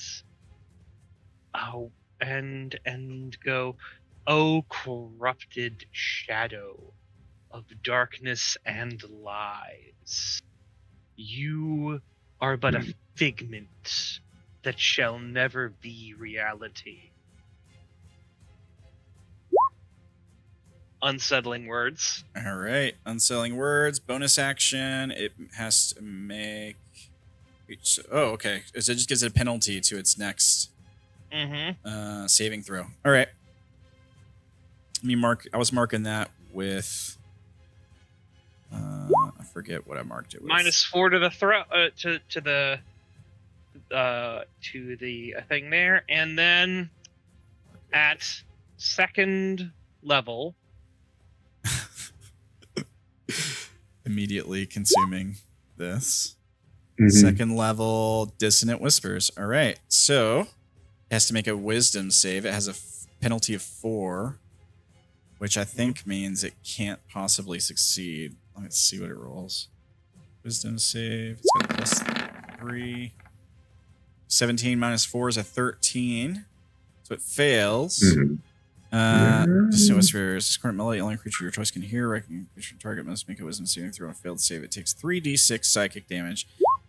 4d6 because you cast it up a level. So 17 psychic damage. Check here. Damage resistances. Psychic. Can I However, dive into the pool so that it has to run away? well, it can't because it's incapacitated. Right? Oh shit! That was Yeah. oh yeah. I messed it up. I was yeah. Oh well. If you want to, if you want to do something else instead, I'll allow it. Oh no! The idea was I wanted to ready that action until right after it comes out of paralysis. Okay, you want to hold action, cast Yeah. that. Yes. Yeah, you can do that, but I think holding action is your reaction. It's not your bonus action, so you're good. Yeah. Yeah, you can do that. All the rolls will stand. Just remind me once it wakes up. The paralysis lasted 1 turn, so it will be after Dank's turn. Is this the start of a new round? I think, and it was paralyzed last round. Yeah. Right. Mm-hmm. Right. That it will no longer be paralyzed. Or would it be after Renji's turn? I don't. I was assuming it was going to be at its turn. Yeah. It'd be Right after before Vela's turn. its Okay. Turn. Yeah, right before Yeah. his turn. Okay. Fair enough. All right, so just remind me that you held action to do that, in case I forget. Yep. Dank. Yeah, no, I'm gonna roll up on the fucker and dunk on him. Do it. That is the plan. And that's a miss and echo. God fucking damn it. Man. You do have advantage though, because it's still paralyzed. It's 16. That's So- a hit. Yeah, 16 hits. Oh, okay. And damage. 11. Now you crit, so you get it. You rolled 2d6. You rolled a 4 and a 3, so you do an extra 7 on top of that, so it's 18. Yep. All right. Let me mark that. Let's get in there. All right, and that's me done, dude. I gotta dip out. I gotta be awake for work in 3.5 hours. All right, bud. If it comes to it, I'll play you, but they'll probably have this taken care of by the end of the round. That's what I'm thinking. Yeah. Thanks for playing, man. You have a good night, and don't. Yeah, work too absolutely. hard. Sorry to keep See you so you late. guys next week. See you, man. See you, man. Good night. All right. That is his turn, Aldrik. So I don't want to waste the unsettling words there, so I'm going to dive in and attack with the rapier. All right. You have advantage, so you crit for 10 plus 1. So 11. All right. Does it do any extra radiant or anything? Was that you that was doing No, that? no, just a rapier. All right. All right. Good swing. Is that your turn? Yeah, that's it. All right. Renji. What? I love dunking on this thing as a team. Yeah, now you're all dogpiling this thing. The tide is turned for sure. How it should have been from the start. Yeah, it should have been like that from the start. Sam. Don't look at me. I'm not the one who led half the party away. Really try to hold the thing. Led half the party away, and then 2 of the people that were there immediately got pounced on and knocked down. Oats was the only one in the water there. This thing. All right, Renji's gonna shoot it. He has advantage. 11. He still misses. Oh, I also didn't give Aldrik's crit its proper illusory flesh, so let me do that. Sorry. Oh, yeah, that too. It still hits. You're good. Oh, great. I did the same to Dank, didn't I? I did. So let me roll another. Yeah. Danks does not, unfortunately. Don't tell him. Oh. Nobody tell him. He's still got to hit it. All right. Oh, it was actually 18 damage. That's right. So there we go. All right. It's got a little bit of life left in it. Turns out. Okay, so Renji missed. That's his turn. Vela is going to shoot with the longbow again, I guess. No longer forced to be a little reckless. 18 would hit. Roll a d6. Misses. That's her turn. He is no longer paralyzed. So, Asher, your thing takes effect. Now, it was Dissonant Whispers, right? It did half of 17. So... What do you mean half of 17? It's resistant to psychic damage. So it does half damage. But it failed the save, right? Yes. Yeah. So it has to run away from you. Leave. Yes. Which means that's opportunity attacks for Dank and his shadow. Oh, and Aldrik. also myself. Yeah. Yeah. Do you get opportunity attacks if you force a creature to move? It must move. But the thing is, yeah, it's not being it's not forced movement. It's going to run away. Because technically it's using its reaction to do it. Yeah. Yeah, I think we've talked about this before, and I think you were right. All right, so it will move its full movement, which is 30 away. So it gets 5. Which way is it? Well, it's got to go away from Echo. So 5. So does Dank's Echo get an attack of opportunity? Yeah. All right. The Echo? Okay. Because the Echo is supposed to be just another Dank on the battlefield. So I gotta look at his. I gotta pull up his sheet. It's a +4 to hit. Where is he? I'm not used to having to pull up player sheets. All right, here we go. All right. Let's see. Where's his thing? Manifest Echo. Bonus action. Magically manifest Echo yourself. Echo is magical, translucent, gray image of you. Lasts until destroyed or until you dismiss. Your Echo has an AC 14. Your proficiency, 1 hit point, and immunity to all conditions. Just to make a save. It uses your bonus. It is the same size as you and occupies its space. On your turn, you can mentally command Echo as bonus action. Yeah, I think it does. Magically swapping place with your Echo. If you make the attack action on your turn, any attack you make with that action can originate from your space or the Echo space. You make the choice for each attack. When a creature that you can see within 5 feet of you moves at least 5 feet away from the Echo, you can use a reaction to make an opportunity attack. Okay, so it specifically says you can. Okay, so it is going to be his reaction, so he's not getting 2 of them. It's just correct. Yeah. Roll. Okay, 13 misses. Oh. All right.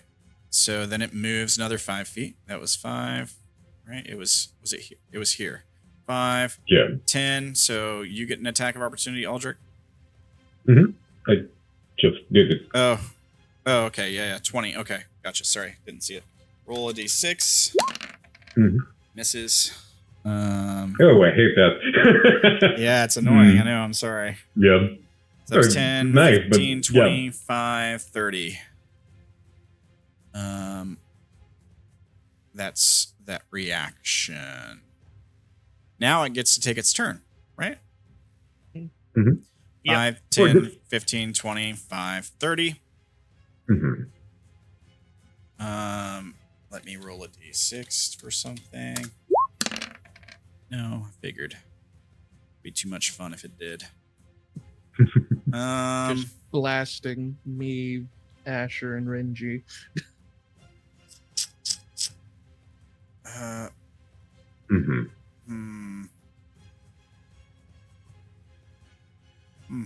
All right. Well, I'm gonna attack Dank. I'm gonna attack Aldrik first, I guess. I'll probably miss, Sure. and I'll attack you again. Because I don't like to attack Hopefully. Dank when he's not here if I don't have to. I agree with that. An 8 misses, right? It was not hit. Yeah, an 18 hits. 20. A That'll do. 20 hits. So you take 14 bludgeoning damage, and you are grappled. Correct. All right, left the 6 that I have. Minus. Okay. And So it it could be a grapples you. 19. All right. Oh, I It can't used do its it. it used its full movement to get here, so I don't think it can do anything else.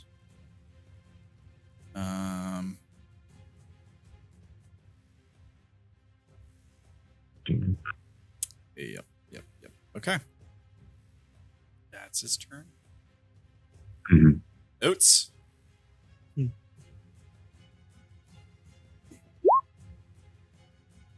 Wisdom. I take. What was it? Oh yeah, you guys are all within 20 feet. That's right. So you take 1d10, I think. Yeah, 1d10 psychic. 6 psychic damage. I'm only at 30 health out of my 30 health. Did you use the temporary hit points? Yes. All right. I had 36. I had 16 temporary hit points. And Oh, you have more. Okay, right. Yep, from the fighting spirit. Mm-hmm. I'm going to move.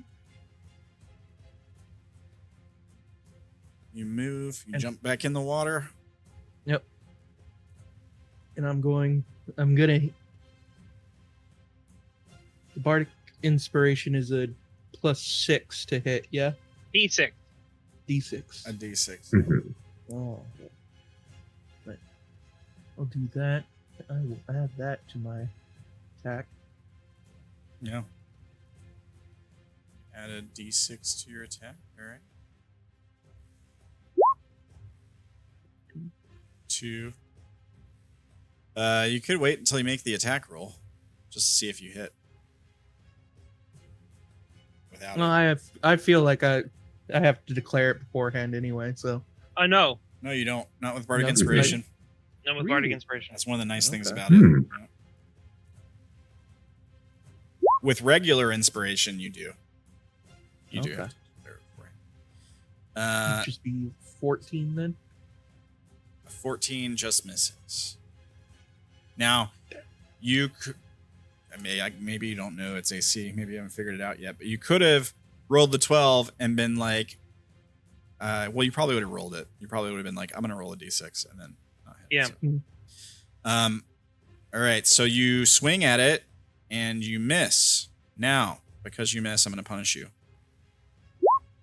When a creature within 5 feet misses the crawfish with a melee attack, it makes a pincer attack against them.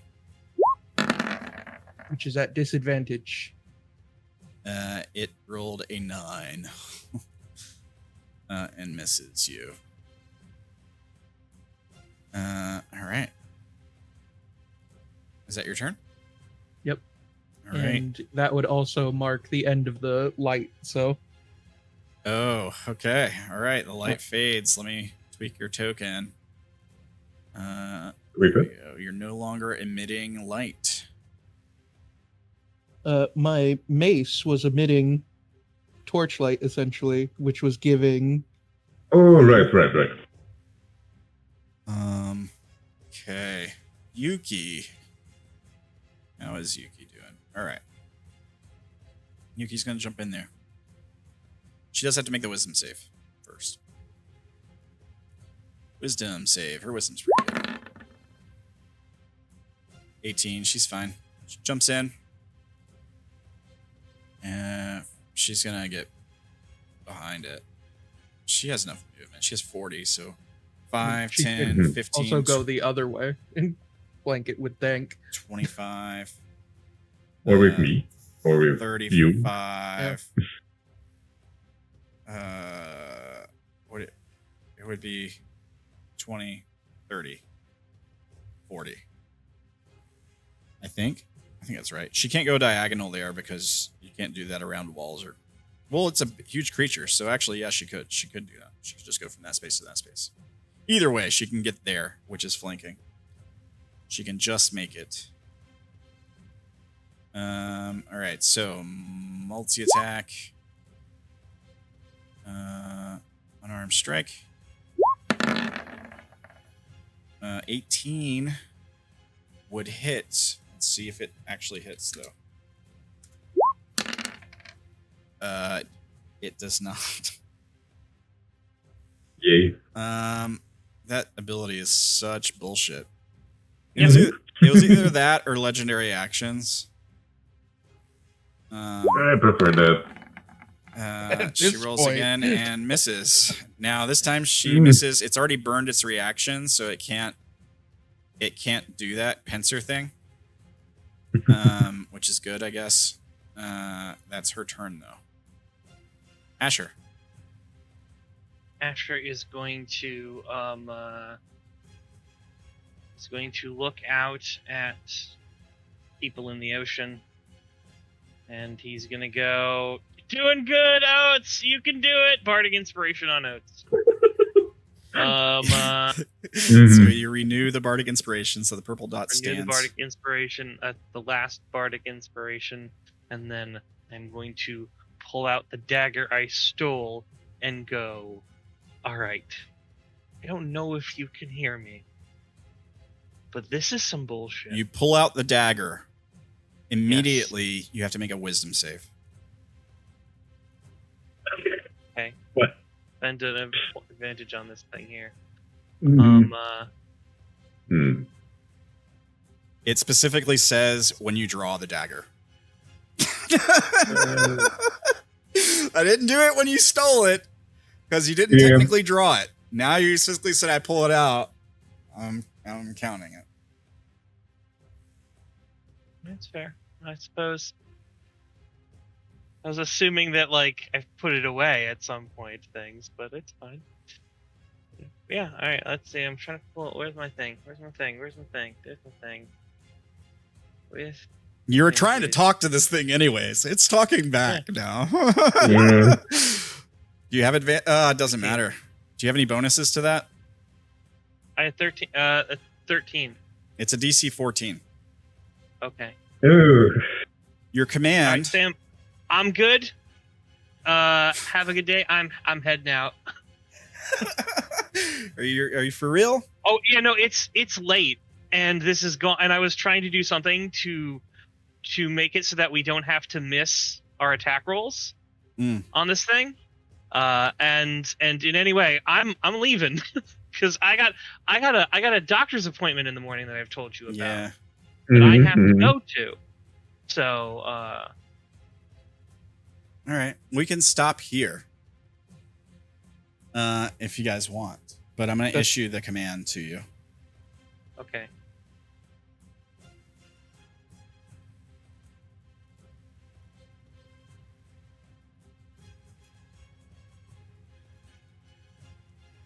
Stopping here feels right, given we're at Dank's turn. We're like 5 hours in or something crazy. So here's your command. Like, place it like it's pretty clearly to kill this thing. You can't. No. You can't say no to this. You failed the save. Sorry, bud. I mean, there's a crack in its armor. You can pretty solidly. You guys. Grab it. The funny thing is, you guys almost have it. Like, it's almost over. All right, we'll stop here. You guys did good. Brandon, I wish you the best with your potential surgery tomorrow. I hope your hand is better. Now, let's do goals and stuff, and we'll get ready to get out of here. Could one of you two make notes of what you guys get for experiencing goals, and for the other guys, so when they decide to check in, they know where they were at. Let me see here. Let me check. Here we go. Here's the channel. All right, so we'll do goals first. Right. I'll do it in the reverse order, whatever where I see them first. So Oats, find an echo. Successfully done. More than Quell one. the fire. I mean, you're in the middle of that right now. Yeah. Did you didn't get to fight the dogs or the swarm, right? Like, you've been fighting this thing the whole time. Quite literally, you were like, I'm giving you a chance to run away. I moved my full movement and you immediately grabbed me. Yeah. Well, to be fair, I gave you every chance not to start the combat too. I thought it was a weird little bunny thing. It was at first. Can I get demon spawn? Yeah. Train my new style. You definitely did get. I'll give you Quell the Fire because I'll go ahead and give you a success for it because you'd succeed on it at the beginning of next session anyway, probably. So I'll go ahead and give you success for all three of them. Aldrik.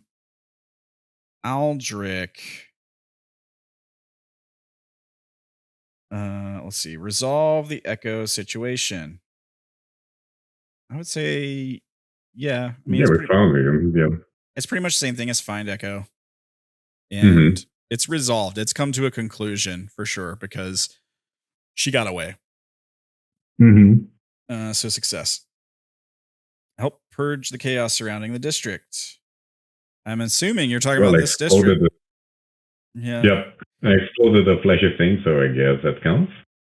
I'm helping. Yeah, I'll count it as success. Yeah. I'll count it.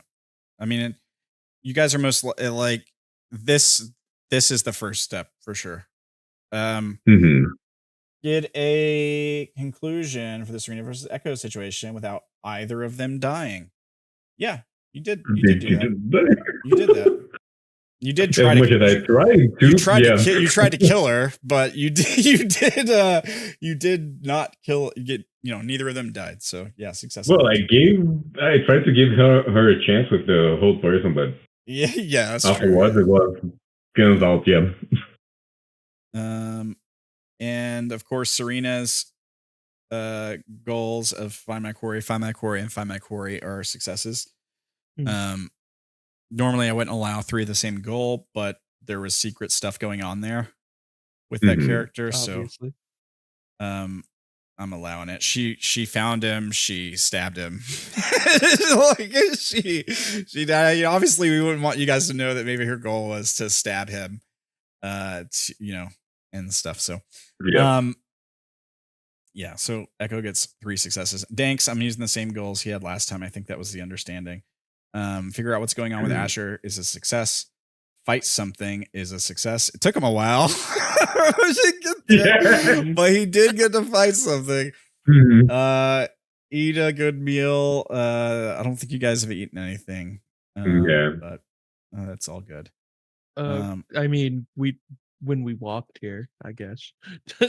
Yeah, but I mean, there was no moment where he's like, "Hey, the reason he has eat a good meal is because in Broken, one of the big major themes was all the food was shitty. It was all like crappy fungus that was able to grow in this no sunlight environment. So like what he's saying is, I want to eat actual food. And it's kind of a matrix creation. Yeah, it's a special RP thing that we didn't. It wasn't done today. So yeah, I'm not going to give him success for that. But he gets 2 out of 3. It's not bad. Oh, nice. Okay. Experience. Let's go over XP. Now you guys are going to get XP for the combat next time. You didn't technically complete it today, so I'm not giving it to you today. However, the RP was pretty good. Particularly the stuff going on between Brand's 2 characters, I guess, and all of your involvements and trying to chase her down and the whole killing thing. Could the RP have been better? Not really. I think the RP was about as good as it could be today. So I'm gonna give you guys max for that. Lore and quest. I would have liked to see us get to the end of this combat today. So I'm not gonna give you full XP for that. I'm gonna give you guys a 3 because I feel like combat. Aldrik did chase down an optional boss. And as the player. Well, okay, yeah. I mean, I thought that there might be a chase and conflict there, but I was hoping to get to the end of this. The only reason I'm docking you 1 point on this is because there was more lore you could have potentially gotten here that you guys didn't get. And that's just because you stretched out that first scene way long. That first interaction went way long. Should have just did my instinct and skipped a rock over the pond while they were talking. Or just not interact with the pond. And just forced Brandon to play 2 characters during a fight. Oh yeah, before. All right. I did balance the encounter for I'm 7. guessing she would just backstab Asher and run away, right? I figured she'd run away before you started the fight. Yeah. I balanced the fight for 7 total, so counting the NPCs. So yeah, it went as intended as far as that goes. Rule of cool though, I mean, I think it was pretty cool. There's a lot of cool stuff happening. Stabbing one of your own characters is pretty cool. The guiding bolt on the bird was even like just the sea invisibility to be able to see the bird. Actually, like being able to catch up to her was not expected by anybody, so that was cool.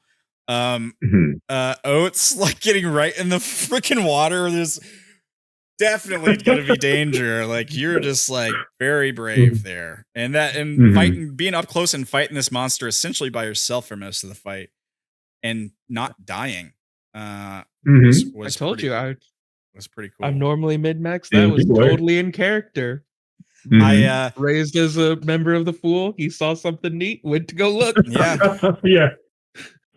It almost went bad for you. I mean, you were standing over the edge of that cliff looking down and was like, I'm gonna go down there. I'm gonna see what's down there. How deep could it actually be? So very, very true to the Fool for sure. I'll give you guys a 4 for a rule of cool. So total of 11. Right. So 4, 3, and 4. I think that's pretty good. So yeah, good job today, guys. Guys, you can go wish Brandon good luck with his surgery in the morning at his channel, twitch.tv/awiseman1. If you're watching on the YouTube, it's in the description below. I know this is a long episode today, so I'm going to try to get through this stuff as fast as possible. Let everybody get to bed. You can join the Discord server. It's public. It's free. Here is the link for that. Again, description down below. You can see lore stuff about the different shows. You can see art. You can talk to these guys. You can see the Chaos channel where there's memes posted to summarize the entire episode in meme format. You can join in on the memes. You can see out of context quotes. You can promote your own stuff to the community. Make a bunch of friends. There's the link for that. And if you want to find me around the internet, here's my socials. Here's my link tree with everything. I am gonna add my Instagram eventually. I know I've been saying that for there's a lot going on, guys. I had to plan this whole awesome encounter / potential mini dungeon for these guys. So I had a lot on my plate this week, but I'll get the Instagram on the link tree. If you can always just look me up on Instagram, it's RamblingManTV. Does anybody else have anything they want to say today? Did you guys enjoy the encounter, the session? Was this a good session? I feel like as far as like DMing planning goes, you guys have fun. Was it interesting? Oh, it was fun and frustrating. Yeah, I know it was a little frustrating. Yeah, even with the sleeping thing, it was really interesting. I feel like this is the first really, really like solid challenge I threw at you guys. You didn't just mop the floor with it. Like there was actual challenge to this one, which is cool. And now I will tell you this: it's only a hard encounter, you guys. It wasn't a deadly one. I didn't want to throw a deadly encounter at you for the first encounter of a potential dungeon. So, that being said, I feel like it's been entertaining. There's been some close calls, and I've enjoyed it. I think you guys are doing awesome, though. Thank you guys for playing. Thank you guys for watching. Oh, my camera's been off. Tune in tomorrow for Defiant Ironheart Ambassadors. Assuming everything goes well with Brandon, I think we're planning to have game tomorrow. 6:30 Central, 7:30 Eastern. And tune in next week, Monday, 6:30 Central, 7:30 Eastern, for some more of Divinity and Darkness. And see what happens with these guys. Maybe they'll mop this up and decide they just want to leave. They don't want whatever's going on here is too crazy. Maybe they just decide to take off and get back to their mission for the world, but we'll see.